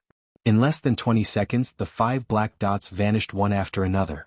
Only the white dot continued to blink steadily. Their eyelids twitched at the sight. Han Jiyu hurriedly lifted her hand, pressed her battlefield imprint and quickly sent out a message. Soon, nearly 10 black dots gathered toward the nearby mountain peaks where the white dot was located. The woman was clearly enraged. A 4th-order Spirit Creek Realm Master had appeared out of nowhere, intruded upon the back of the Tai Luo clan, and taken over a mountain peak. That was practically a slap to the face. In any case, that part of the mountain was occupied by the Tai Luo clan. It was very easy for her to mobilize some people to encircle and suppress him. Besides, there was a high probability that the other party was injured. As long as he dared to remain in that place, she would definitely kill him without mercy. Tang Wu lifted his gaze and glanced at her but did not interfere in her matters. This matter could not be interfered with anyway. Everybody had a battlefield imprint, which made communication between each other very convenient. Furthermore, there was a steady stream of people coming and going in this hall. It was a given that all the information in this hall would constantly leak to the outside. The 3 of them in the 9th Order Spirit Creek realm were not just stationed here to ensure the smooth progress of the Dragon Spring Conference but also to interfere and conduct the Dragon Spring Conference to the necessary extent. It was quite a pity that this 4th Order Spirit Creek had barged into the 100 Peaks from the wrong direction. If he had entered the Green Feather Mountains territory instead, he might have become a powerful ally to the Green Feather Mountain. Unfortunately, he chose to intrude upon the Tai Luo clan's territory instead. Things would not end well for him. The only way for him to survive was to retreat immediately. The Tai Luo clan would not have the time nor energy to chase after him during the Dragon Spring Conference. Just as Tang Wu was mulling over these thoughts, the white dot began moving once more. He immediately knew that this person was doomed the moment he saw the direction the white dot was moving. On the other hand, Han Jiyu gritted her teeth and sneered. Good. Courageous indeed. There was no other alternative. Despite killing 5 Tai Luo clan cultivators, that white dot did not choose to retreat. On the contrary, that person chose to charge deeper into the 100 Peaks instead. Qin Wanli stood by the side and began to laugh. Where did this greenhorn pop out from? Doesn't he know that the 3 sects are currently holding the Dragon Spring Conference in this place? Tang Wu simply stretched out a hand toward Han Jiyu and stared at her wordlessly. The meaning behind his actions were clear. What? Have I lost the bet? Who knows which faction this guy belongs in? He only killed a few of the Tai Luo clan's disciples. who can prove that he belongs to the Grand Sky Coalition. Han Jiyu was currently in a bad mood, so her tone was very harsh. Her words were not without reason. Even those in the same faction could attack each other on the Spirit Creek battlefield. After all, they would also receive the equivalent contribution points from killing their own. Therefore, Tang Wu withdrew his hand and left the matter alone. He pretty much had the same idea in mind just now when he made the bet. Ultimately, the bet they made earlier had been a spur-of-the-moment thing. They all knew that it was very difficult to force the other party to fulfill the conditions of the bet, unless they had a way to prove which faction the white dot belonged to.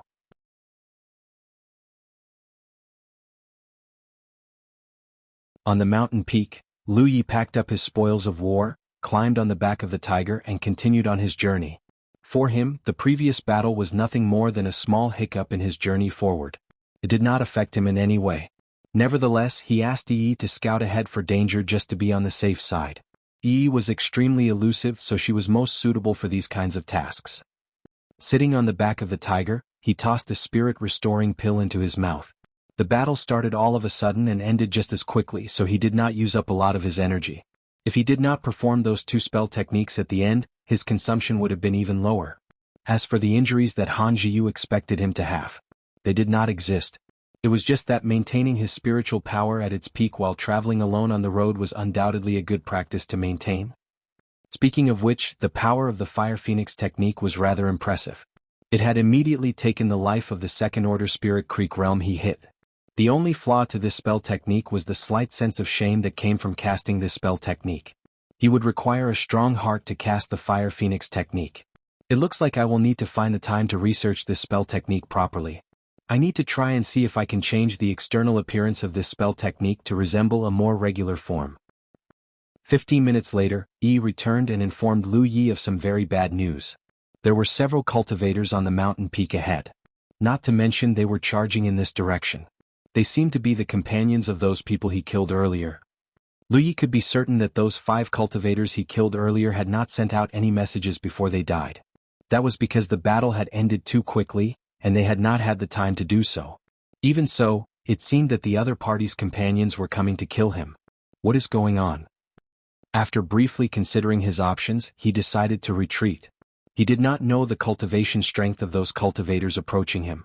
He only managed to glimpse several people. She did not dare to get too close to them, so there was no way for him to determine the strength of their cultivation. If the other party's cultivation was not high, he would have the confidence to face them. But, if some of those people happened to be in the 5th Order Spirit Creek realm, or if 1 or 2 of those people were in the 6th Order Spirit Creek realm, things would become very troublesome indeed. Naturally, the possibility of those scenarios was not high.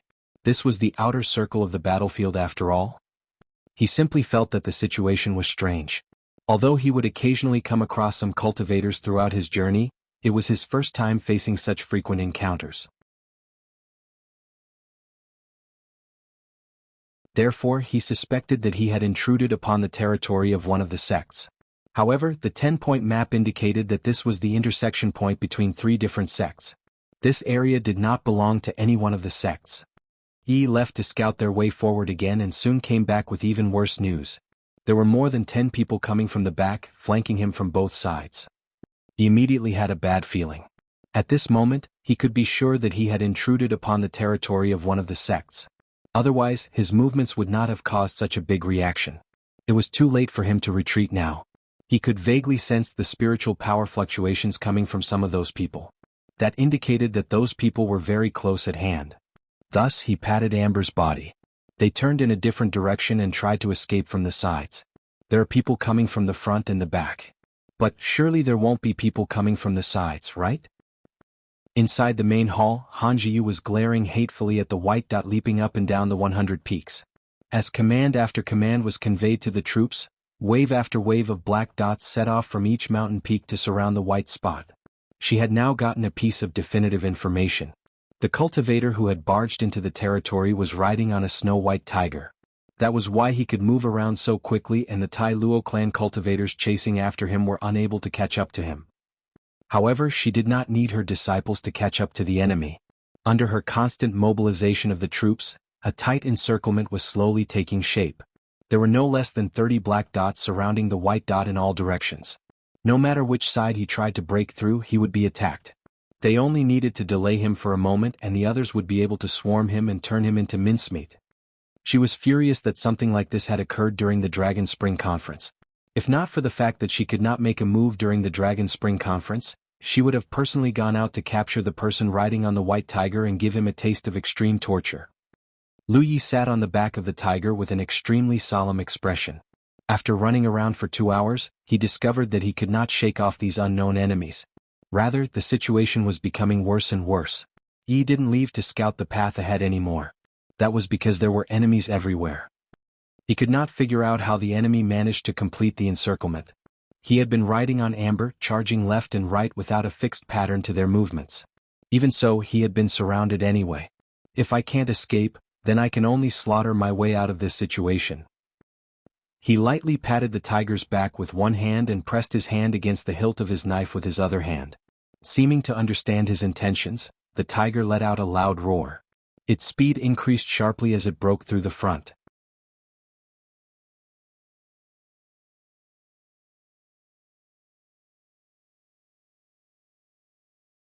Chapter 118 Breaking Out of the Encirclement. While crossing a mountain pass, several figures came charging at Lu Yi from the front. The person in the lead had dense spiritual light surrounding his body, indicating that he was in the Fifth Order Spirit Creek realm. He leaped from tree branch to tree branch, his figure moving as agilely as the wind. When he was 30 meters away, he launched an attack at Lu Yi. The spear in his hand stabbed forward as ferociously as a dragon. At the same time he shouted, "Die!"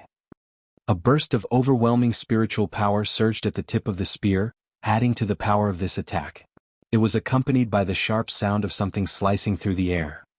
The distance between the two parties closed rapidly. It was too late by the time Amber wanted to dodge the attack. Lu Yi raised his hand in the direction of that man, spiritual power swelling in the palm of his hand. In the next moment, a red light burst forth. A fat bird flapped its wings and dived straight at that man. A spell cultivator? The Fifth Order Spirit Creek Realm Master was shocked. For a Fourth Order Spirit Creek Realm Master to cast spells at such a speed, it could only mean that this person was a spell cultivator. This spell technique looked similar to the Firebird technique. However, it was a little different from the normal Firebird technique in the sense that the Firebird shot out by the opponent was rather chubby. The Fifth Order Spirit Creek Realm Master was stuck in midair and had difficulty avoiding the attack. Thus, he stabbed his spear forward and struck the fat bird flying toward him squarely in the middle. There was a loud explosion. A blast of spiritual power erupted and a scorching aura wrapped around him. It was fortunate that he was in the Fifth Order Spirit Creek realm. Only by hurriedly drawing upon his spiritual power to protect himself did he manage to come out of that attack unscathed. His expression was very solemn when he landed on the ground. Even though he only made contact for a moment, he had felt the purity of the opponent's spiritual power. It did not seem like something a Fourth Order Spirit Creek Realm Master would possess. Turning his head to look around, he saw that the young man riding on the white tiger had swerved to the flank.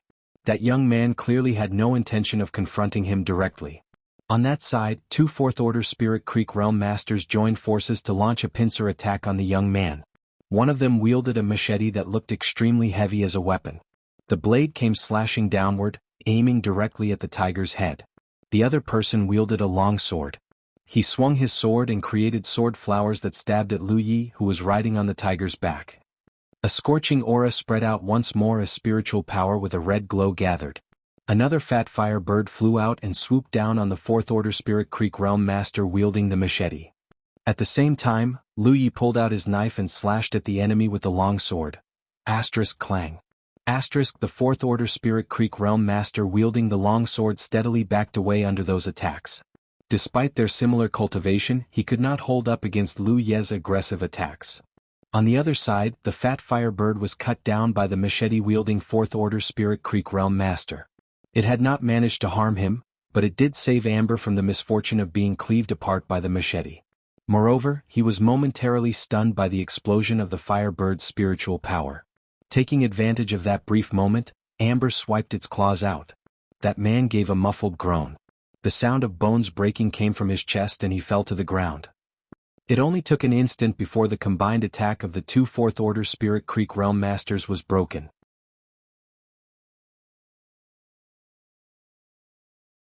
Behind them stood several other Third Order Spirit Creek Realm Masters, staring wide-eyed at the tiger and the young man lunging at them. For a time they were at a loss for what to do. "Hurry up and dodge," the Fifth Order Spirit Creek Realm Master shouted desperately. In the original plan, he and the two Fourth Order Spirit Creek Realm Masters were responsible for leading the first round of attacks to ensure that the opponent was forced off the tiger's back. That young man would be doomed as long as they could knock him to the ground. However, he never imagined that this Fourth Order Spirit Creek Realm Master would be a spell cultivator who could perform the Firebird technique so quickly that his aggressive barrage of attacks failed to achieve anything. A Fifth Order Spirit Creek Realm Master like him could not bring about the desired obstructive effect. Two Fourth Order Spirit Creek Realm Masters could not do a thing either. How could the remaining Third Order Spirit Creek Realm Masters stop that person? The majestic tiger brushed past the Third Order Spirit Creek Realm Masters and rode off into the distance. The Fifth Order Spirit Creek Realm Master tried to chase after them for some time. It was not until he watched the distance between them growing larger that he was forced to stop. Turning his head back to look, he caught sight of one of his junior brothers in the Third Order Spirit Creek realm. That man was clutching at his throat and red blood dyed his upper body. Blood continuously trickled out of his mouth. He stretched out a hand toward the Fifth Order Spirit Creek Realm Master and cried out with difficulty. "Save me, senior brother." How could he be saved? With the severity of his injuries, he could only wait for death. By the time the Tai Luo clan cultivators chasing from the rear arrived, they were greeted by the sight of these people standing frozen in place with ugly expressions. One of their fellow sect members lay dead on the spot. Lu Yi continuously broke out of countless encirclements. His expression was solemn. He could sense that there were enemies in all directions. No matter which direction he went, he could not escape the encirclement and suppression of those people. Unfortunately, he simply could not understand the situation. Who on earth have I offended? Who does this territory belong to? Did I accidentally fall into a den of thieves? Fortunately, he had Amber. It was all thanks to Amber's swift speed. He would not have the capital to escape in the face of the continuous encirclements and suppressions otherwise. Nevertheless, he could sense that the force of the encirclements grew stronger the further he moved forward. It had been rare to encounter Fifth Order Spirit Creek Realm Masters at the beginning. But now he would encounter one or two Fifth Order Spirit Creek Realm Masters every time he ran into any cultivators. This situation made him very miserable.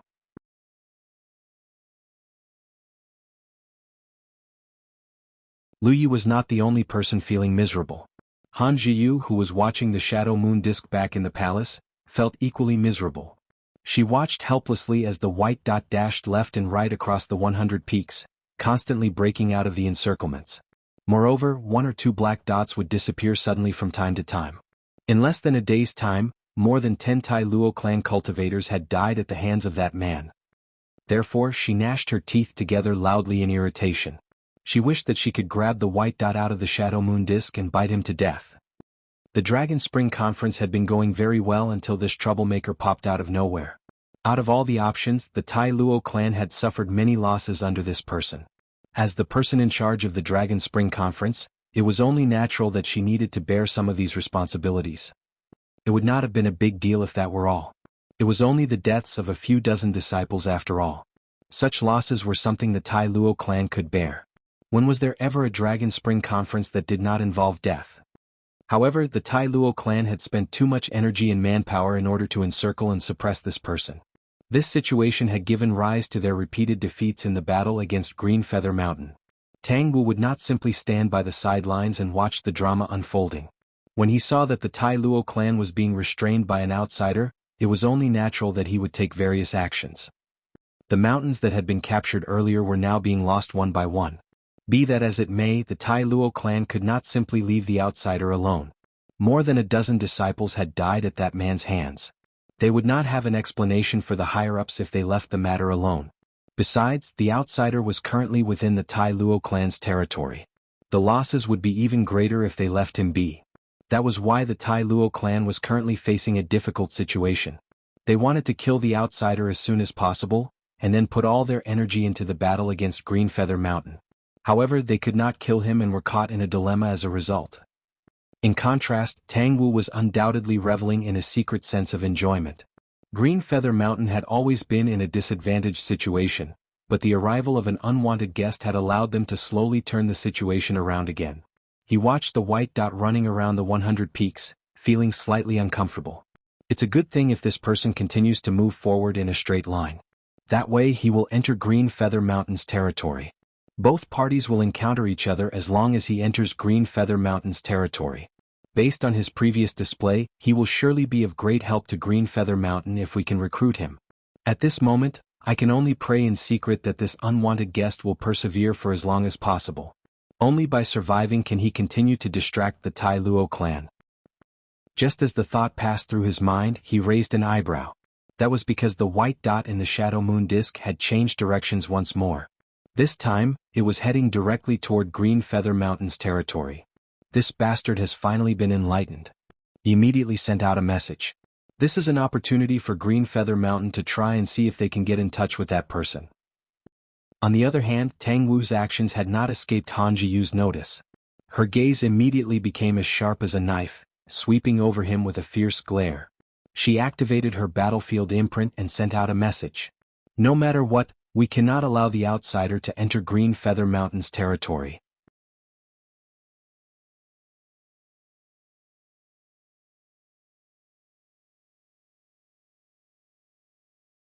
Chapter 119 A Good Place to Go.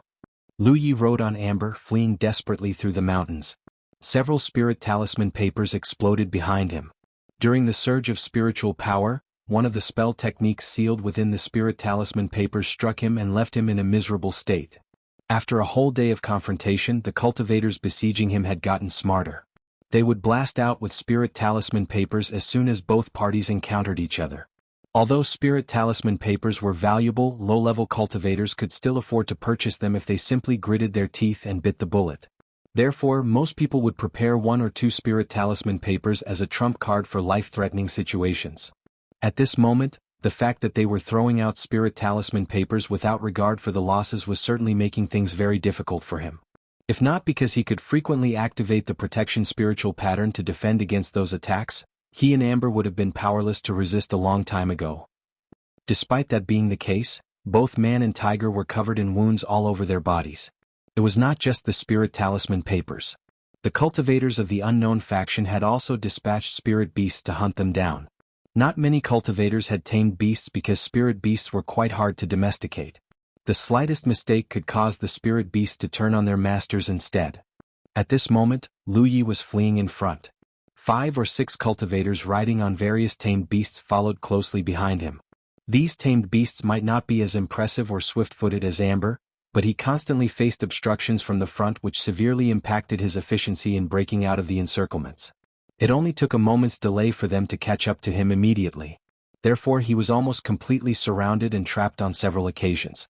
It had taken a lot of effort for him to open up a path in those situations and continue his escape. Following these confrontations, he finally realized something. He could not travel in circles. The more twists and turns he made, the more enemies he would face. On the contrary, he faced lesser enemies if he simply charged forward in a straight line. What he did not know was that the Tai Luo clan cultivators had Han Jiyu commanding them from the shadows. With the shadow moon disk, none of his movements could be concealed from her eyes. The sound of something slicing through the air rang out once more. Several arrows shot toward Lu Yi from various directions. Even though he was startled, he did not panic. He activated his spiritual power to protect his body while simultaneously pulling out his knife to slash at the air in front of him. One of the arrows aiming at Amber was cut down by him. At the same time, Amber quickly moved in a zigzag manner to avoid the rest of the arrows. It was not something he commanded Amber to do, it was something Amber learned from previous bloody experiences. The Tai Luo clan were aware that they had to cripple Amber first in order to besiege and suppress Lu Yi. The presence of such a spirit beast made it very difficult for them to restrain him. That was why the people shooting arrows from the shadows changed their target after the first few encounters and aimed for Amber instead. They wanted to annihilate Amber first. For that reason, Amber was met with great misfortune and took several arrows to the body. It was fortunate that none of the injuries were serious. Lu Yi had broken off the arrows and left the other half of the arrows in Amber's body. Since then, Amber had gotten much wiser. Whenever it heard the sound of arrows slicing through the air, it would begin to move zigzagly like a snake. Thus, it successfully avoided many of the attacks. It had only just dodged those arrows when several figures popped out from the front. Under the night sky, the spiritual light around them was extremely conspicuous. 3 Fifth-order Spirit Creek Realm Masters? Lu Yi lowered his eyes. The realization that he was knee-deep in trouble did not escape him. He could manage if it were only 1 Fifth-order Spirit Creek Realm Master. It was impossible for him to deal with 2 at once, let alone the 3 Fifth-order Spirit Creek Realm Masters in front of him right now. Once trapped, only death would await him. I wonder which sect's territory I encroached upon that has such a powerful heritage. Along his journey here, he had encountered more than 10 Fifth-order Spirit Creek Realm Masters. It had to be said that there were no Fifth-order Spirit Creek Realm Masters when he participated in the battle between Mystic Sect and 9-Star Clan previously. What he did not know was that the declaration of war between Mystic Sect and 9-Star Clan had occurred very abruptly. Most of their Fifth-order Spirit Creek Realm Masters were training outside and could not rush back in time. That was why there had been so few Fifth-order Spirit Creek Realm Masters. Besides, they were mutually restraining each other.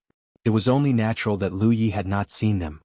On the other hand, the Dragon Spring Conference was different. It was held once every 3 years, so all 3 forces nearby placed great importance on this event. All the Spirit Creek Realm Masters ranging from the 2nd Order to the 5th Order had gathered in their respective bases 10 days ago in preparation for the start of the Dragon Spring Conference. Each sect usually had many 5th Order Spirit Creek Realm Masters. The 10 or so 5th Order Spirit Creek Realm Masters that Lu Yi met so far only made up a small portion of them. Most of them were guarding the various mountain peaks. Although Han Jiyu could not wait to slice Lu Yi into 1,000 pieces, she had not forgotten her priorities. She could not mobilize all the strongest members for the sake of dealing with a single 4th Order Spirit Creek Realm Master of unknown origins. Green Feather Mountain would definitely take advantage of the situation if she were to do that. At that time, things would not end with just the deaths of a dozen or so people. It would result in the loss of many mountain peaks under their control. Out of the 3 5th Order Spirit Creek Realm Masters who leaped forward, 2 of them charged toward Lu Yi. Meanwhile, the remaining person stood not too far away and raised his hand to point in Lu Yi's direction. Spiritual power surged at his fingertip. He was a spell cultivator. Lu Yi couldn't help feeling extremely troubled. Most of the people shooting arrows at him from the shadows had relatively low cultivation. Moreover, Lu Yi and Amber had experience dealing with them now. They could no longer be harmed by those attacks under most circumstances.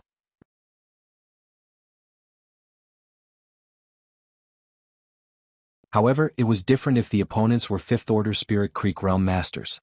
The power of such a cultivator's spell techniques should never be underestimated. Things might end badly for him if he were careless. That was why he made a swift decision when he saw that cultivator casting spells. He threw an object with one hand and single-handedly formed a seal with the other hand. The object he tossed out immediately arrived above the spell cultivator's head and rapidly enlarged. The object transformed into a large bell that overflowed with spiritual light, looming over the other party. The spell cultivator clearly did not anticipate such a move from Lu Yi. It was too late for him to dodge the attack and he was firmly covered beneath the bell. Meanwhile, the other 2 5th Order Spirit Creek Realm Masters had arrived in front of Lu Yi. The person in the lead was burly, strong and vigorous. It could be seen at a glance that he planned to become a body-tempering cultivator. Despite facing Amber's charge, he neither dodged nor evaded but provocatively stepped forward instead. He raised his hands to catch Amber's 2 front legs, his posture indicating that he was planning to catch and throw the tiger. Roar! The tiger's roar resounded throughout the forest. The body-tempering cultivator only managed to maintain a stalemate against Amber for 2 seconds before he collapsed to the ground. He had overestimated his capabilities. In terms of brute strength, Amber was not as strong as him. Even so, spirit beasts had their own advantages. That was especially true for sturdily built spirit beasts like Amber. It was impossible to stop them without enough strength to crush their forward-charging momentum. Taking advantage of the 2-second delay brought about by the body-tempering cultivator, the other 5th Order Spirit Creek Realm Master attacked from behind. This person was most likely a combat cultivator. That was because he was wielding a sledgehammer that was the size of a head. It did not look like something to be trifled with. The sledgehammer that seemed to weigh thousands of kilograms looked like it weighed nothing in his hands. He leaped forward from behind his companion and brought his sledgehammer smashing down on Lu Yi. The spiritual light on the sledgehammer shone so brightly that it was blinding. He shouted, "Get down from there." This attack was extremely heavy. It gave off the feeling that one blow could crush 10 men. A blow like this was not something Lu Yi could defend against no matter what he did. If he forcefully took the blow, he would only end up with several broken bones. Therefore he hurriedly activated the protection spiritual pattern to form a shield in front of him. Boom, there was a loud explosion. Lu Yi felt the spiritual power in his body gushing outward like the floodwater released from a dam. The protection spiritual pattern seemed somewhat unable to stop this menacing attack. Small cracks appeared along the spiritual pattern. 3 seconds later, the spiritual pattern shattered apart. It was his first time meeting somebody who could break his protection spiritual pattern in one blow. It had to be said that even Dong Shuyi, who was a 7th-order spiritual Creek realm master, had failed to do that. It would seem that the protection spiritual pattern was more adept at defending against spell techniques.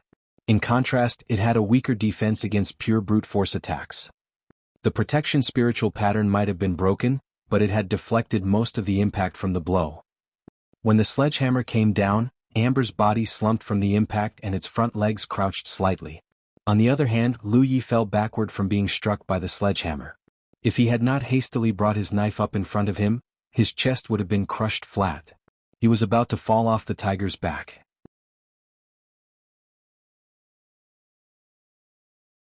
At a critical moment, a small hand suddenly emerged to grab him by the belt and pull him back. It was Yi, who had been hiding inside Amber's body all this while. There was nothing much she could do to help during a fight, so she had kept herself hidden all this while. Appearing and saving him at this time was a stroke of genius. His mouth was filled with the taste of metal. In addition, his chest and shoulders were incredibly sore. It was clear that he had been injured. A blow like that was not easy to block completely. At this moment, he was rejoicing over the fact that he had used his Bell Spirit artifact to restrain the 5th-order Spirit Creek Realm spell Cultivator. If all 3 of his opponents joined forces against him, he would most likely die here. The body-tempering cultivator climbed up from the ground and retreated several hundred meters, watching Lu Yi warily. Similarly, the combat cultivator also backed away several thousand meters. He held his sledgehammer with both hands, looking very solemn. If one were to look carefully, one could see that his hands holding the sledgehammer were trembling hard. The attack just now was the result of his full strength. It was a heavy burden on his body. Just in those few moments of delay, rustling movements could be heard coming from the surrounding forest. Cultivators were surrounding this area from all directions. The cultivators riding the spirit beasts were also quickly approaching. Lu Yi did not have the time to examine the wounds on his body. He quickly identified the weak points in their defense and immediately found a direction. Just as he was about to guide Amber in that direction, he suddenly heard shouting in the distance. The shouting continued endlessly. The shouts were also accompanied by powerful spiritual power fluctuations coming from that direction.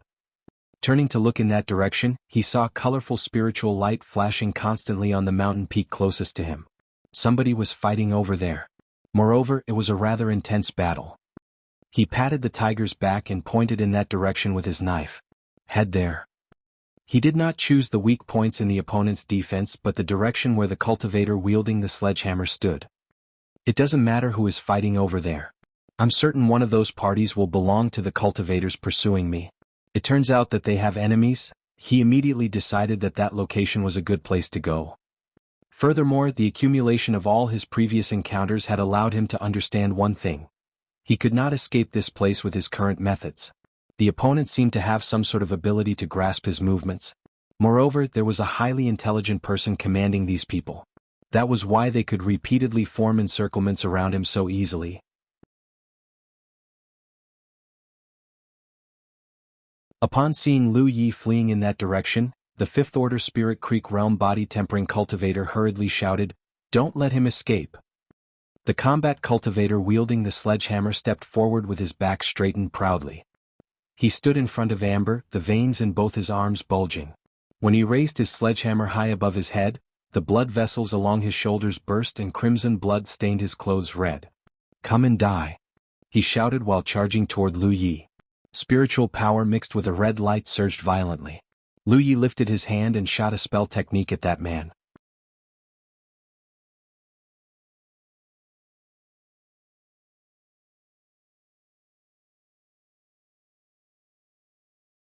Chapter 120 Reinforcements from Green Feather Mountain. The combat cultivator could barely keep his rage in check as his eyes throbbed. This scoundrel is skilled in spells. How could I have been so careless? Still, he adamantly stood his ground, choosing not to evade, but instead, he channeled every ounce of spiritual power he could muster and swung his hammer forward. Asterisk boom. Star. The impact saw him being hurtled through the air before crashing to the ground with his chest bloodied and charred. Amber leaped over the fallen cultivator with Lu Yi on his back, who bent down and gave a finishing blow with sharp edge fully activated to make sure that his enemy was dead. The morbid crunch of steel gnashing through flesh and viscera elicited a blood fountain out of the wound, but Amber did not stop. The magnificent animal bounded off into the distance before Lu Yi could ascertain that his enemy was really dead. There he is. Quick! A voice screamed from behind, followed by the shrill whistle of an arrow that plunged into the darkness, missing him completely. Lu Yi could see that he was right, especially seeing how anxious the pursuing mob was.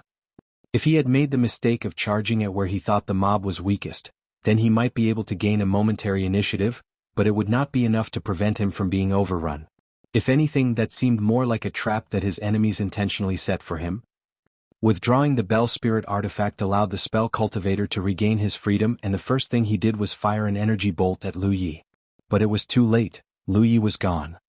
The mounted cultivators gave chase, but after a certain distance, as if they had received orders to not overstretch themselves, the riders stopped, staring at Lu Yi from afar, awash with resentful bitterness.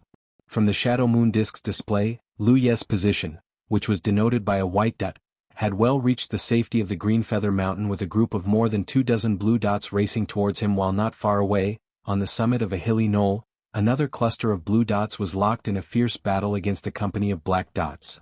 That must be where Lu Yi had noticed a commotion earlier. Inside a great hall, Han Jiu shot Tang Wu a scathing glare, her eyes flaring with rage. If only her eyes could emit death rays and kill him, that would have pleased her greatly. The blue dots closing in on Lu Yi's position were obviously men sent forth on Tang Wu's orders, or the Tai Luo clan forces would not have called off their pursuit of Lu Yi. The last thing they wanted was to intrude into the territory of Green Feather Mountain. It was also Tang Wu who had launched an attack on the summit of the hill as a means of sending a message to Lu Yi. As it happened, Lu Yi immediately caught on to the gist despite not having any direct communication with Tang Wu, whose tactful arrangement was enough to make Lu Yi come his way. In the meantime, Han Jiu could not believe that her gambit failed to work. Lu Yi had not charged towards the trap as she intended him to. The clandestine duel of wits had seen Han Jiu emerge as the clear loser. Not only was Lu Yi well and alive, but he had successfully made it to the Green Feather Mountain forces while she had lost more than a dozen cultivators, to say nothing of the territories which she had lost after all of today's skirmishes. What in God's name was that? The scrawny Qin Wanli yelped with disbelief. For the entire length of the afternoon, Qin Wanli had barely taken his eyes off the disc, seeing how the tiny white dot weaved and twisted back and forth amid the pandemonium that centered on him whilst he snaked his way out from the mountains and rode into the sunset in triumph. Qin Wanli himself could hardly claim similar success even if he were in Lu Yi's shoes.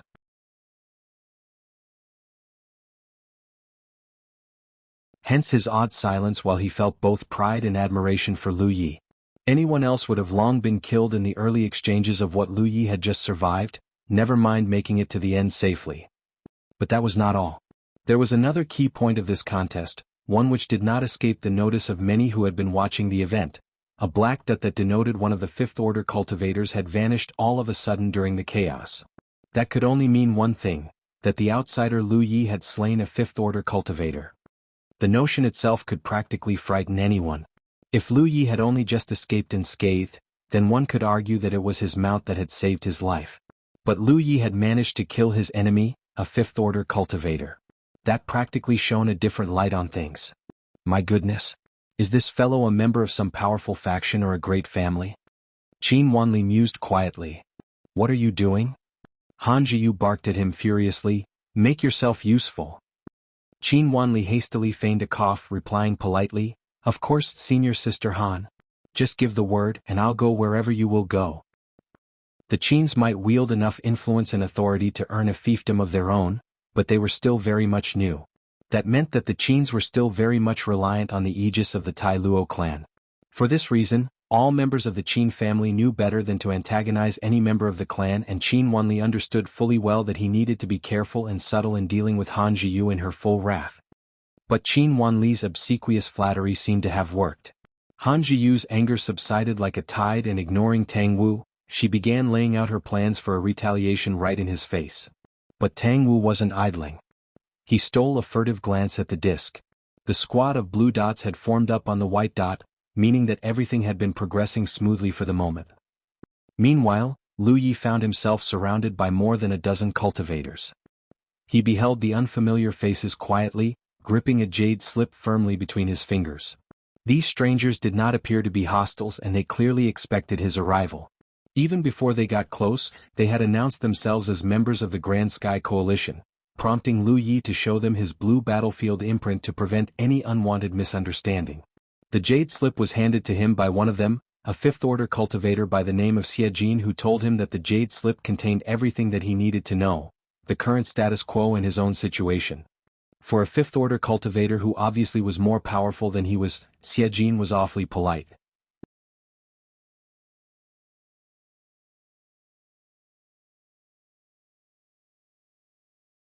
Lu Yi warily made sure that his pursuers were nowhere in sight before he gave his mount a light pat, tacitly signaling the tiger to be vigilant before he finally tapped the jade slip on his forehead to access the information it contained.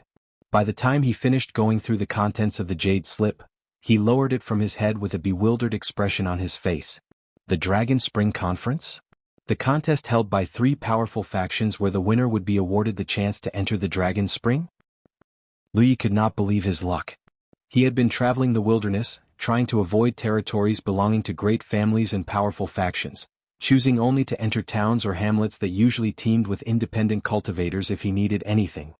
10 days had passed since he last stumbled upon a settlement that was filled with independent cultivators. While he avoided contact with anyone else, he did not realize that this was the venue of the Dragon Spring Conference. His initial decision to travel via the 100 Peaks mountain range was only because this particular area appeared to be his safest way to travel, being the neutral crossroads leading to the territories of the 3 most powerful factions in this locale. Little did he realize that his arrival would cause such a ruckus. That was the same reason that compelled him to choose traveling via the Split Sky Gorge, the border of the fiefdoms held by the Mystic Sect and the Crimson Heart Sect respectively before the former unified both domains under one single rule. It was a mistake coming here. He should not have chosen the neutral area, which was smack bang in the middle of so many dangerous and powerful parties, with all sides trying to outdo one another and thus making the place chaotic enough. He should have chosen to travel through territories controlled by the Grand Sky Coalition. He immediately made a mental note about this. And from what he gleaned from information supplied by the magical jade slip, the area in the 100 Peaks mountain range which he had just passed through was well within the Tai Luo clan's circle of influence. That would explain the relentless pursuit by the clan's cultivators. But Lu Yi noticed one more detail. He had rarely seen any fifth-order cultivators before. Yet so many had been popping out of the woodwork lately just to attack him. He could think of one possible explanation. According to the jade slip, he had entered the clan's territory from the back, and the clan had stationed a few of its most powerful cultivators mostly at the front lines where most of the conflicts with the rest of the other factions would be. This was why, as he made a beeline that intersected straight through the entire breadth of the clan's territory, more and more powerful cultivators were roped in to hunt him down. The Shadow Moon Disk was the only reason he could think of behind how easily the Green Feather Mountain forces tracked him down. All 3 factions had 9th-order cultivators garrisoned around the disk, and that allowed them to be aware of his whereabouts no matter how hard he tried to hide. He had the strange feeling that someone had been watching him, especially since the clan's cultivators were able to locate him at every nook and cranny, and the information inside the jade slip confirmed his suspicions. Seeing how everything made sense, Lu Yi was satisfied with the veracity of the information he now received. At any rate, the timely appearance of these riders had thwarted the pursuit of the clan, and that was good enough for Lu Yi to believe that they meant him no ill will. "Come with us, my friend. It's not safe to loiter around here." Xiejin gestured at Lu Yi to follow him. Lu Yi nodded, "Very well." Lu Yi dug his heels into his mount's flanks and rode ahead with the escort of cultivators around him.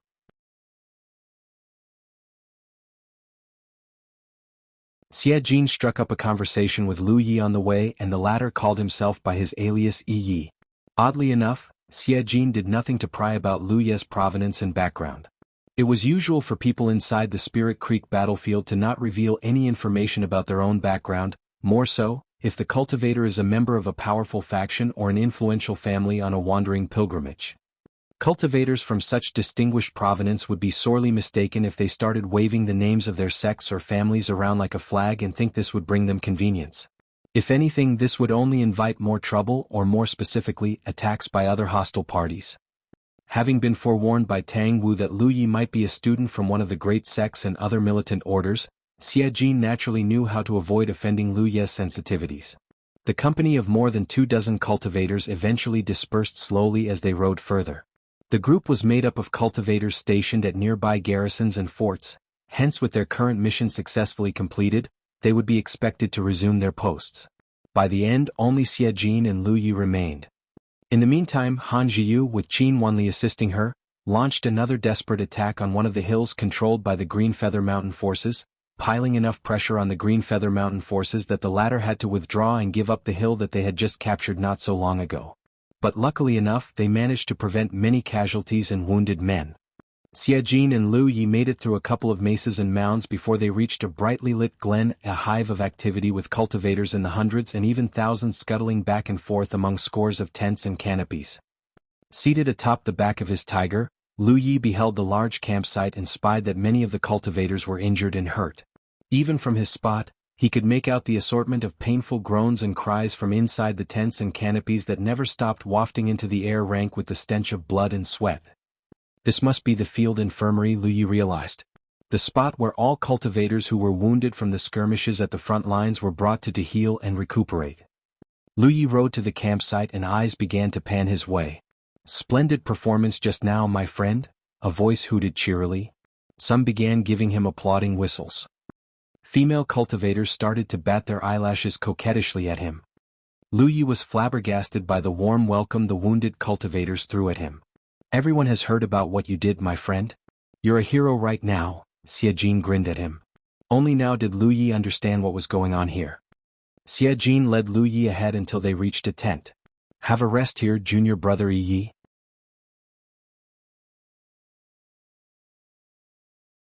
"I'll have someone tend to your wounds in just a while," he said. "All right, thanks." As much as Lu Yi wanted to decline the offer, he did not want to sound impolite and ungrateful. His wounds weren't too bad, and after his few near brushes with death, he had since developed a greater endurance to pain. But the same could not be said for his Mount Amber. The Tai Luo clan cultivators had been trying to incapacitate him in their attempts to prevent Lu Yi from escaping.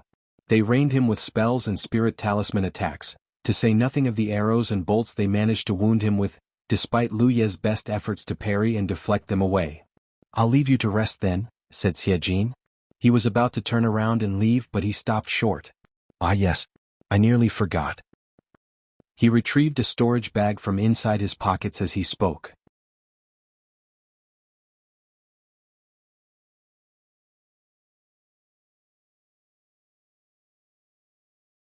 Chapter 121, Soothing and Comfort. Xie Jin tossed the storage bag at Lu Yi. This is," an incredulous Lu Yi said. "A reward from the Green Feather Mountain forces to you. 2 spirit stones for each contribution point and 10 for killing a 5th order cultivator. Let's see. 1 5th order enemy, 3 4th order enemies, 5 3rd order enemies, and 6 2nd order enemies. As a 4th order cultivator, you're entitled to a reward of 49 contribution points." Apparently, everyone was not only aware of the full details of what he had done, but they even had his contribution points fully calculated. But that must be the Shadow Moon Disc, or Lu Yi would have suspected that someone must have had his or her eyes literally stuck onto his back without him knowing. "Senior brother Tang Wu has left us strict orders that the reward must reach your hands. Please accept this as a token of appreciation. I shall leave you to rest then." Xie Jin finished what he wanted to say all in one breath, all to prevent Lu Yi from declining the offer before he quickly slipped away, leaving Lu Yi alone with Amber in the tent staring blankly at the storage bag. Lu Yi examined his battlefield imprint.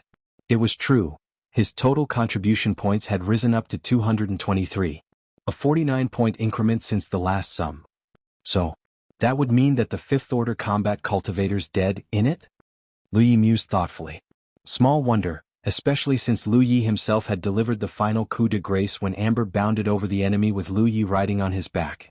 The sharp-edged, reinforced blow had ripped half the poor fellow's throat apart. In his haste to escape from his pursuers, Lu Yi did not have the chance to stop and verify his kill, but the contribution points he gained today clearly showed that the kill was secured. The fifth-order combat cultivator really was dead. With a casual toss, he threw the storage bag to the top of a table nearby and sat down, where he retrieved some water from inside his own storage bag to rehydrate himself. The exertions today had been greatly exhausting, and even Amber was hanging his tongue out like a thirsty dog. Lu Yi poured him some water too. He appeared. She strode to the table, curiously pried open the storage bag's drawstring and looked inside. Lo and behold, the sight of 108 spirit stones shining inside made her lit up with excitement. For one with insatiable avarice for wealth second only to Wuxia, had never laid eyes on so many spirit stones before. For years she and Amber had lingered around poverty and destitution. Plundering and raiding low-tiered cultivators was their only way of surviving in the wilderness, and things would not have turned for the better if they had not encountered Lu Yi. Lu Yi, Lu Yi. Yi called loudly with brimming exhilaration. So happy was the spirit ghost that she couldn't put down the pouch full of spirit stones. She asked, "What do you think they're trying to do?" "Buying us over, I guess," remarked Lu Yi. "But what for?" the spirit ghost pressed naively. Lu Yi gave her a concise brief about the Dragon Spring Conference. The Green Feather Mountain forces are slated to be the underdogs in this contest. Therefore, the rules dictate that they are allowed to enlist outside help from independent cultivators who are in no way affiliated to any of their allies. With so many Tai Luo clan cultivators dead at our hands today, it's only natural that Green Feather Mountain wants us on their side. Lu Yi only knew about this after accessing the information contained within the jade strip that Xie Jin had given to him when they first met earlier, and making a few guesses of his own, all of which were promptly confirmed by Xie Jin's handing him of the storage bag filled with spirit stones.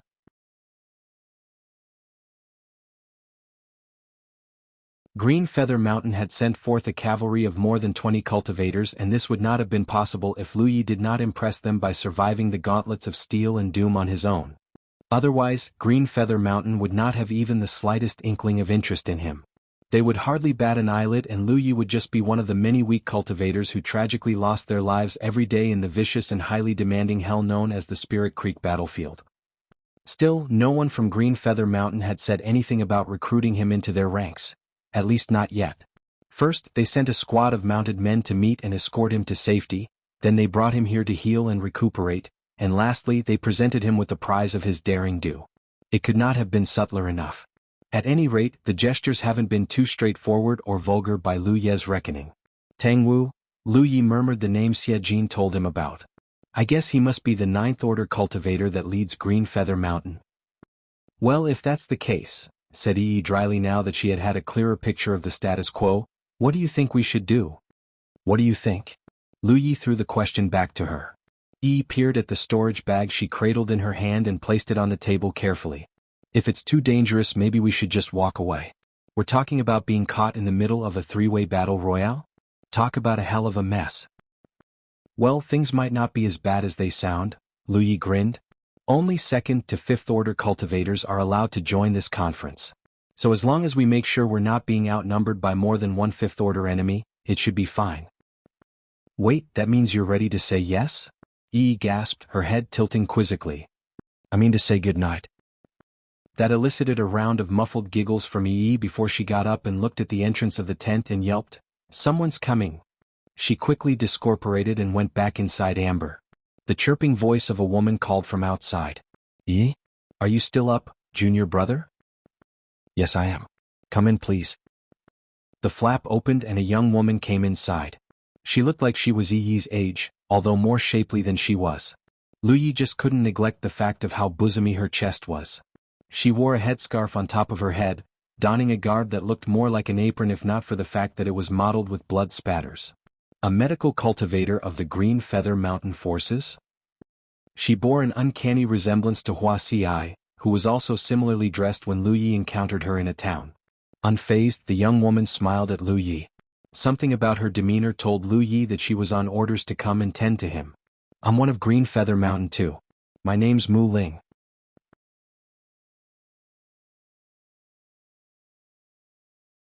Lu Yi got up at once and bowed. Nice to meet you, senior sister. I'm here to see to your wounds, junior brother, said the bright medical cultivator as she strode to a corner and began rummaging through her storage bag. I'm fine, senior sister. But my mount's rather the worse for wear. Can you take a look at him? Said Lu Yi. I'm afraid I'm still gonna examine you, junior brother. Senior brother Tang Wu has expressly stressed that I must make sure that you're okay, said Mu Ling as she swiveled around. Not wanting to sound ungrateful, Lu Yi could only oblige. Fortunately, he really wasn't hurt much, and it only took a couple of minutes to dress most of the superficial wounds he suffered. The only injury worth noting was the internal wound incurred during his bout against the Fifth Order combat cultivator. But with the blow greatly mitigated by Lu Ye's protection spiritual pattern, Mu Ling did not have much trouble treating him. Finally, after making sure that Lu Ye's injuries were all seen to, Mu Ling turned her attention to Amber. She carefully removed the bolts and arrows jutting out of the tiger's hide before applying some healing salve and herbs. That took the better parts of almost 2 hours before Mu Ling's work here was done. She said her farewells and left, but not before leaving a pair of healing pills for both Lu Yi and Amber. Lu Yi knew better than to decline the kind offer. As soon as Mu Ling was gone, he swallowed one, giving the other to Amber. Yi reappeared. Only this time, she looked rather miffed at Lu Yi. What's wrong with you? Lu Yi asked, perturbed by the nasty look she was giving him. But Yi refused to respond. What the hell is going on? Lu Yi yelped incredulously. Umph. Yi averted her eyes, peeved and distant. Lu Yi reached for the side of her face, his hand caressing her supple skin as he lifted her chin. Come on, what's wrong? Yi vanished again, withdrawing back into Amber with a quick, someone's coming. The flap of the tent folded sideways to admit another young woman with a curvy figure. Amid a strange whiff of fragrance that lingered around her as she drifted across the tent, she sidled close and cooed into his ears, time to tend to those wounds of yours, junior brother. Wait. What? Jay just now. Lu Yi gasped, utterly at loss for words. That was just the first part of the process. Now get on your bed, she ordered curtly. Lu Yi could not believe it. Heavens, are they really that serious about us? He wondered to himself. That they needed 2 healers to make sure I'm okay? But I'm not really hurt anyway. The female cultivator wasn't too amused to see Lu Ye's hesitation. Get on the bed please, she pressed again impatiently. What's wrong with her? In a bad mood? Lu Yi thought at that moment. But before he could say no, the female cultivator pushed him and kept him pinned down on the bed before she began stripping his tunic. She ran a slender finger through the firm curves of his hardened chest playfully, staring at him with a dreamy look. Impressive, junior brother. Look at how strong you are, she caressed the dreadful scars on every inch of his taut flesh. Men who survived great battles are just so irresistible. Something is terribly wrong. Lu Yi got up at once before the young woman's hands could skim on his body further and seized her wrist. Senior sister, are you sure you're a Green Feather Mountain medical cultivator? She gave him a naughty and kittenish wink. Medical cultivators deal with injuries to your body. I'm here to provide soothing and comfort to your mind. Wait a minute. Wasn't this one of the female cultivators who were batting their eyelashes at me? Lu Yi recognized her at last. She's not some ruddy medical cultivator. Lu Yi refused to let go.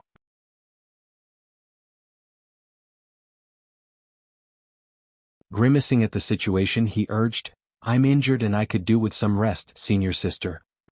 So what if you're injured? Countered the female cultivator. Life is short. We take what we can while we still can. Carpe diem. Heaven forbid, we could be dead by this time tomorrow, so it's wise to spend each day like it's our last. Lu Yi could barely take his eyes off the generous curve of her bosom and bobbed his head. Can't contradict you there, senior sister. Then he felt it, the weight of Yi's and Amber's stares bearing down on him.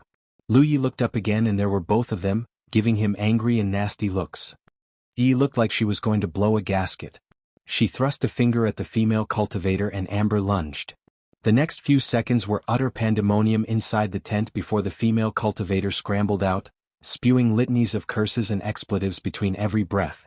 If only she knew how lenient Amber had been, or she could have been dead. The inside of the tent looked like the aftermath of a cyclone, with the bed utterly collapsed. Lu Yi sat on the ground with Yi towering over him imperiously. Oh, you found yourself unable to contradict her, eh? Well, what she said made sense. In what way? In how inviting her generous offer was, Lu Yi answered cryptically, not forgetting to hold up his hands in front of his chest to emphasize how enticing the female cultivator's womanly charms were. Yi peered at her own chest and that infuriated her. With a final howl of total frustration, she vanished back into amber. That left Lu Yi and Amber both tossing blank stares at each other. At last, Lu Yi decided to look for something to eat. They had barely consumed anything yet, and some Epicurean pleasures would certainly help to satiate those particularly good appetites of them both. He left the tent and found a flaming bonfire where he sat down. He got some animal flesh he had been keeping inside his storage bag and cooked them over the fire. He had only just begun eating when more cultivators appeared. Some of them well and a good many of them hurt. They came bearing gifts. Some offered him more meat while some presented him with some liquor and wine, and every one of them was kind and warm. This was a first for Lu Yi, who had never been showered with such generosity and attention since his arrival into this dimension. But he was somewhat relieved to find that the cultivators did not stay to talk much. They merely came and left whatever they brought, exchanging only some short but friendly greetings. Lu Yi did his best to respond politely to every one of them. Is this the dignified presence that members of great and powerful sects often carry? The cultivators all thought when they took their leave and walked away.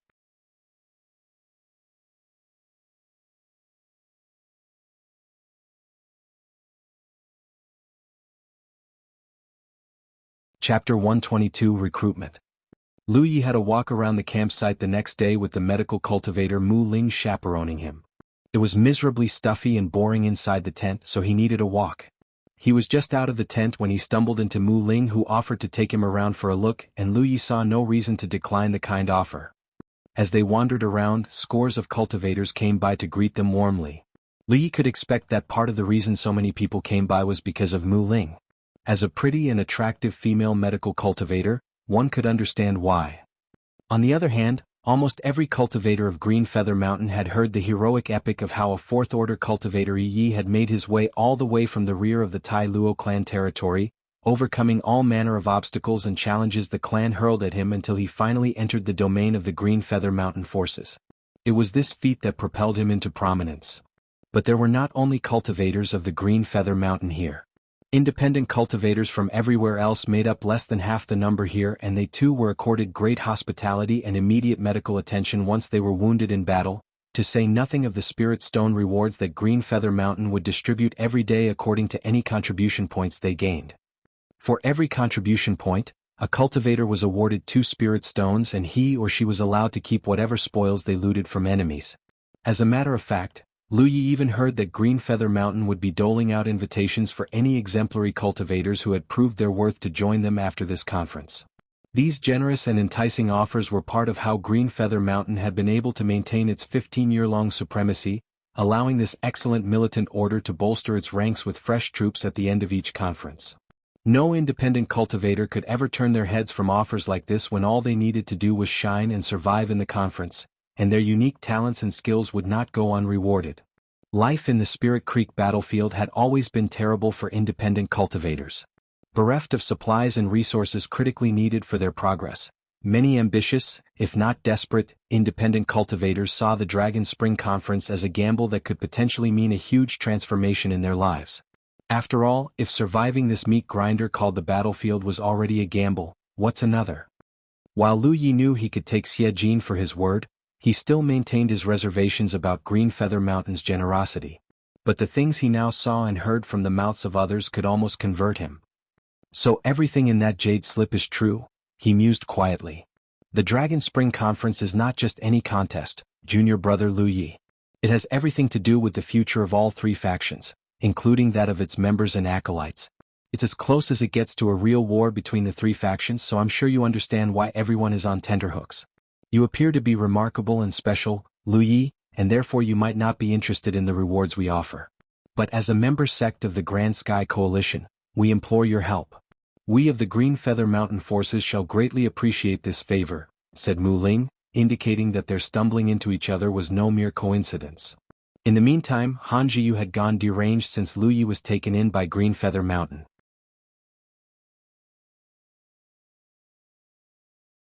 She roped in the Qins in a reckless crusade against the Green Feather Mountain forces, forcing them to cut their losses and give up some of their territories that included a few hills, making the total number of hills now controlled by Green Feather Mountain amount to not more than 30. Tang Wu had never felt such daunting pressure before. He did not want to push things initially. As much as he wished for Lu Yi to join his side, Tang Wu did not want to pester him, for he did not want to look desperate and risk becoming a nuisance instead. To that end, he would have wanted to let things take their course instead. But with the enemies now eager to spill more Green Feather Mountain blood, an all-out war would see both sides suffering heavy losses, and Tang Wu expected the worst for his side. This was definitely not something he could accept, not with the conference being just around the corner.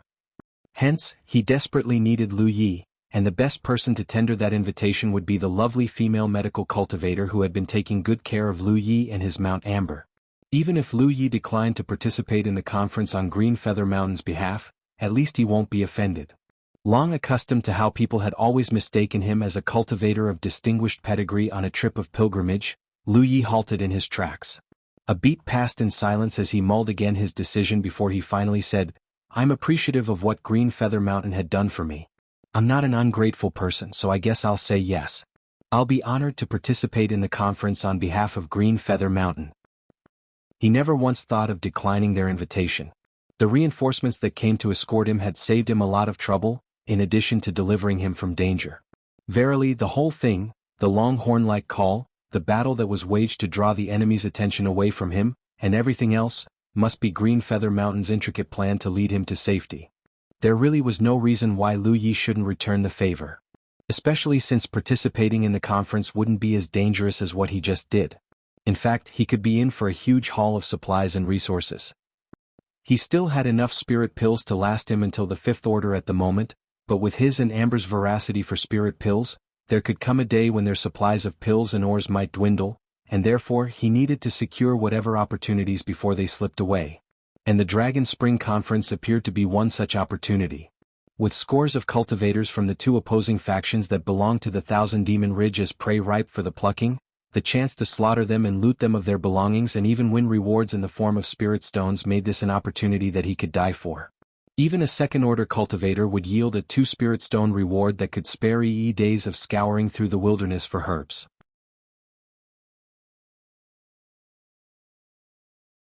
But if he could slay a 5th-order cultivator, then the reward would be 10 spirit stones plus the original 20, making the amount a total of 30. How could Lu Yi ever decline such a prospect? Never in his wildest dreams. That he did not make known his inclination to participate was only because of his injuries. He needed the rest. But he also wanted to see with his own eyes how independent cultivators were treated here. He wanted to make sure that the information he got from the jade slip Tang Wu prepared for him was true.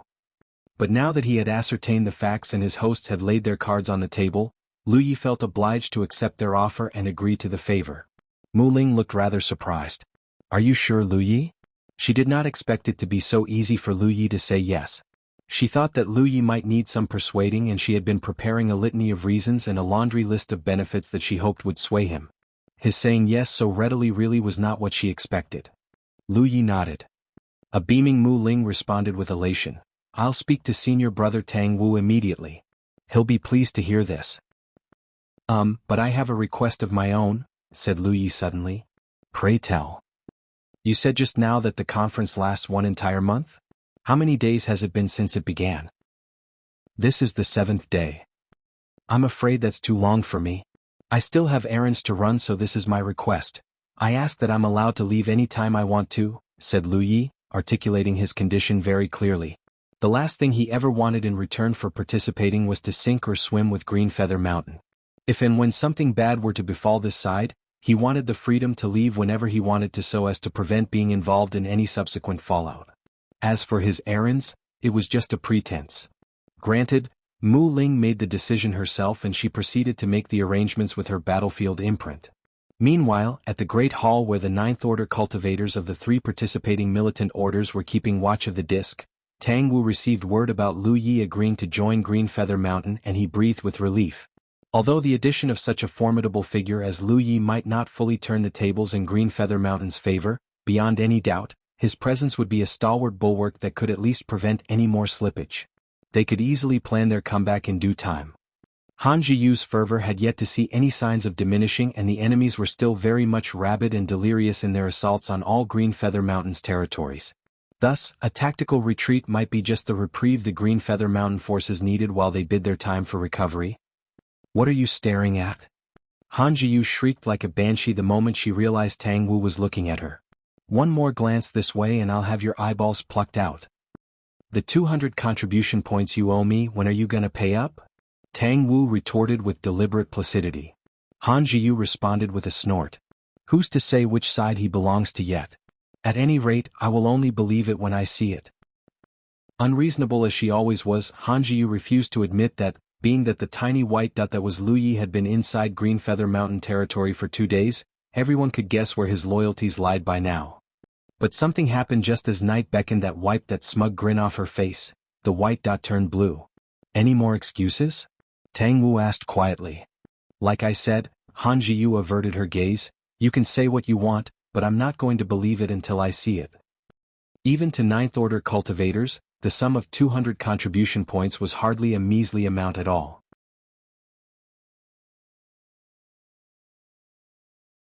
Han Jiyu would never so easily give up her points. As a petty termagant on the opposing side, she felt no scruples at all in being deliberately and willfully petulant.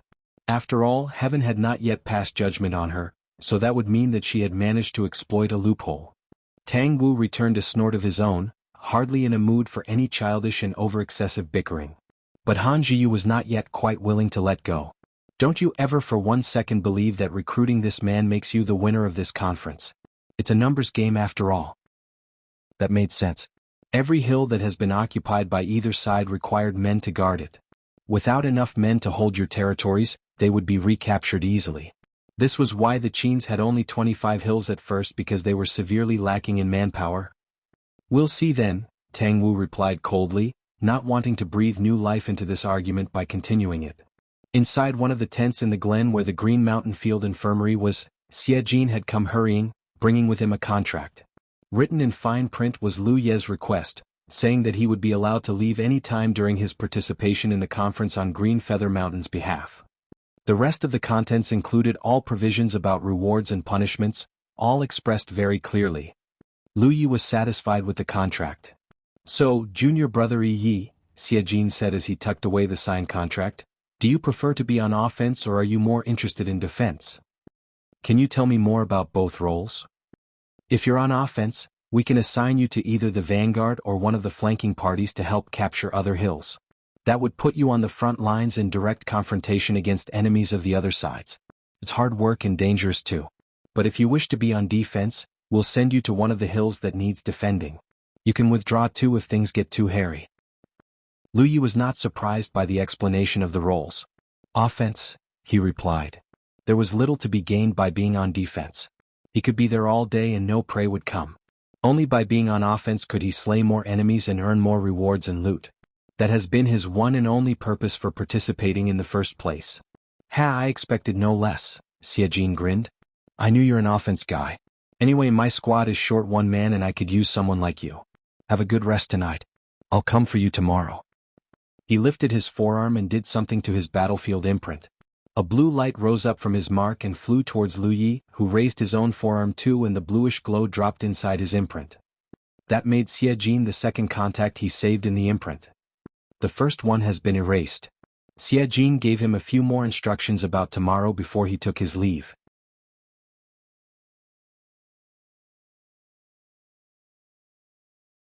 Yi appeared from inside amber. Are you sure about participating in this conference, Lu Yi? You're not keen about it? Yi shook her head. We're going wherever you may go, she said firmly. Her resentment and tantrum towards him a few days ago all but subsided the following day. In fact, she was rather afraid that Lu Yi would be bitter toward her instead. Seeing him behaving just like normal breathed relief into her. Lu Yi stroked her hair, saying, well, someone's gotta demand some payback for what they did to Amber. What goes around comes around. I guess you're right, Yi nodded. You're sure about that? Whatever you say. At least we get to knock on some heads. Yi declared loudly, deciding not to dwell on right or wrong. It was something she and Lu Yi had never been able to properly see eye to eye about.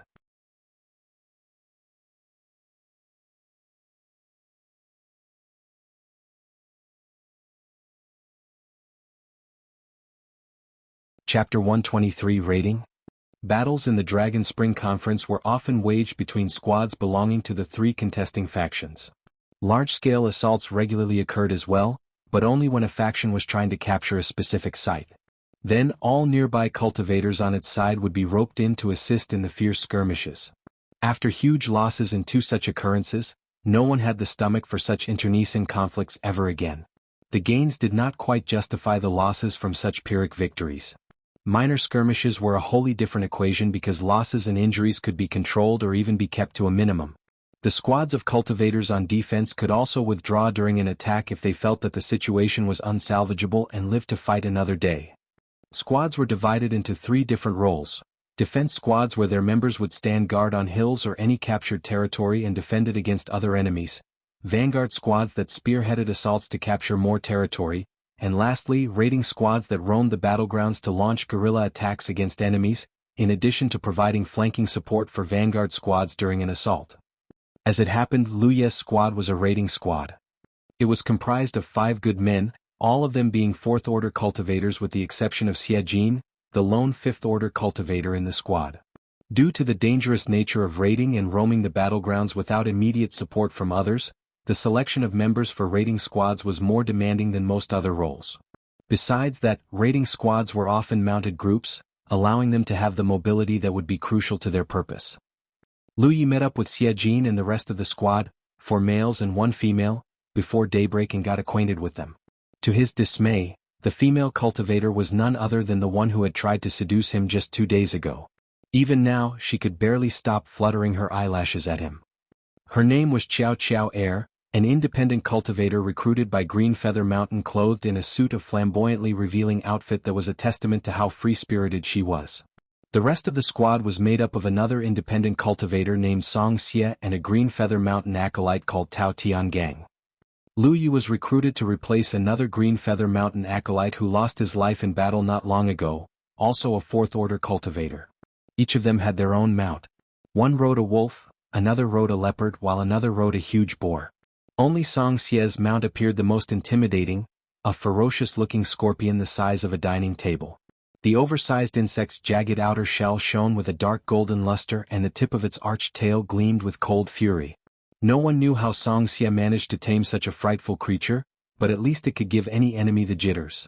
Song Xie himself was every bit the semblance of a man suffering from a weak and frail constitution, his frame gaunt and his skin mottled with a pale greenish shade. Lu Yi just couldn't help wondering if death was looming over him, ready to claim him any time. The company of 5 stayed huddled together in the cover of the thick wilderness around them, each of them silently meditating with their mounts obediently taciturn while they waited for their instructions. A dozen minutes barely passed when Xie Jin called suddenly, "Let's go!" The rest of the squad opened their eyes and hopped onto the backs of their mounts. With Xie Jin at the lead, they kept a close pace behind, maintaining the same bearing. Not far ahead, a squad of Green Feather Mountain cultivators was doing their best to ward off a Qin assault. Scorched patches scattered everywhere on the elevated terrain as the battle waged.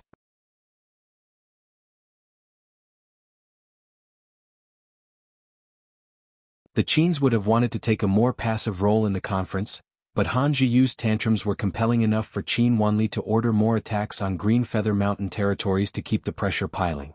Xie Jin's instructions were to lead his squad to flank the invaders. Such a maneuver that required high mobility was just a raiding squad's bread and butter. The enemies were still a vast distance ahead when Xie Jin suddenly yelled, "Brace yourselves!" It was an enemy raiding squad and it was heading their way. In mere seconds both squads would clash. It did not take long for Lu Yi to spy movements up ahead, enemies mounted on their spirit's beast prancing nimbly with dazzling agility amongst the trees of the woods just beside them as both squads closed in on each other.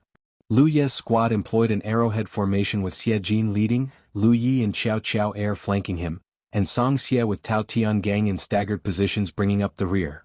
With barely 100 meters between both squads, spiritual energies flared as cultivators from both sides readied themselves. As if they had been reading each other's minds, Xie Jin and the leader of the enemy squad each hurled at each other a golden will talisman paper. The strips of talisman papers erupted simultaneously, sending golden arcs of deadly energy zipping towards both squads.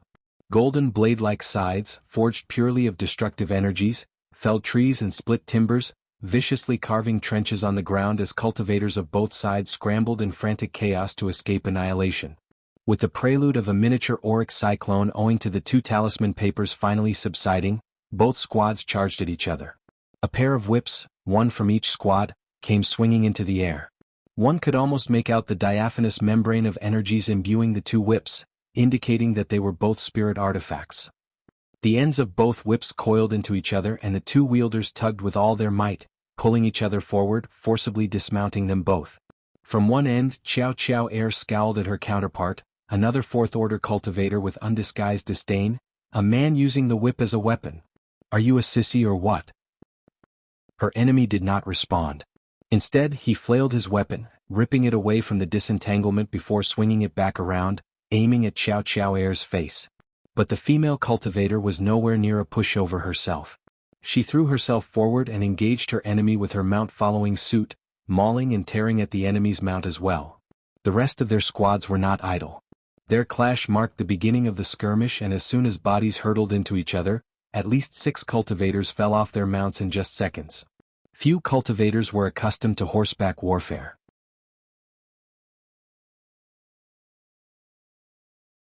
Mounts were used chiefly for mobility reasons and support, and riding on a saddle only made it more difficult for a cultivator to fight to his fullest. So was the case for Lu Yi, only he vaulted off amber on his own accord. In the first clash, he managed to unseat a fourth-order enemy with a blow that almost connected. The latter had to leap off his mount in the most undignified manner to save his own skin. That gave Lu Yi the chance to dismount quickly. The enemy barely collected himself only to find Lu Yi swinging his saber at his throat. With lightning-quick reflexes, the enemy raised his weapon to parry the blow. But Lu Yi's saber did not arrive. It stopped just before it collided with the enemy's spirit artifact. The enemy immediately sensed Lu Yi's spiritual energies churning. He looked up at once, and there was Lu Yi's hand, radiating a pale reddish glow in the center of his palm. The sound of flapping wings filled his ears, and a large bird-like creature materialized from Lu Yi's hand and shot straight at him, pummeling into his chest like a cannonball. With a loud bang, the bird-like projectile burst, and a huge eruption of searing heat swept forth, knocking the cultivator off his feet and throwing him backward with his chest a sickening red pulp of scorched flesh and blood. The cold glint of steel flashed before he even realized what was going on. The enemy hectically summoned his powers, but to no avail. It was too late. What came first was the prickly sensation coming from his throat, then everything went black. He was gone. Lu Yi sheathed his saber. Being able to fire spells changed things and made fighting so much easier. He would have needed more time and effort to defeat a fourth-order enemy like the one he just killed. He was not facing unarmed wooden dummies in real combat, but real enemies who could see his attacks and defend themselves. But the ability to fire spells provided an element of surprise that, unless the enemy had any defensive talisman papers, few could adequately defend against, giving him an edge to quickly seal the outcome or turn the tables to his favor. When everyone else was still in the heat of fighting after what were the initial exchanges of the skirmish, Lu Yi's fight had ended with him drawing first blood. He kicked and launched himself towards the nearest fight, Xiajin against a fifth-order enemy. Being combat cultivators, Xiajin and his enemy dismounted the moment they engaged and began trading blows in close combat that appeared to be a stalemate because of their similar levels of strength and power. In the midst of the fighting, the enemy felt a chill running up the back of his spine. Something was coming from behind, his senses warned. He ducked and something passed over the top of his head quickly, grazing his hair and skimming the top of his scalp. When he looked up and saw who it was, he jerked his head around and saw one of his men lying in a pool of his own blood. What on earth? Dead so fast? Then he remembered what happened recently. He stared at Lu Yi with shock and awe etched on his face. That was you? He remembered the story of a stranger who managed to fight straight through Tai Luo clan's territories despite whatever adversity that stood in his way and still lived to tell the tale. One of the most conspicuous details about him was the snowy white tiger that he rode as a mount. It was said that the clan lost more than a dozen men on his account, including a fifth-order cultivator. No one from the enemy squad recognized Lu Yi because they were cultivators fighting under the Qin banner, and none of them had seen Lu Yi before. Xiajin himself was already formidable enough, and the enemy leader immediately realized how the odds were stacked against him with the presence of such a dangerous opponent like Lu Yi. The first impulse that flashed through his mind was to sound a retreat.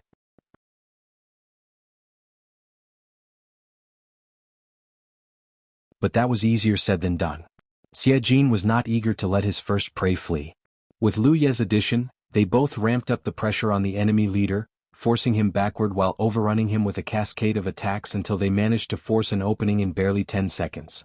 Seeing his chance, Lu Yi whipped his saber forward with all the speed he could muster with his spiritual patterns activated and the weapon's blade imbued with his spiritual energies to make it sharper and stronger. The blade's sharper than sharp edge sliced into the enemy leader's abdomen, eliciting a howl of pain as he crashed to the ground. Xie Jin's sword trembled with brimming fervor in his grasp like it was struggling to break free before his hand shot up and the sword speared through the enemy's wrist, severing his tendons. The enemy leader's weapon fell to the ground with a clatter while Lu Ye's saber arced back around for its second stroke, cleaving straight through his torso and into his heart. Lu Yi withdrew his saber. A geyser of blood shot out of the hideous fissure on the enemy's chest. But Lu Yi and Xie Jin did not wait to enjoy the spectacle. They split up, darting left and right respectively to assist their other squadmates. They too were still locked in fierce battles. Lu Yi found Xiao Air, who was still caught up in a blurry whirl of whips curving back and forth dangerously with her opponent, the male cultivator from earlier. The thongs of the whips shimmered with spiritual energies at every swing, but Lu Yi could see the swollen bruise on her face and a painful-looking mark burning on the misshapen face. But it would appear that she managed to return the favor, for her opponent was scurrying around with his legs pressed firmly into each other as if she had hit him at a certain spot below his pelvic area where it would definitely hurt the most. Xiao Air knew what had happened. Her opponent saw how his squad was down by 2 members, one of them being their best, a 5th-order cultivator, and that told him that he should withdraw. He knowingly took a blow from Xiao Air, enduring the whip's vicious lash on him while he used the chance to rummage his bag for a spirit talisman paper that he used to fire a spell at the female cultivator. The talisman paper imploded, becoming 3 square-shaped energy bolts that streaked towards Xiao Air. But it was just too fast for Xiao Air. She hastily dug inside her storage bag and found a golden spirit talisman paper of her own. Yet before she could use it, a shadow clouded her view of the front. A figure stood in front of her, shielding her from the blast. Clang, clang, clang. With 3 strokes from his weapon, the person easily nullified the attack with barely any effort. Xiao Air looked up to gaze at her benefactor and smiled sweetly, although her swollen, misshapen face only made her smile look somewhat unsightly.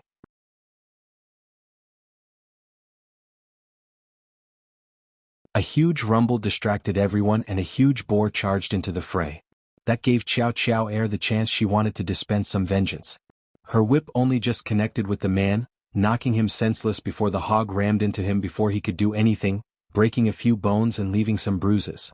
The boar charged again and crashed into the enemy cultivator again, tossing him up into the air while its tusks tore through his skin, the pain itself knocking him out. Angrily, Xiao Air flailed her whip and whacked it at the person's head so strong enough for blood to pour out like a smashed watermelon. In the meantime, Song Xia let loose a little cough. His giant scorpion mount was scuttling just beside him with the body of a man impaled from the tip of its tail. The poor and weak old man was still barely alive with the contents of his insides slowly pouring out in a morbid avalanche of entrails and internal organs.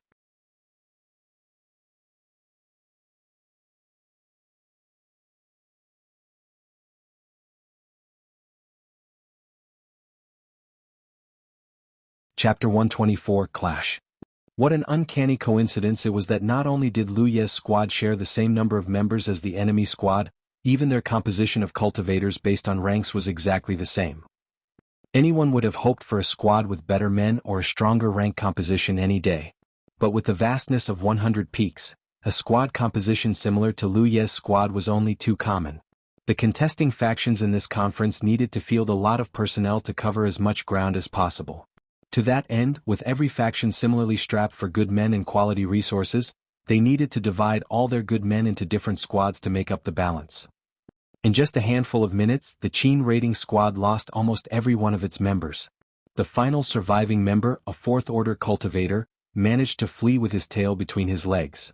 It was not because he was better than his opponent that he managed to flee unscathed, but rather due to his good luck. He wasn't knocked off his mount early in the initial exchanges of the battle, and before he could dismount and fight, he saw how easily Lu Yi had dispatched his squadmate. By the time Lu Yi and Xie Jin took down his squad leader, he had long been gone with not so much as a backward glance. Tao Tiangang had tried to give chase but to no avail. There was no way he could ever catch up to his fleeing enemy on foot. Xie Jin and the rest of the squad regrouped. Standing amid the blood they bled and the carnage they wrought, the members of the raiding squad traded disbelieving looks between one another. Is this it? Since when did skirmishes become so easy? Lu Ye's squad mates were no strangers to gritting and gruesome battles as members of Green Feather Mountain's raiding squads, and their battles never lacked pools of blood, maimed limbs and charred patches of soil. Skirmishes between squads of similar strength and rank composition were never cakewalks. But this time not only were they victorious, they were glorious. For out of 5 enemies were dead, and aside from Qiao Qiao who was mildly injured, the rest of the squad were fine. It was incredible. Everyone's eyes panned to Lu Yi. They knew what had happened. They had seen it. It was Lu Yi who had made short work of his opponent, and that started the ball rolling when he went to assist Xie Jin, and together, they killed the enemy leader. The man who single-handedly thrashed his way through Tai Luo clan territories, no less. They thought in unison. As much as they admired Lu Yi when they heard the tales of his daring do, almost all of them could confess dismissing a huge part of his triumph to good luck. But now that they had witnessed his prowess up close, they could now concede that it was not all luck. It was his power and his skill that made all the difference. His quick defeat of the enemy 4th Order cultivator was the reason that their squad could trample over the enemy squad with unprecedented ease. Xie Jin exhaled heavily with relief. His faith and confidence in bringing Lu Yi into his squad were not misplaced. Small wonder why Tang Wu held such great interest in him. He gave Lu Yi a curt nod of approval, then he barked, "We have 30 seconds. Clear the area." Everyone scrambled to work. The victory was more than just the death of 4 cultivators. Amber too had slain one of their mounts, the one owned by the 4th Order cultivator Lu Yi killed at the start. The rest of the mounts had absconded during the chaos, and with their masters or mistresses now dead, they would never return to the Qin encampment. They would become wild spirit beasts, free to roam the lands unfettered until they were killed or captured by other cultivators. That would mean that this skirmish was more than just a simple win.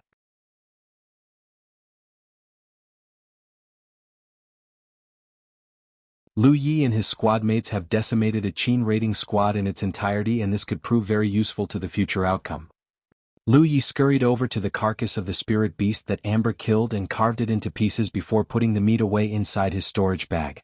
The meat could be a source of nutrition for him and Amber. When their 30 seconds were up, everyone clambered back up the saddles of their mount and followed Xie Jin's lead, continuing their original mission of reinforcing the defenses of a hill now besieged by Qin forces.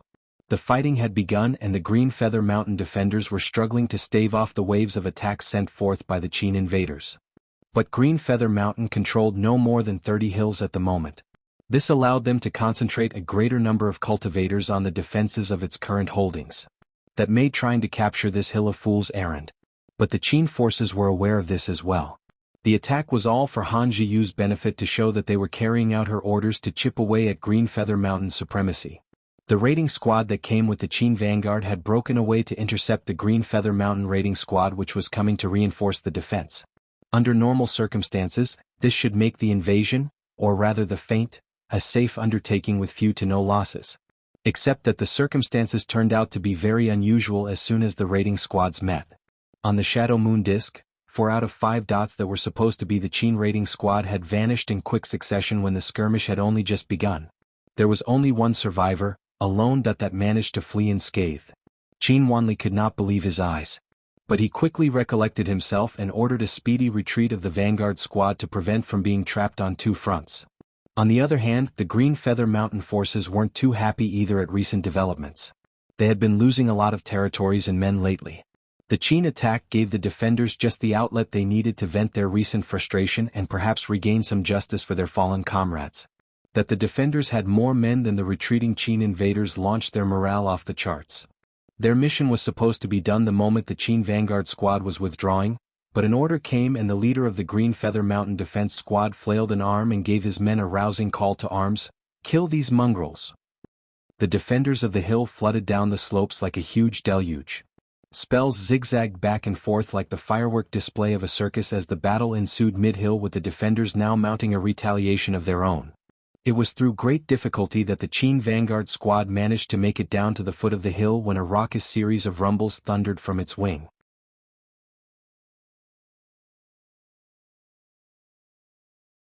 The leader of the vanguard jerked around and looked. It was a cavalry of 5, and once he saw who it was, he froze. Who else would it be if not Xie Jin and his squad?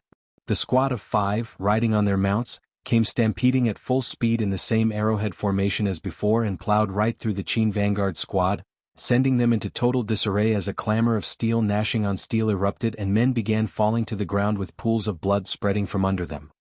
But Xie Jin did not stop and dismount. Rather, he wheeled his mount around and led his squad into another charge to fully wipe out the Qin vanguard squad. The raiding squad smashed through the ranks of the vanguard squad, eviscerating what resistance still left before Lu Yi and his squad mates finally dismounted to mop up what was left of the enemy. Wielding his saber, Lu Yi darted around the mess looking for more targets.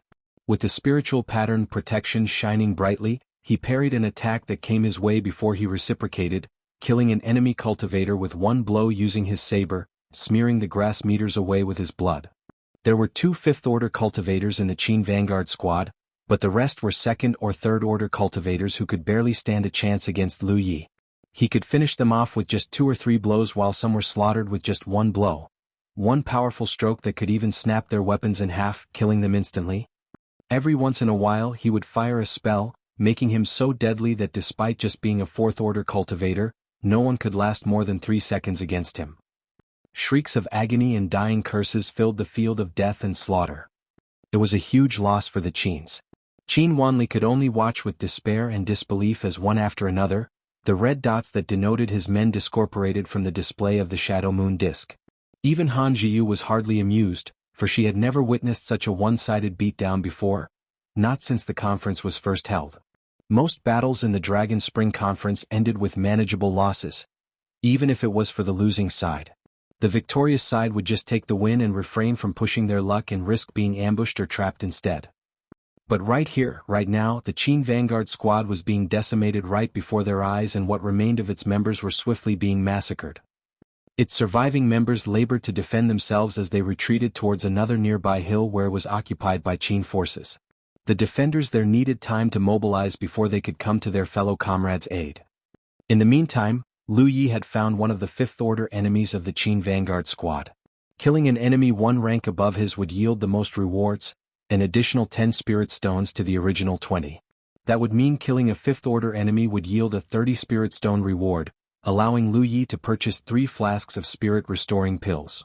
Right before Lu Yi now, he saw not a heavily bloodied and wearied 5th-order enemy, but a glittering heap of spirit stones. He had agreed to participate in this conference not only because he wanted to repay Green Feather Mountain for helping him, but more importantly, he needed more resources. Therefore he would never let the chance of killing a 5th-order enemy slip away. Lu Ye's saber came up before curving back down so viciously that the cold and keen flash of the weapon's blade illuminated the 5th-order cultivator's stern and defiant countenance as he launched an attack of his own. Yet barely a split second later, he quickly regretted his belligerence.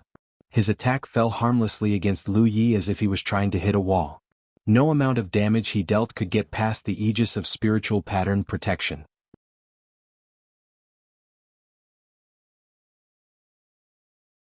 Yet in contrast, whatever Lu Yi was doing, it was working. Scarcely 10 seconds had passed since the moment they flung blows at each other, and here he was with numerous slashes and lacerations that had belched so much blood that his tunic was heavy and sticky. Verily, he could have long been dead if not for his timely activation of a golden body talisman paper which had saved his life. He gawked at Lu Yi with frustration, incredulity, and shock fraught in his eyes. How? What weapon is that he's wielding? How on earth could this be possible? But that was it. Before another thought came to mind, Lu Ye's hand shot up and a shiny red projectile the shape of a large and well-fed bird came darting straight at his chest. With reflexes that he could rely on to keep himself alive a little longer, he evaded the attack. The bird-like projectile brushed past him by mere inches, but that was all the opening Lu Yi needed. Lunging even before he knew his opponent would dodge the attack, Lu Ye's saber came slashing down right at his head. Having sampled its deadliness, the 5th-order cultivator would be tremendously appreciative to forego a repeat of what he just lived through. He ducked and rolled on the ground to escape like some filthy animal, something that was obviously a humiliation for one with his strength and power. He sprang to his feet immediately once he reached safety. Or so he thought. The tail of a whip glowing with spiritual energy coursing up its length coiled around his throat before it jerked him backward. The force pulled him off his feet. Lu Yi pounced at the chance and attacked. The first stroke weakened the protective aura maintained by the golden body talisman paper, the next shattered it into oblivion, and the third disemboweled him. By the time he crashed to the ground, He was no more alive than a piece of oak with a pool of morbid red drenching the grass beneath him. Lu Yi looked up to find Xiao Xiao Air flashing him a flirting wink. But the blood stain and swell on her face only made her too unsightly to behold. "Watch out!" Xiao Xiao Air called suddenly. The tip of a spear thrust straight for the back of Lu Ye's head. But that attack too struck the protection of his spiritual pattern that deflected the sharp tip away. Lu Yi spun around and seized the pole of the spear and swung his weapon furiously down the spear's length. The blade of Lu Ye's saber carved through his assailant's hand, severing off his palm at the center, causing the assailant to stagger backward, clutching his maimed hand with blood still gushing out amid his screams of pain before a stroke by another passing by Green Feather Mountain acolyte with his sword ended the agony with a coup de grace. One's reaction and mindfulness towards his or her surroundings were what would ensure one's survival in a pandemonium such as this. "Green Feather Mountain scum. We're coming for you."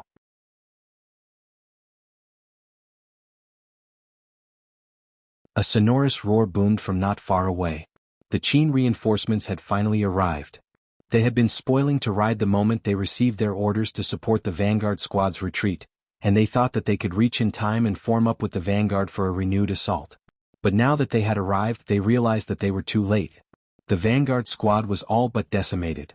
In place of what should be the Qin vanguard squad were more than 30 Green Feather Mountain cultivators, all of them seething with the blood of their enemies and their morale as high as the clouds, surrounded by the corpses and broken limbs of what should be formerly the members of the vanguard squad they should be meeting up with. Even the ground was practically flooded with the blood from the dead.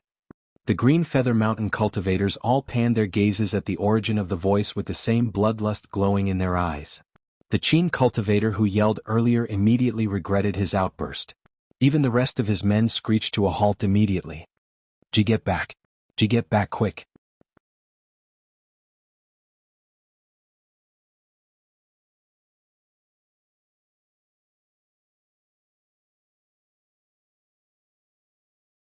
Chapter 125, Advantages and Initiative. The Qin reinforcements hastily withdrew to a safe distance and maintained their surveillance from there. It was not that they were afraid of battle but rather because of the vast difference in numbers. With more than a dozen men strong, if they could have arrived earlier to regroup with the vanguard squad, that would have yielded them enough men to renew their assault. But the Qin vanguard squad was decimated all too quickly that by the time the reinforcements arrived, the remnants of the vanguard squad were barely a handful. To charge right now would be nothing but folly, hence the reinforcements' decision to withdraw and cut their losses. In the meantime, the Green Feather Mountain cultivators broke ranks and surrounded the remaining members of the Qin vanguard squad inside a ring. The Qin cultivators huddled together, standing back to back looking desperate and absolutely forlorn. But none of them begged for quarter, for they knew as well as any other contestant in this conference that begging for mercy was futile. All the years of animosity had left bad blood between the contesting factions and their members.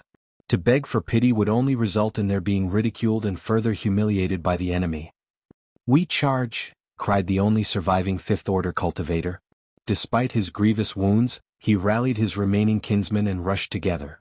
But none of the Green Feather Mountain cultivators were interested in engaging the stampeding enemies now going full berserk. Getting senselessly killed while their victory here was already secured was hardly their idea of fun. Thus, the only viable mode of attack was slinging spells at the enemy. In most cases, cultivators of the Fifth Order and beyond would usually have determined what specialization they would pursue by then. Cultivators still in the Fourth Order, on the other hand, might still be uncertain about their future, but some, especially those who aspired to be spell cultivators, would usually begin preparing themselves beforehand. Hence it was common for some to have already learned how to fire spells.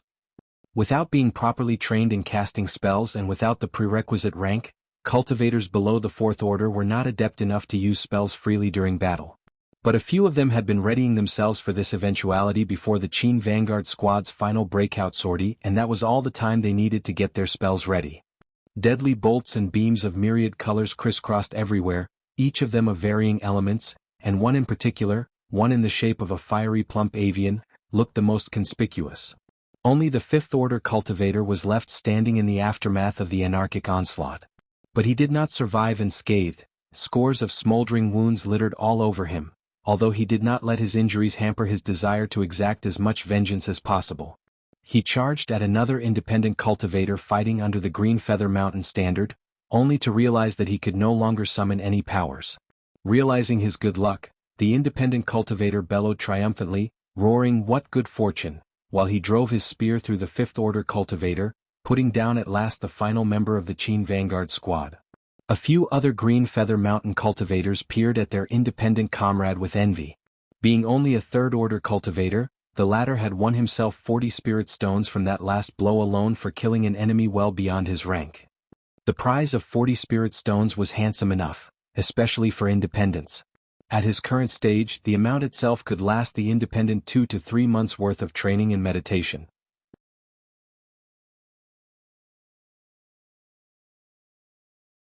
Still eager for some more? Xie Jin glanced at Lu Yi, who was just beside him, wiping the blood off his blade with the tunic of the dead body on the ground. Lu Yi nodded quietly. Xie Jin peered at the rest of his squad mates. Song Xie coughed again, still looking very much like he was on his way to meet his maker and not fighting on the back of his mount. "Count me in if it's more fighting," he panted with great difficulty. "Anything else, I'll just take a rain check." Tao Tiangang would hardly want to contradict his own senior fellow acolyte of Green Feather Mountain, and that left only Qiao Qiao Air, who did not want to appear weak at all. "If you boys are up for it, there's no way I'm gonna sit out." The others nearly giggled at her. "So be it then. Onward!" Xie Jin shouted, grinning broadly. The battle was still far from over. In fact, for Green Feather Mountain, their comeback was only just beginning. All 5 members of the raiding squad got up their mounts, and Xie Jin gave another fellow squad leader, also a fifth-order cultivator, a knowing nod. Then he rode on with Lu Yi and the rest following behind. It was time they launched an offense of their own. The squad leader quickly marshaled his vanguard squad and sped after Xie Jin's squad. The tables had been turned and the defenders were now mounting an invasion instead. The Green Feather Mountain forces arrived at the next hillock at such a good time that the Qin defenders there, the very same squad which had withdrawn to prevent being caught up in the massacre of their comrades earlier, did not see them coming until they were halfway up the slopes. The defenders were so terrified to see them, that for one split second their ranks panicked. "Get a grip, men. Hold the line," yelled the fifth-order squad leader. "It's only 5 men. That's just a Green Feather Mountain raiding squad." He was right. Composure and discipline in the face of the enemy were crucial in battle. If anyone were to break ranks, that would only give Lu Yi and his squad mates the chance to isolate the defenders from each other, turning the battle into one-on-one duels, which were raiding squads' most prominent fortes. Xie Jin and his squad tugged at the reins of their mounts and halted, stopping a few hundred meters away from where the Qin defense squad was waiting and peering at them. The eyes of the leader of the Qin defense squad met Xie Jin's, and that was all he needed to guess what Xie Jin was planning. "They're stalling. A vanguard squad must be peeling just behind. We need to get out of here before we get overrun out here in the open. Retreat very slowly." The leading fifth-order cultivator barked at his men. The defense squad uniformly withdrew. But their movements did not go unnoticed. Xie Jin immediately gave his word to attack. "Hold the line," the leading fifth-order cultivator urged his men. The rest of the squad immediately stood their ground and made ready to defend themselves.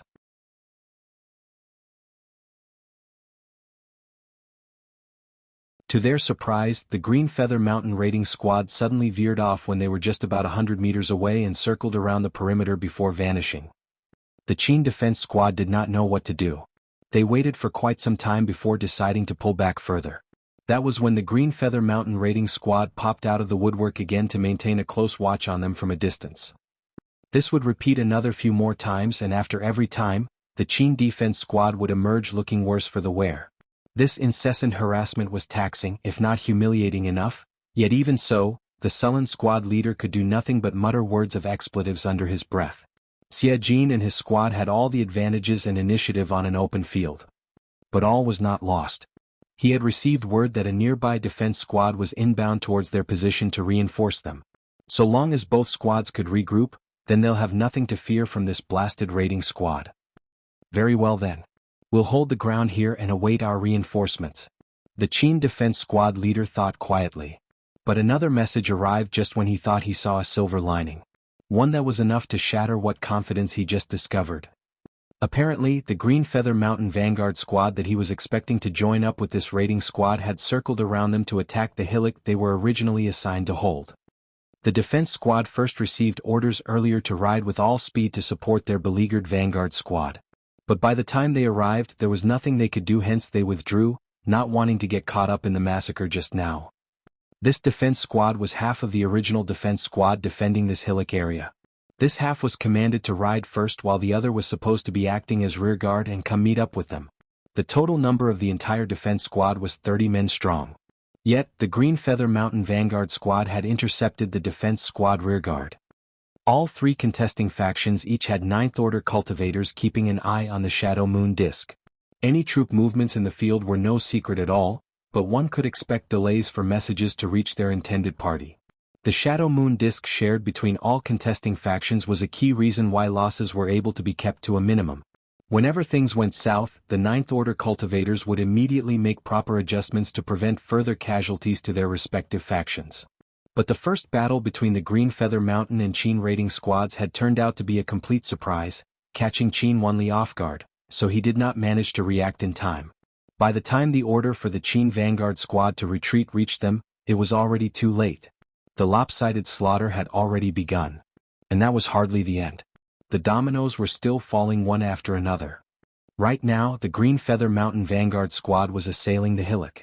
The information the Fifth Order squad leader received told him that the enemy Vanguard squad had a few shy of 30 men, whereas his rearguard only had about half that number. The entire rearguard could very well be exterminated if a battle were to break out right now. The Fifth Order squad leader peered around. The enemy raiding squad which had been harassing them was gone. They had gone missing. "Where are they?" he asked. They haven't appeared yet," answered one of his men meekly. "Oh heavens!" the squad leader yelped, realizing something was amiss. "Have they gone to regroup with their Vanguard squad to support the offense? Quick!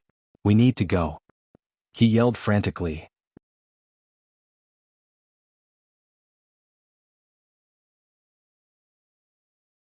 As he wheeled around, he sent another quick message to ascertain the whereabouts of the 5-man enemy raiding squad. 5 seconds passed like an eternity before the answer finally came. The enemy squad closing in fast from the slopes. The squad leader only just digested what he just read when approaching cascades of padded thuds of mounts thundering towards his position could be heard. He looked up and there was the Green Feather Mountain raiding squad charging down the inclination. "Talismans at the ready. We must survive," he roared. A series of whooshes filled the air around them as the defenders immediately activated 7 to 8 talismans and hurled them as quickly as possible at their enemies. One after another the talismans erupted like dynamites, blowing up once their sparks finished off the last of their fuses, dispensing destruction and woe. But Lu Yi and his squad mates were already prepared.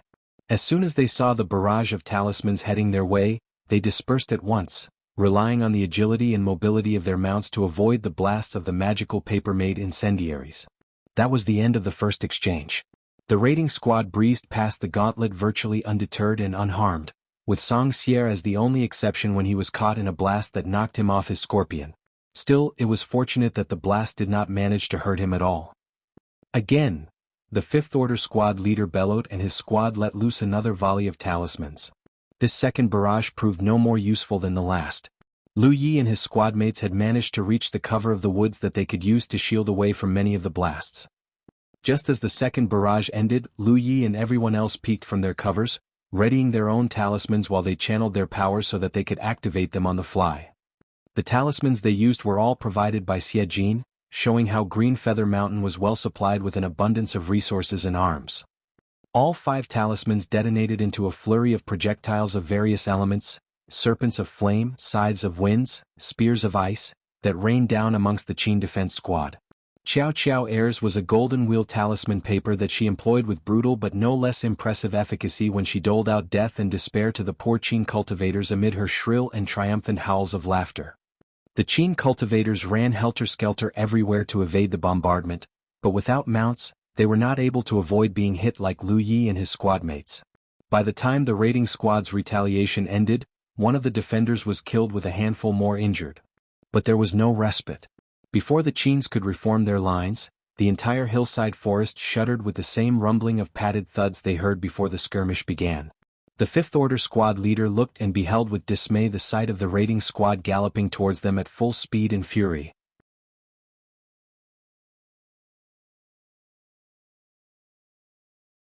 The entire defensive line was in total disarray and nothing could restore discipline back to the chaotic situation. That practically made the Qing cultivators sheep ready for slaughter as the raiding squad steamrolled through their disorganized lines. Lu Yi wheezed by an enemy, lopping off his humongous head as easily as driving a hot knife through butter. Song Xie's scorpion whipped its deadly tail around and speared its tip through another, eliciting loud anguish screams of pain, while Qiao Qiao Air had another enemy pinned down with her whip coiled around his neck, although he managed to free himself and escaped. Xie Jin and Tao Tiangang barely got any kills, but the former managed to keep the enemy Fifth Order squad leader at bay while the latter helped to divert the attention away from the others during the first run. All 5 members of the raiding squad plowed through their enemies and halted about 100 meters away before they wheeled around at Xie Jin's signal and resumed their positions back at the slope just over the discombobulated and scattered mass of the enemy defense squad for their next charge.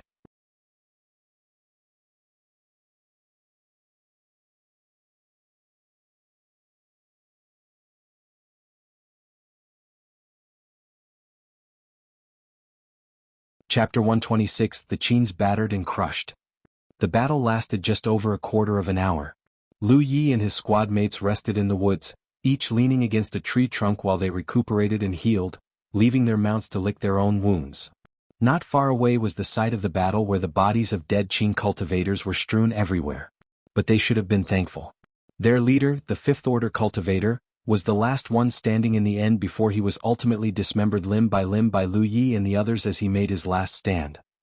In just one morning, the Xie Jin raiding squad first encountered an enemy counterpart before joining a friendly defense squad in a concerted effort in thwarting an enemy offense which ended up in the complete decimation of the enemy vanguard squad, and now they managed to wipe out half an enemy defense squad all on their own. One could call it an extremely productive morning. The many engagements in such a short period had seen them collecting a few cuts and bruises of their own, but fortunately for everyone in the squad, there was nothing serious. "Thank you so much." The soft and tender body of a woman snuggled into Lu Yi, her fragrance filling his nostrils as Qiao Qiao Air tossed him a thankful wink.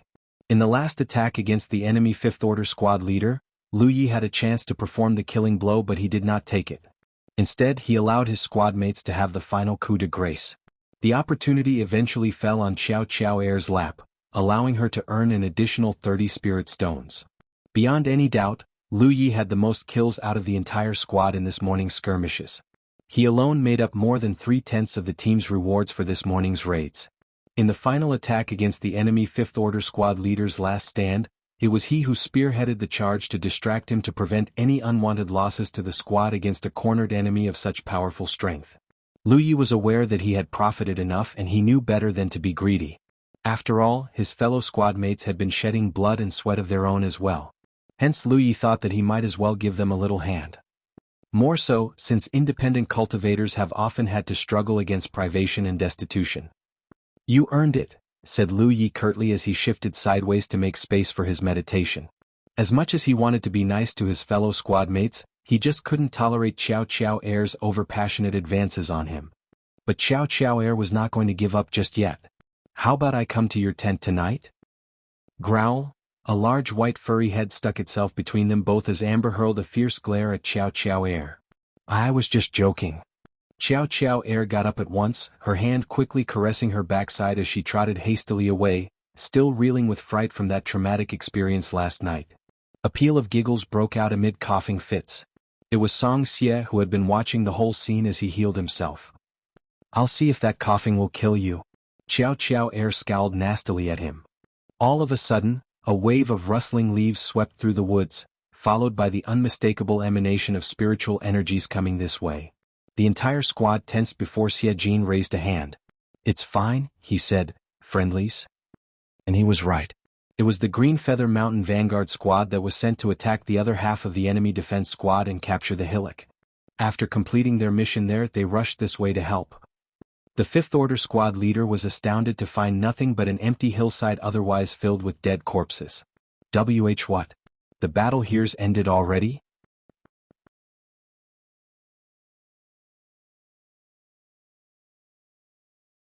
They were under the impression that this side of the two-pronged attack would be a most difficult one since the raiding squad would be heavily outnumbered by at least 3 to 1.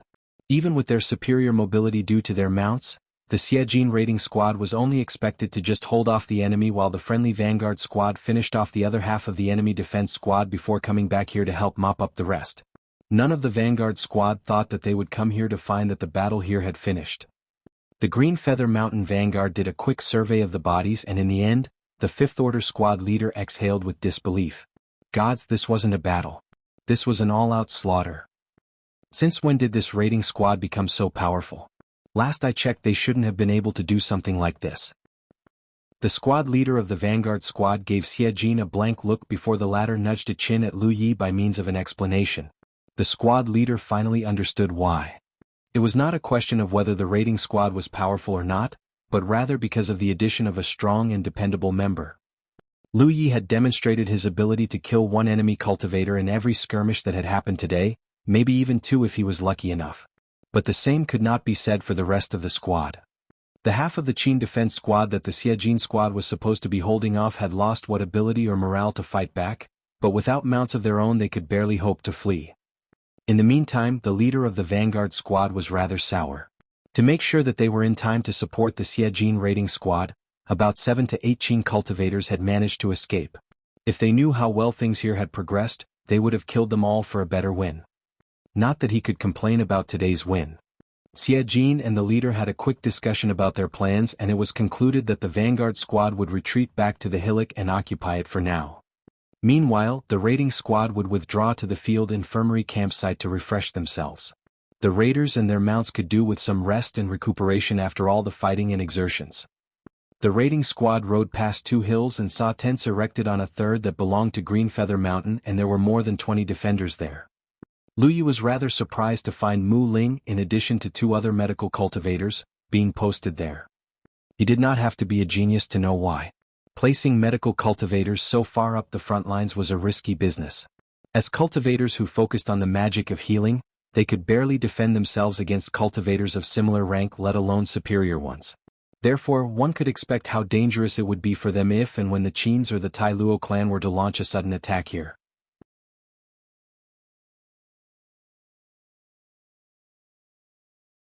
Lu Yi and Amber went inside a tent where Mu Ling busied herself with dressing his and Amber's wounds. With only light wounds between both man and beast, Mu Ling's treatments and just a couple of pills were able to restore them back to fighting fit come the next morning.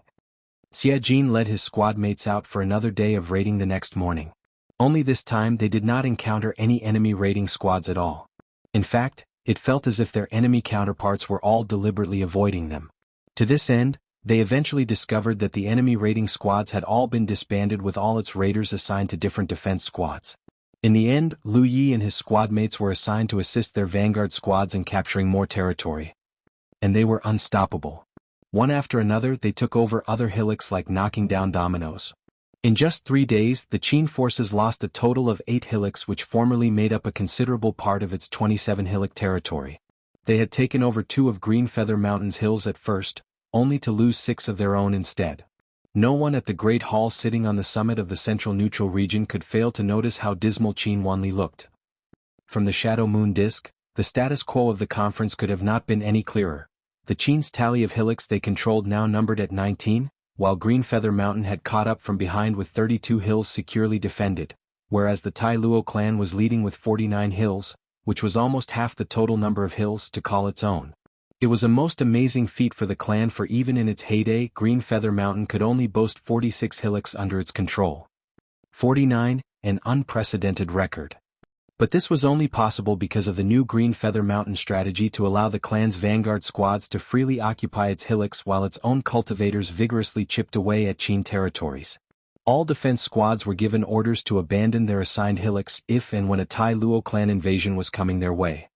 This could help to prevent unwanted losses and preserve the bulk of Green Feather Mountain's strength. This was all Tang Wu's simple master plan, that Green Feather Mountain would first devote its entire might into annihilating all of the Qins, and once they were ready, they would deal with the Tai Luo clan later. But Qin Wanli was not a 5-year-old who failed to guess the obvious. Only what could he do? The rules were clear. Every hillock in the Qin domain made up the blind bets he placed to qualify for this conference. He could hardly say no. "Come on, Tang," Qin Wanli peered at Tang Wu morosely, "that's so underhanded of you."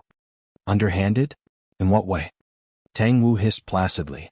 We've not broken any rules last time I checked. So how underhanded have we been, pray explain.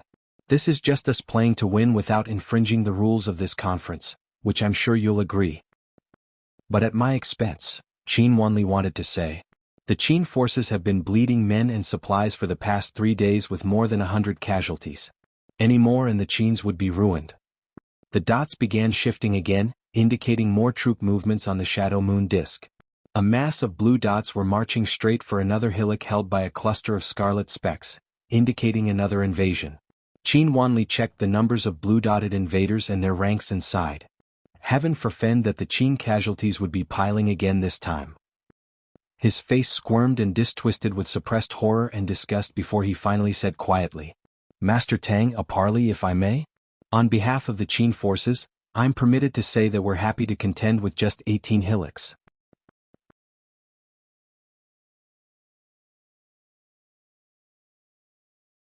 Tang Wu at him briefly before the corner of his lips curled into an imperceptible grin. Very well then. That was all Qin Wanli could have asked for as he quietly careened with gratitude and relief as he immediately dispatched his orders at great haste.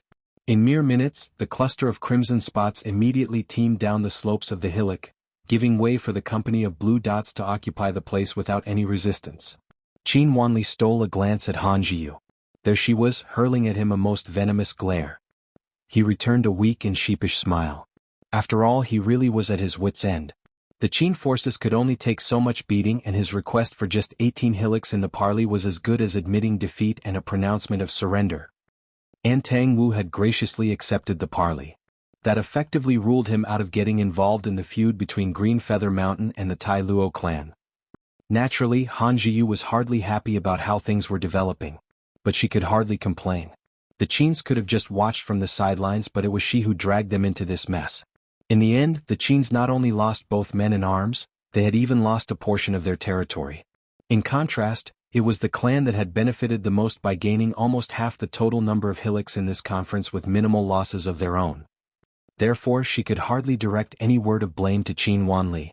The Qins were a noble house with a relatively young history of just 30 years and wealth and influence that the clan in Green Feather Mountain each could easily dwarf. For this reason, tossing him a scathing glare was just as far as she was willing to go.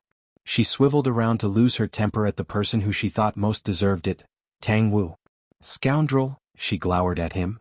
You can talk all you want, Tang Wu commented dryly. Han Jiu nearly blew her gasket. Come fight us then. What's with all that retreating whenever you see us? Are you wimps? Is Green Feather Mountain made up of nothing but a ragtag bunch of cowards? You want a fight? Tang Wu said, very well, you got it. As soon as he was finished, the shadow moon disk indicated more abrupt troop movements. Waves and waves of blue dots were mobilizing, marching towards a hillock now being occupied by black spots. Don't you feel that you're a tad too overstretched? Tang Wu smirked. You sure you'll win this skirmish? Each faction only had a limited number of men signing up in the conference. That made defending a real science. One could control a great number of hillocks but at the same time, had to sacrifice the integrity of their defense since the deployment of manpower would have to be stretched thin. Hence, Han Jiu might have enhanced defenses laid out on hillocks skirting the peripherals of the clan's territory, but still the defenses remained lacking in manpower.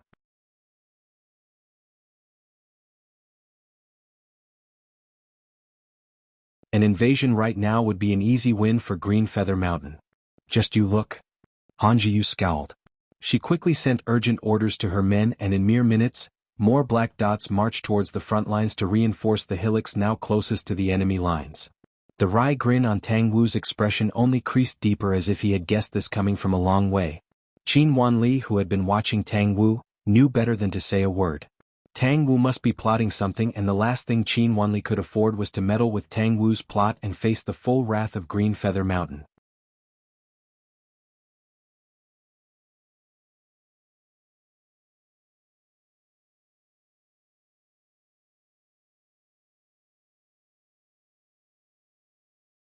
Chapter 127 Hijacked. Smoke of war undulated up into the skies as battles waged on the hillocks closest to the front line. Even from a distance, one could almost make out the myriad-colored death rays weaving here and there as well as the violent trepidation of spiritual energies rippling from there. The Green Feather Mountain offensive on Tai Luo clan territories had begun with more than 5 to 6 vanguard squads being mobilized on simultaneous assaults on different fronts, making at least dozens to hundreds of cultivators from both sides, trying to kill, maim and destroy their enemies with extreme prejudice. On the hillside of one of those hillocks, the Xiejin raiding squad was parked, awaiting orders. The whole squad waited in silence, using the time to rest and recuperate with anticipation. The task given to them was simple. They were to wait for the enemy raiding squad assigned here and intercept them if and when they appeared, otherwise they were to group up with the nearest vanguard squad to assist their assault. With the Qins now out of the picture, it was open season on any Tai Luo clan cultivator in territory. An hour had passed since the battle began. Xiejin opened his eyes. Quietly he called his squad mates, "Let's go." Everyone vaulted themselves up their mounts and they rode on with Lu Yi taking point. Xiejin and Tao Tiangang peeled just closely behind while Song Xia and Xiao Xiao brought up the rear. Lu Yi was asked to become point man due to Xiejin's recent injury. It was not serious but it was bad enough to affect his performance. Hence the decision to have Lu Yi take his place. A decision that everyone unanimously agreed to since the whole squad realized how easy and victorious their battles had become with the addition of Lu Yi. With him leading their charge, the squad could easily draw first blood as early as the first exchange, allowing the odds to tip in their favor. His flair and ingenuity, which had been a great boon, often made everyone wonder more about Lu Yi's provenance. The squad sped across the sloppy hillside meadows, accompanied by the rapid padded gallops of their mounts. Xiejin gave Lu Yi a bearing that led nowhere near the crest. Instead, they were riding to the other side of the hillock. Lu Yi knew at once what Xiejin's plan was. They were going to intercept the enemy raiding squad. That would mean that the vanguard squad must be making good progress at the top of the hillock, hence the need for the enemy to dispatch a raiding squad to assist with the defense. 5 targets. 2 fifth orders, 3 fourth orders. Xiejin shouted from over Lu Yi's shoulders, "Take one down, Lu Yi, and leave the other to me." Lu Yi nodded without a word, knowing that Xiejin was referring to the fifth order cultivators. Xiao Xiao chuckled, "A pair of fifth orders? Looks like they're taking us seriously, eh?" That was true. That the clan had sent forth a raiding squad with 2 fifth-order cultivators indicated how wary it was towards the Xiejin raiding squad. Not that it came as a surprise, with Lu Yi being an integral presence in this squad, the Xiejin raiding squad had become greatly feared for their invincibility and deadliness. "They are coming this way." Xiejin roared at the top of his voice. Lu Yi did not need to be told. At the front of the formation he could already make out figures approaching like a shot. Both squads closed in on each other until they were almost 100 meters apart. Lu Yi set his sights on a ferocious-looking fifth-order cultivator that could only be the leader of the enemy raiders. With a tiny little goatee below his chin, he looked like a greenhorn in his early 20s. Lu Yi fired a spell, although it missed squarely. Riding on a mount galloping furiously contributed to the bad aim. He fired a second spell.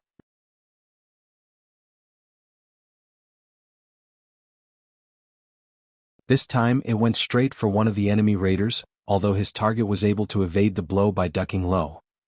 With barely a few meters ahead, Lu Yi drew his saber. He could care less about what animal his target was riding, only that it resembled a lion and a tiger. As soon as they nearly brushed past each other, Lu Yi brought his weapon down on the fifth-order squad leader. The enemy dodged, but his mount twisted and rammed into Amber. The beefy white tiger gave an apoplectic roar as it fell. Up above, Lu Yi knew that Amber was falling. He leaped off Amber and fell to a roll on the ground before he managed to get back on his feet. He scanned his surroundings quickly. Everyone was the same. The enemy squad was using the first exchange to dismount everyone. The enemy was trying to prevent this from becoming a mounted skirmish. Lu Yi's gaze turned intent and grim as his grip on the hilt of his saber tightened. The enemy must be confident in fighting them on foot if they had decided on such a strategy.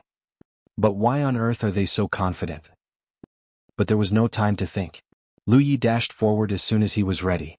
The enemy fifth-order squad leader was only just getting back on his feet too, and it was too good a chance for Lu Yi to miss.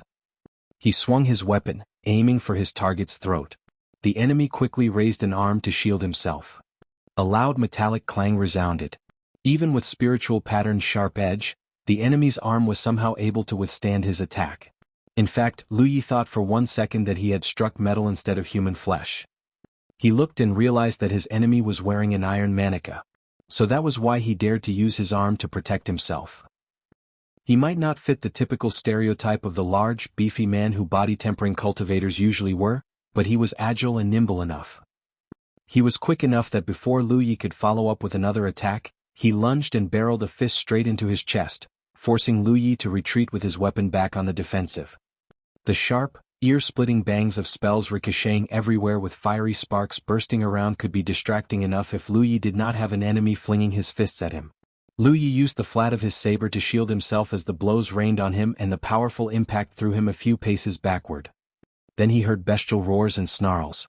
The mounts, all 10 of them, must have engaged each other by now, and apparently so did Xie Jin and the rest of his squad mates. Everyone had found their match and the battle had begun. All of a sudden he heard a voice screaming, "They're not fourth orders." That was Song Xie and he sounded distressed. That really was a bombshell. All real-time intelligence that Xie Jin received as leader of his squad was supplied to him by Tang Wu.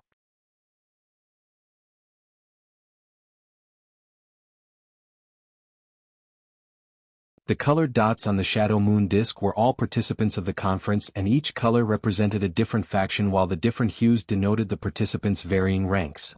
Right now, the display on the disk clearly indicated that the enemy raiding squad consisted of 2 fifth-order cultivators and 3 fourth-order ones. The setup wasn't exactly powerful and strong, but Lu Yi and his squad mates weren't dreading the encounter at all. With Xie Jin as their resident fifth-order cultivator and Lu Yi who had proven himself capable of handling one himself, the rest of the squad was expected to just focus on the rest and not make a pig's ear of what should be a manageable win. That accounted for the relaxed and casual mood before the battle began. At the very least, even if they failed to get the win, everyone anticipated a safe withdrawal with little to no injuries.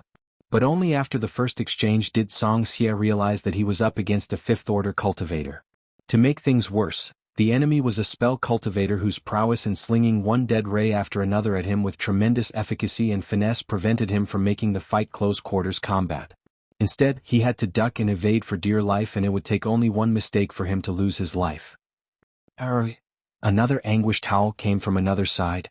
It was Tao Tiangang, yowling as he staggered backward with a bloody gash almost a foot long that anyone could almost see the grotesque viscera inside. But his enemy was not going to just let him go.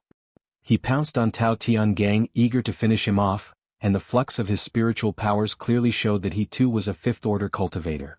That almost sent Xiao Xiao Air into a hysterical fit. But fortunately for her, her enemy was only just a fourth-order cultivator, unlike the others. Not that it made the situation any better. What was supposed to be an enemy squad with only just 2 fifth-order raiders had turned out to be 4 instead. They might not be outnumbered just yet, but they were still being overtopped. All it would take was for either Song Xie or Tao Tiangang to be killed, and the enemy squad would be able to snowball their advantage by having one extra cultivator free. Deep inside the Great Hall at the central neutral region, Tang Wu's face fell with despair as he tore his gaze from the disk and hissed with undisguised sarcasm, "Hell hath no fury like a woman scorned, eh?" He would be a fool if he could not see by now how he had fallen for Han Zhiyu's ruse. The Tai Luo clan had methods to mask its participants' real rank, which was commonplace trick enough, if not for the fact that the clan would see the use of such talismans on cultivators as lowly as the Fifth Order. Ordinary talismans could not suppress a cultivator's spiritual energy signature, and breathing-curbing talismans would only obscure one's spiritual energy signature entirely, not containing it down to a lower rank. To actually do that, one needed a special spiritual pattern. A spiritual pattern that needed to be branded on its wielder's physical body. To that end, the clan would require the outside help of a master in the arcane arts of manipulating spiritual patterns. Understandably, the services of such a virtuoso could never be cheap. Tang Wu knew for a fact that the Tai Luo clan did not have such a talent within its own ranks, so the 2 disguised fifth-order cultivators must have been a pair of hidden aces that the clan had kept specially for situations like this. No longer her incandescent and seething self, Han Zhiyu was now struggling to cover her wicked grin. "What a naive little boy." She gave him a coy look. "What? You think I don't know that the White Tiger brat is in this raiding squad?" All that outburst and histrionics were all for Tang Wu's benefit.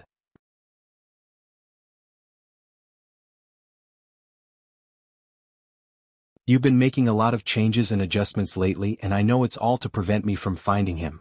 But you're mistaken. I've known where he was all along." Han Zhiyu's finger came up and tapped on the display of the shadow moon disk, poking at the spot where the raiding squads were battling each other. I know for a fact that he's been instrumental in your trouncing of the Qins recently, so I'm sure you understand why I have to remove him as quickly as possible. In fact, maybe I should just wipe out the whole raiding squad just to be safe. Her finger traced upwards and stopped at where the nearest assault was underway, a cluster of black and blue dots mixed together on the crest of a hill not far away.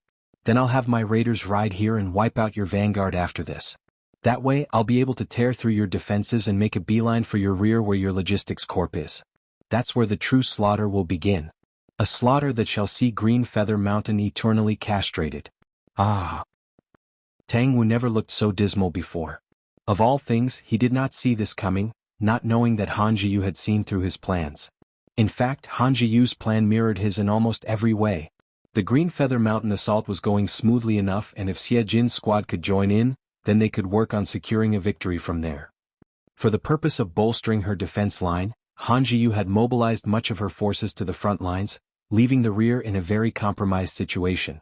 If only the Xie Jin raiding squad could succeed, then it would be the Green Feather Mountain forces instead who would be dealing a most crippling blow to the clan's logistical division, effectively collapsing the clan's entire defensive line. For this reason, the battle today was the most important skirmish of this year's conference. The most important showdown where the winner would take all and the loser would be crushed. What was initially thought of as Han Jiyu's mistake in moving the bulk of the clan's troops to the front lines was just a gambit, and a well-planned one since she had seen through Tang Wu's plans right from the start, and her irascible outlook were just so that Tang Wu believed her.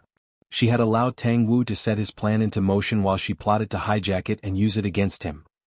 It was all Tang Wu could do to stifle the boiling rage and frustration swelling inside him. He had underestimated Han Jiyu far too much, and now he was paying the price, one that he knew was far more grave than what he could possibly endure. Watching from the sidelines, Qin Wanli could feel his heart race. He could never compare himself to the likes of Han Jiyu and Tang Wu. These two geniuses in the art of intrigue and conspiracy could easily eat him alive.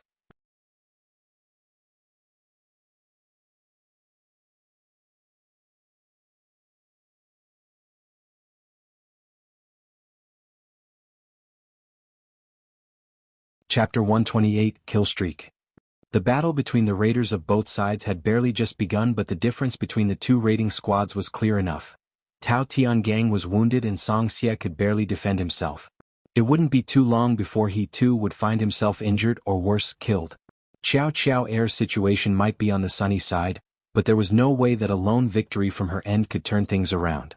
Meanwhile, Xie Jin himself was doing all he could by keeping his target occupied in spite of being already impaired by his injuries from last time.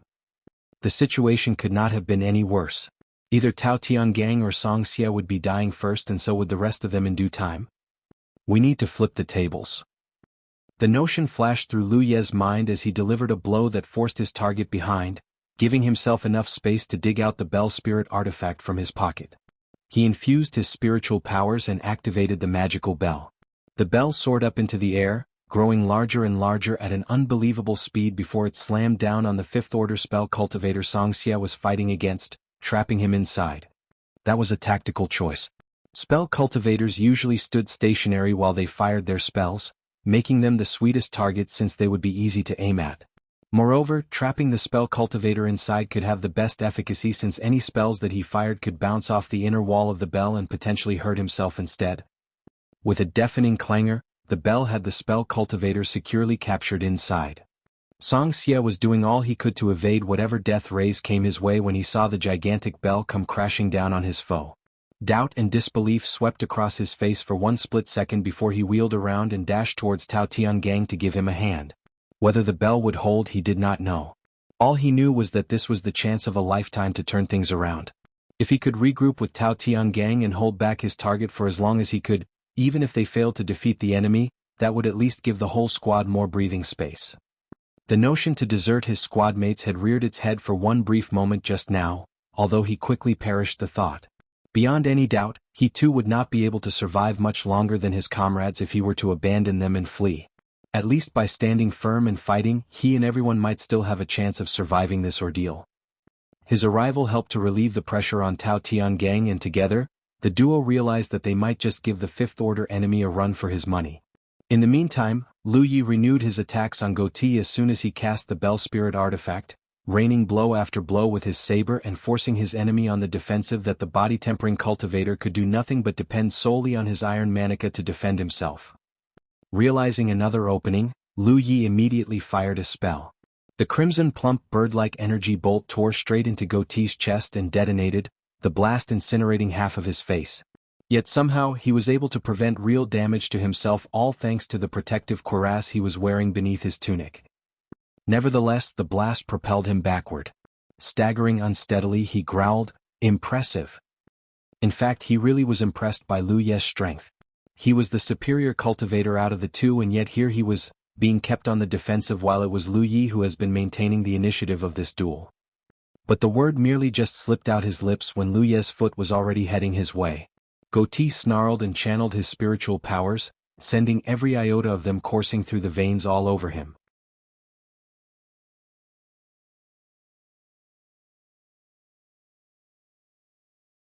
A pale gossamer shroud like a veil of scarlet-red blood rose over the surface of his skin. Then he twisted around, throwing a punch of his own at Lu Yi's foot. The collision of both attacks and their various spiritual powers hurled both men backward. Lu Yi's foot grew so numb from the pain that he could almost barely stand up. But Goatee didn't get the better end of the exchange either. The impact had sent him crashing to the ground. Lu Yi saw his chance. He charged forward and unleashed another onslaught of attacks before his target could get up. Goatee roared with indignation and ire. With more of his spiritual powers suffusing with his blood, the thick and crimson mist-like veil that was his protective shroud was looking more and more corporeal. But that did not go well. With Lu Yi's brutal and ceaseless barrage of attacks reinforced by spiritual pattern's sharp edge, the protective shroud thinned more quickly than it could manifest. Not far away, pops and bangs were coming from inside the shaking bell spirit artifact. The color of the magical relic, the indicator of its integrity, was quickly fading. Any longer and the enemy spell cultivator inside would manage to get out, and by then, whatever upper hand that Lu Yi and his squadmates had just found would all be for naught. Lu Yi realized how crucial it was for him to defeat his target quickly, or all of them would die.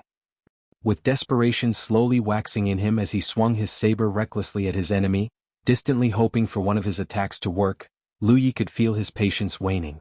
He slashed, chopped and hacked all he could, but to no avail. The body-tempering cultivator's budding protective shroud and his iron manica were fending off every attack with tremendous effectiveness.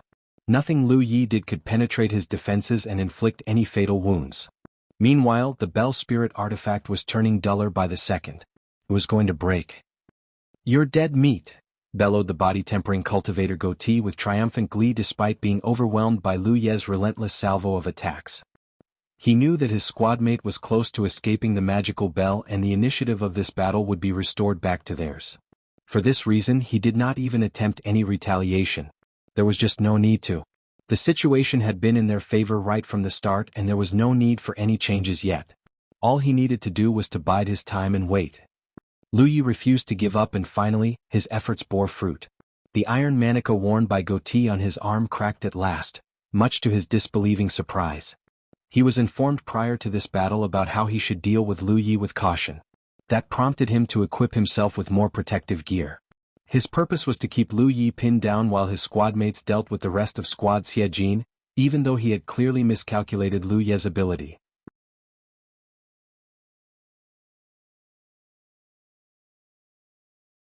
It would not be a stretch to say that the clan had specifically chosen him to be Lu Yi's nemesis. That was the spur Lu Yi needed to go on. It emboldened and encouraged him and instead terrified Goatee enough that he could no longer tolerate being on the receiving end of Lu Yi's abuse. He rummaged through his storage bag as if he was looking for something, and Lu Yi's best guess was that he was looking for a defensive talisman, most likely the golden body talisman. All of a sudden, Goatee felt a strange weight crushing down on his shoulder before hearing a strange but sharp whistle ringing in his ears, disorienting him for one brief moment. Panicking, he hastily channeled more spiritual power, infusing every bit of it into all the vital energy he could muster to strengthen once again the thinning protective shroud, reviving it back to its deep red richness. A shrill cry of pain came from his back. He did not know who it was trying to attack from behind, but Goatee knew that re-strengthening his protective shroud have somehow warded off the unseen enemy from behind. But Lu Yi saw who it was. She had materialized just behind Goatee earlier, and seeing how his protective shroud had hurt his friend rekindled the flames of wrath in him. Furiously he stormed toward Goatee and attacked. Yi had never once shown herself in Squad Xiajin's battles before. Without a corporeal physical body, there was only so much she could contribute to their skirmishes. Yet right now, in their hour of need, she had decided to appear to create a distraction for Lu Yi. Goatee was just in the midst of retrieving his talisman from inside his storage bag when the distraction cut short his attempt of activating it. Little did he realize that he would never have the chance to. With the iron manica gone, there was nothing that Goatee could rely on to shield himself against a blow reinforced with spiritual pattern's sharp edge. The blow carved through what defensive auras Goatee conjured, defeating the scarlet-red protective shroud, and cleaved off the arm that was still clutching the unused talisman before slicing into the side of his neck, engendering a ghastly burst of blood oozing out like a fountain. Goatee grunted at the enormous pain, his teeth gnashing as he tried to maintain his hold of Lu Ye's wrist to prevent the saber from slicing any further. In the nick of time, he reacted quickly enough right after his arm was severed to stop what would have been a fatal strike and prevented his own death. Lu Yi took one more step forward to reposition himself for more leverage. Placing another hand on the front of his blade, he pressed down on the blade with hardly an ounce of mercy. Standing inches away from each other, both men stared at each other eye to eye. Crunch.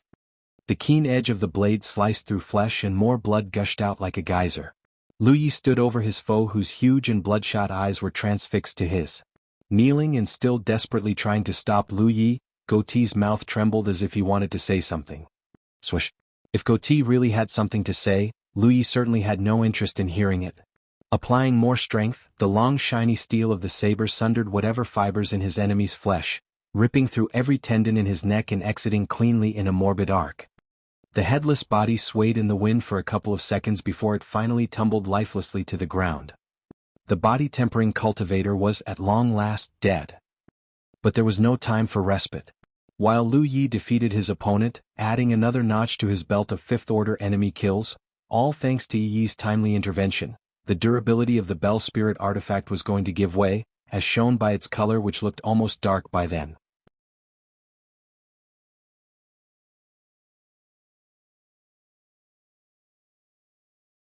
Lu Yi wiped his face clean of the blood that was the souvenir that his dead opponent left him and peered around to survey the battlefield.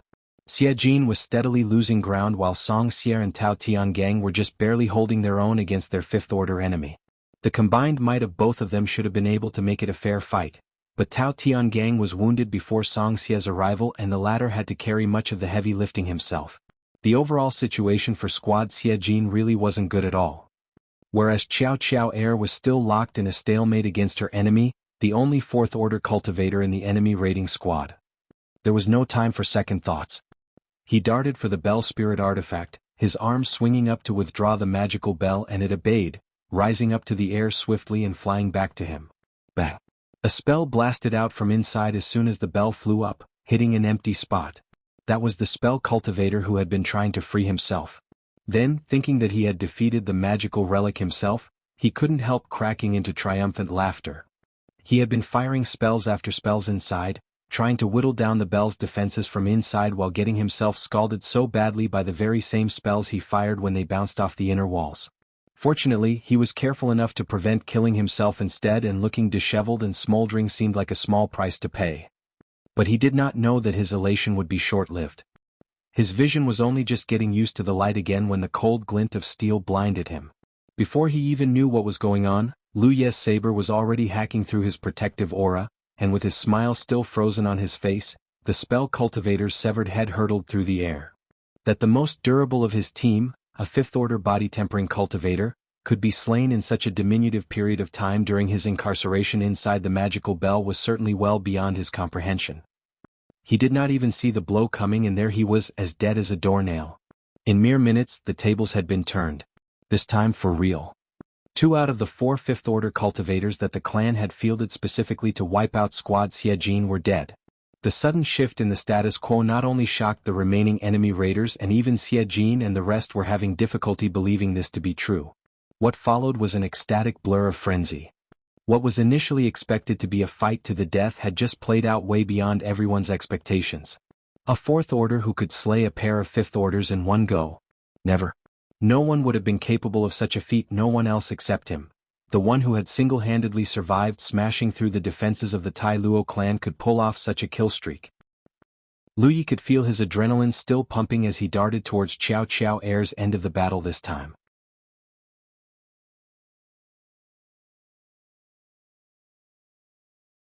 His spiritual powers were churning like a storm raging in his belly after his slaying of 2 fifth-order enemies, and he needed an easier challenge to cool things down. More so, since Qiao Qiao Heir's preferred weapon, a whip, was a good match to his fighting style. Both he and Qiao Qiao Heir had formed quite an unlikely double act in the recent battles, sharing a chemistry that had translated into numerous successes in the field. Seeing Lu Yi rushing her way, Qiao Qiao Heir instinctively knew what to do. She stepped aside and allowed Lu Yi to take point. Meanwhile, her target was reeling with disbelief and panic at seeing both his seniors killed. He turned around and bolted.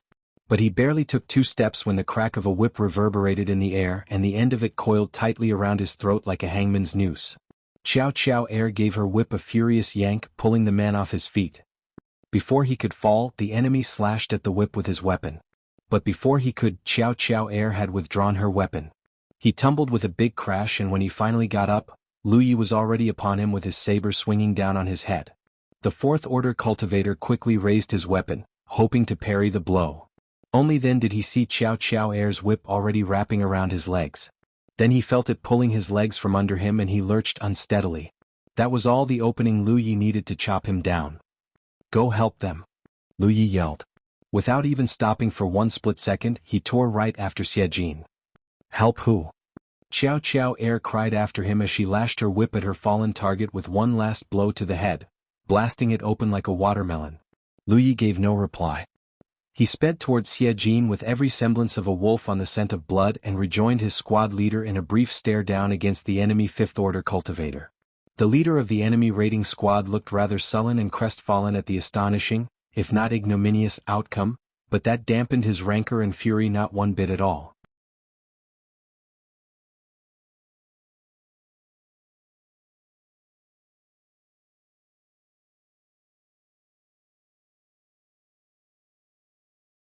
Chapter 129, Annihilated. The Tai Luo clan squad leader was no fool, nor was he a 5-year-old who was still dubious about his situation. He knew that he would be dead no matter what, and he had every intention of bringing as many enemies as he could into the grave with him. Meanwhile, Qiao Qiao Heir surveyed the battlefield and decided to head towards rejoining Song Xie and Tao Tiangang instead, since she failed to get an answer out of Lu Yi. Song Xie might yet survive this day, but the same could not be said for the already wounded Tao Tiangang if their enemy was not defeated quickly enough. On the other hand, Han Zhiyu's smug elation dissolved into reticent gloom inside the Great Hall at the central neutral region as she failed to take her eyes off the display where the 2 raiding squads were battling each other. When one of the black dots there vanished, her grin froze. Then a second disappeared, and that was when her smile evaporated before a third faded, portending the failure of her intricate ploy and an unbelievable blow that had left her stupefied and petrified with disbelief. A usually stoic Tang Wu cackled so hard that he looked like he could almost double over in laughter as he patted the display of the shadow moon disk. Even he could hardly confess to anticipating such an incredible turn of events.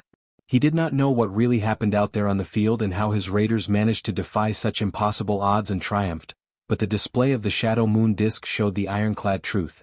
The enemy raiders had lost 2 5th-order and 1 4th-order cultivators, and it wouldn't be too long before his raiders mopped up the last of the 2.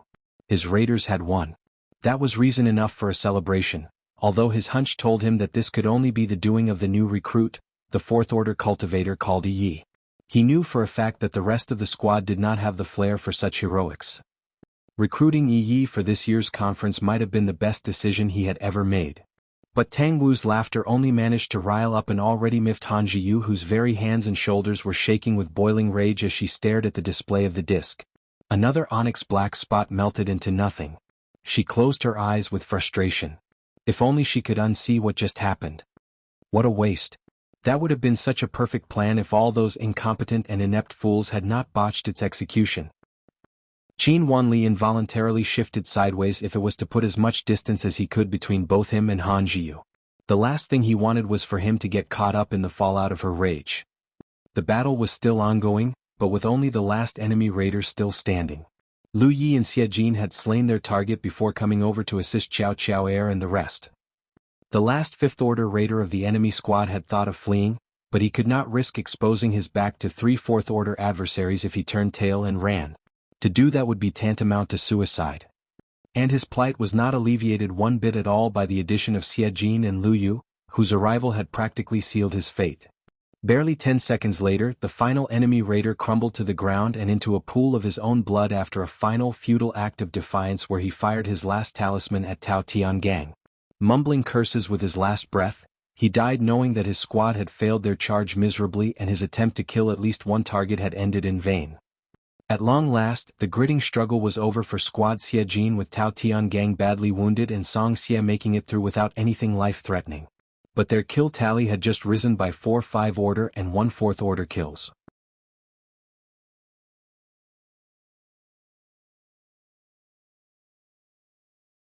Despite the vast differences in strength and power, they had managed to scrape a win as underdogs. A feat no one else would believe was possible. Everyone peered at Lu Yi with the wonder and awe of discovering a unicorn. They knew that it was he who first killed his target, the 5th-order body-tempering cultivator, before making short work of the spell cultivator who had been giving Song Xie a hard time. No one could dispute that it was they who would be lying on the ground dead and maimed if it wasn't for Lu Yi. "Come on, we need to support the vanguard," Xie Jin called. Lu Yi swiveled around to peer at Tao Tiangang, who wasn't looking well at all with his massive hemorrhaging. Leaning against the trunk of a tree and gasping for air, the chalk-white green feather mountain acolyte looked like he could be sailing perilously close to the brink of dying any moment now. "Junior brother?" Xie Jin groaned with guilt. Tao Tiangang forced a grin. Weakly he said, "Don't worry about me. Go. I'll meet you back at the field infirmary. I've called for people to come get you." "Win this for me," Tao Tiangang said gravely. Xie Jin nodded without a word. 2 out of the 5 mounts that the Tai Luo clan raiders had ridden here were dead, all thanks to Amber, who had shown that it was the strongest and most dangerous of the mounts they had encountered up until now. That allowed them a certain edge when it came to fights between raiding squads. The rest of the mounts had been routed the moment their riders were killed. Squad Xie Jin got on their mounts and resumed their charge up the slopes with Lu Yi leading the front. The battle at the crest had been going on without them and it was time the raiders made their entry. The Green Feather Mountain Vanguard squad assaulting the crest was clearly in the advantage as per Han Zhiyu's original plan. It was all so that she could send her raiding squad this way without arousing suspicion. She anticipated that her squad would easily decimate Squad Xie Jin before assisting in the defense uphill. The raiders numbering only 5, but with 4 5th-order cultivators, including a spell cultivator in their midst, their presence would surely be able to surprise the Green Feather Mountain Vanguard squad and reverse the circumstances. Yet instead, it was her raiding squad that was annihilated in its entirety, making the already unfavorable situation worse. Lu Yi could never forget the looks on the faces of the Tai Luo clan defenders when he and his squad mates reached the top of the hill. They looked utterly astounded. They were told that they only needed to hold the defenses until their raiding squad arrived.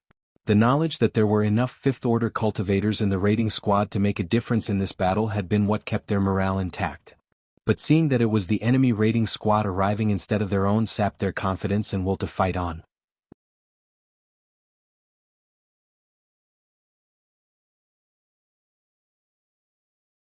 The raiders had just survived a grueling and almost fatal battle that had greatly fatigued and exhausted them.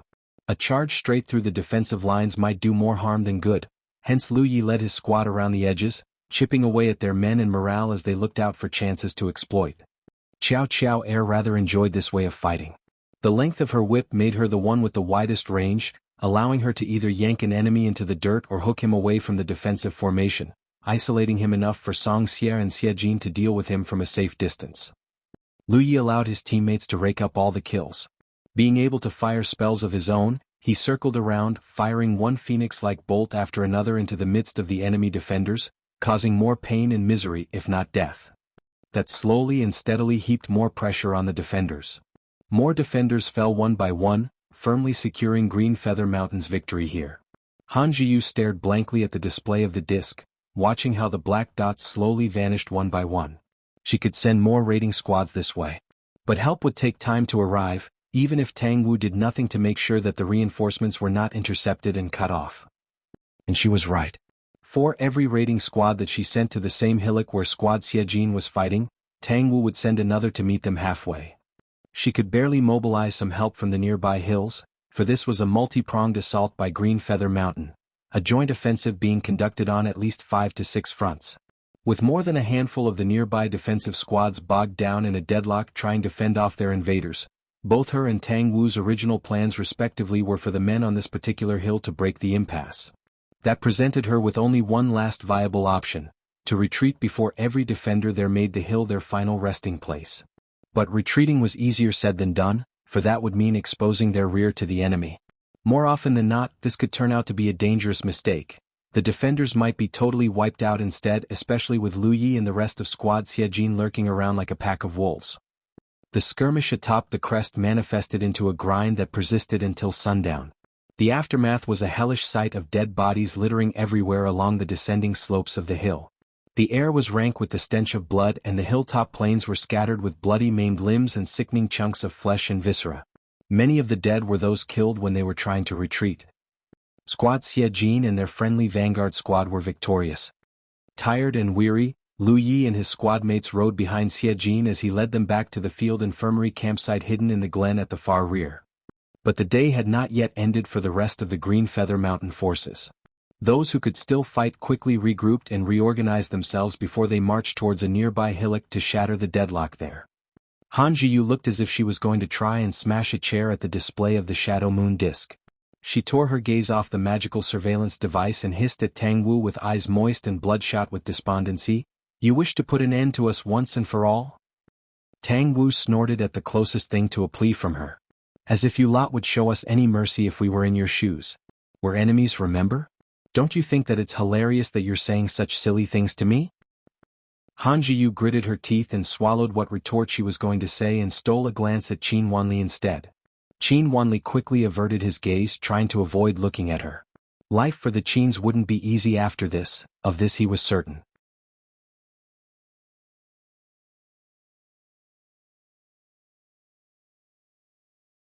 Even so, the Qins could hardly say yes to the clan's appeal for help.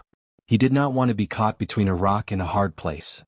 Green Feather Mountain would make sure that he would regret agreeing to provide any assistance to the clan.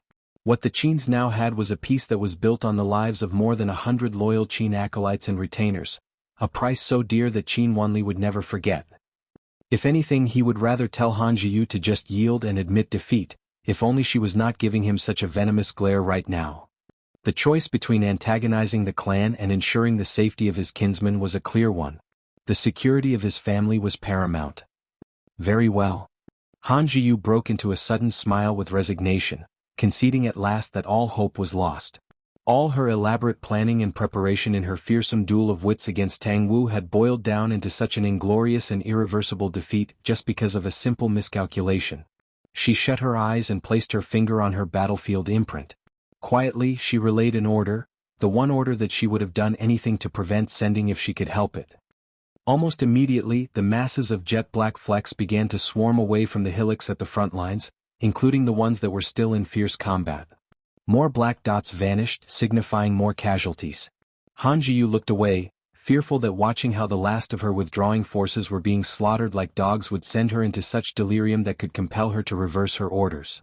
The last vestiges of her rationale and reason were urging her to cut her losses, or the clan would suffer a ruin far greater and far more detrimental than the one they were in right now. Meanwhile, Lu Yi and his squad mates were just passing another crest on their way back when word came from the field infirmary that the worst was finally over for Tao Tiangang and he was now safe. The glad tidings were greeted with exhalations of relief. The raiders barely knew each other, but having shed blood and sweat together had created a close bond between them all. Xiejin remained in close contact with the other squads, keeping himself informed about the situation at the front lines, and when he told everyone how the clan was recalling its troops en masse and the Green Feather Mountain forces at the front were giving an all-out push, both Song Xier and Xiao Qiao Er cheered jubilantly. Lu Yi took the time to check on Yi. She was hurt when she tried to distract his target, the enemy 5th Order body-tempering cultivator, and he recognized the wounds she received. They were the same as the time when she was trying to retrieve the barrier-penetrating fruit for him. Her entire form turned so pale and faint that she looked like she was teetering on the edge of complete disintegration, and it took almost a month before she was back to normal. You're tuning in to the Han Li's Wuxia Adventures YouTube channel. We're so grateful for your support, and don't forget to subscribe to join us on this incredible journey through captivating stories. Your generosity through donations truly makes a world of difference, as it's the primary source of revenue that allows me to expand and enhance this channel for you. Thank you from the bottom of my heart for being a part of this adventure.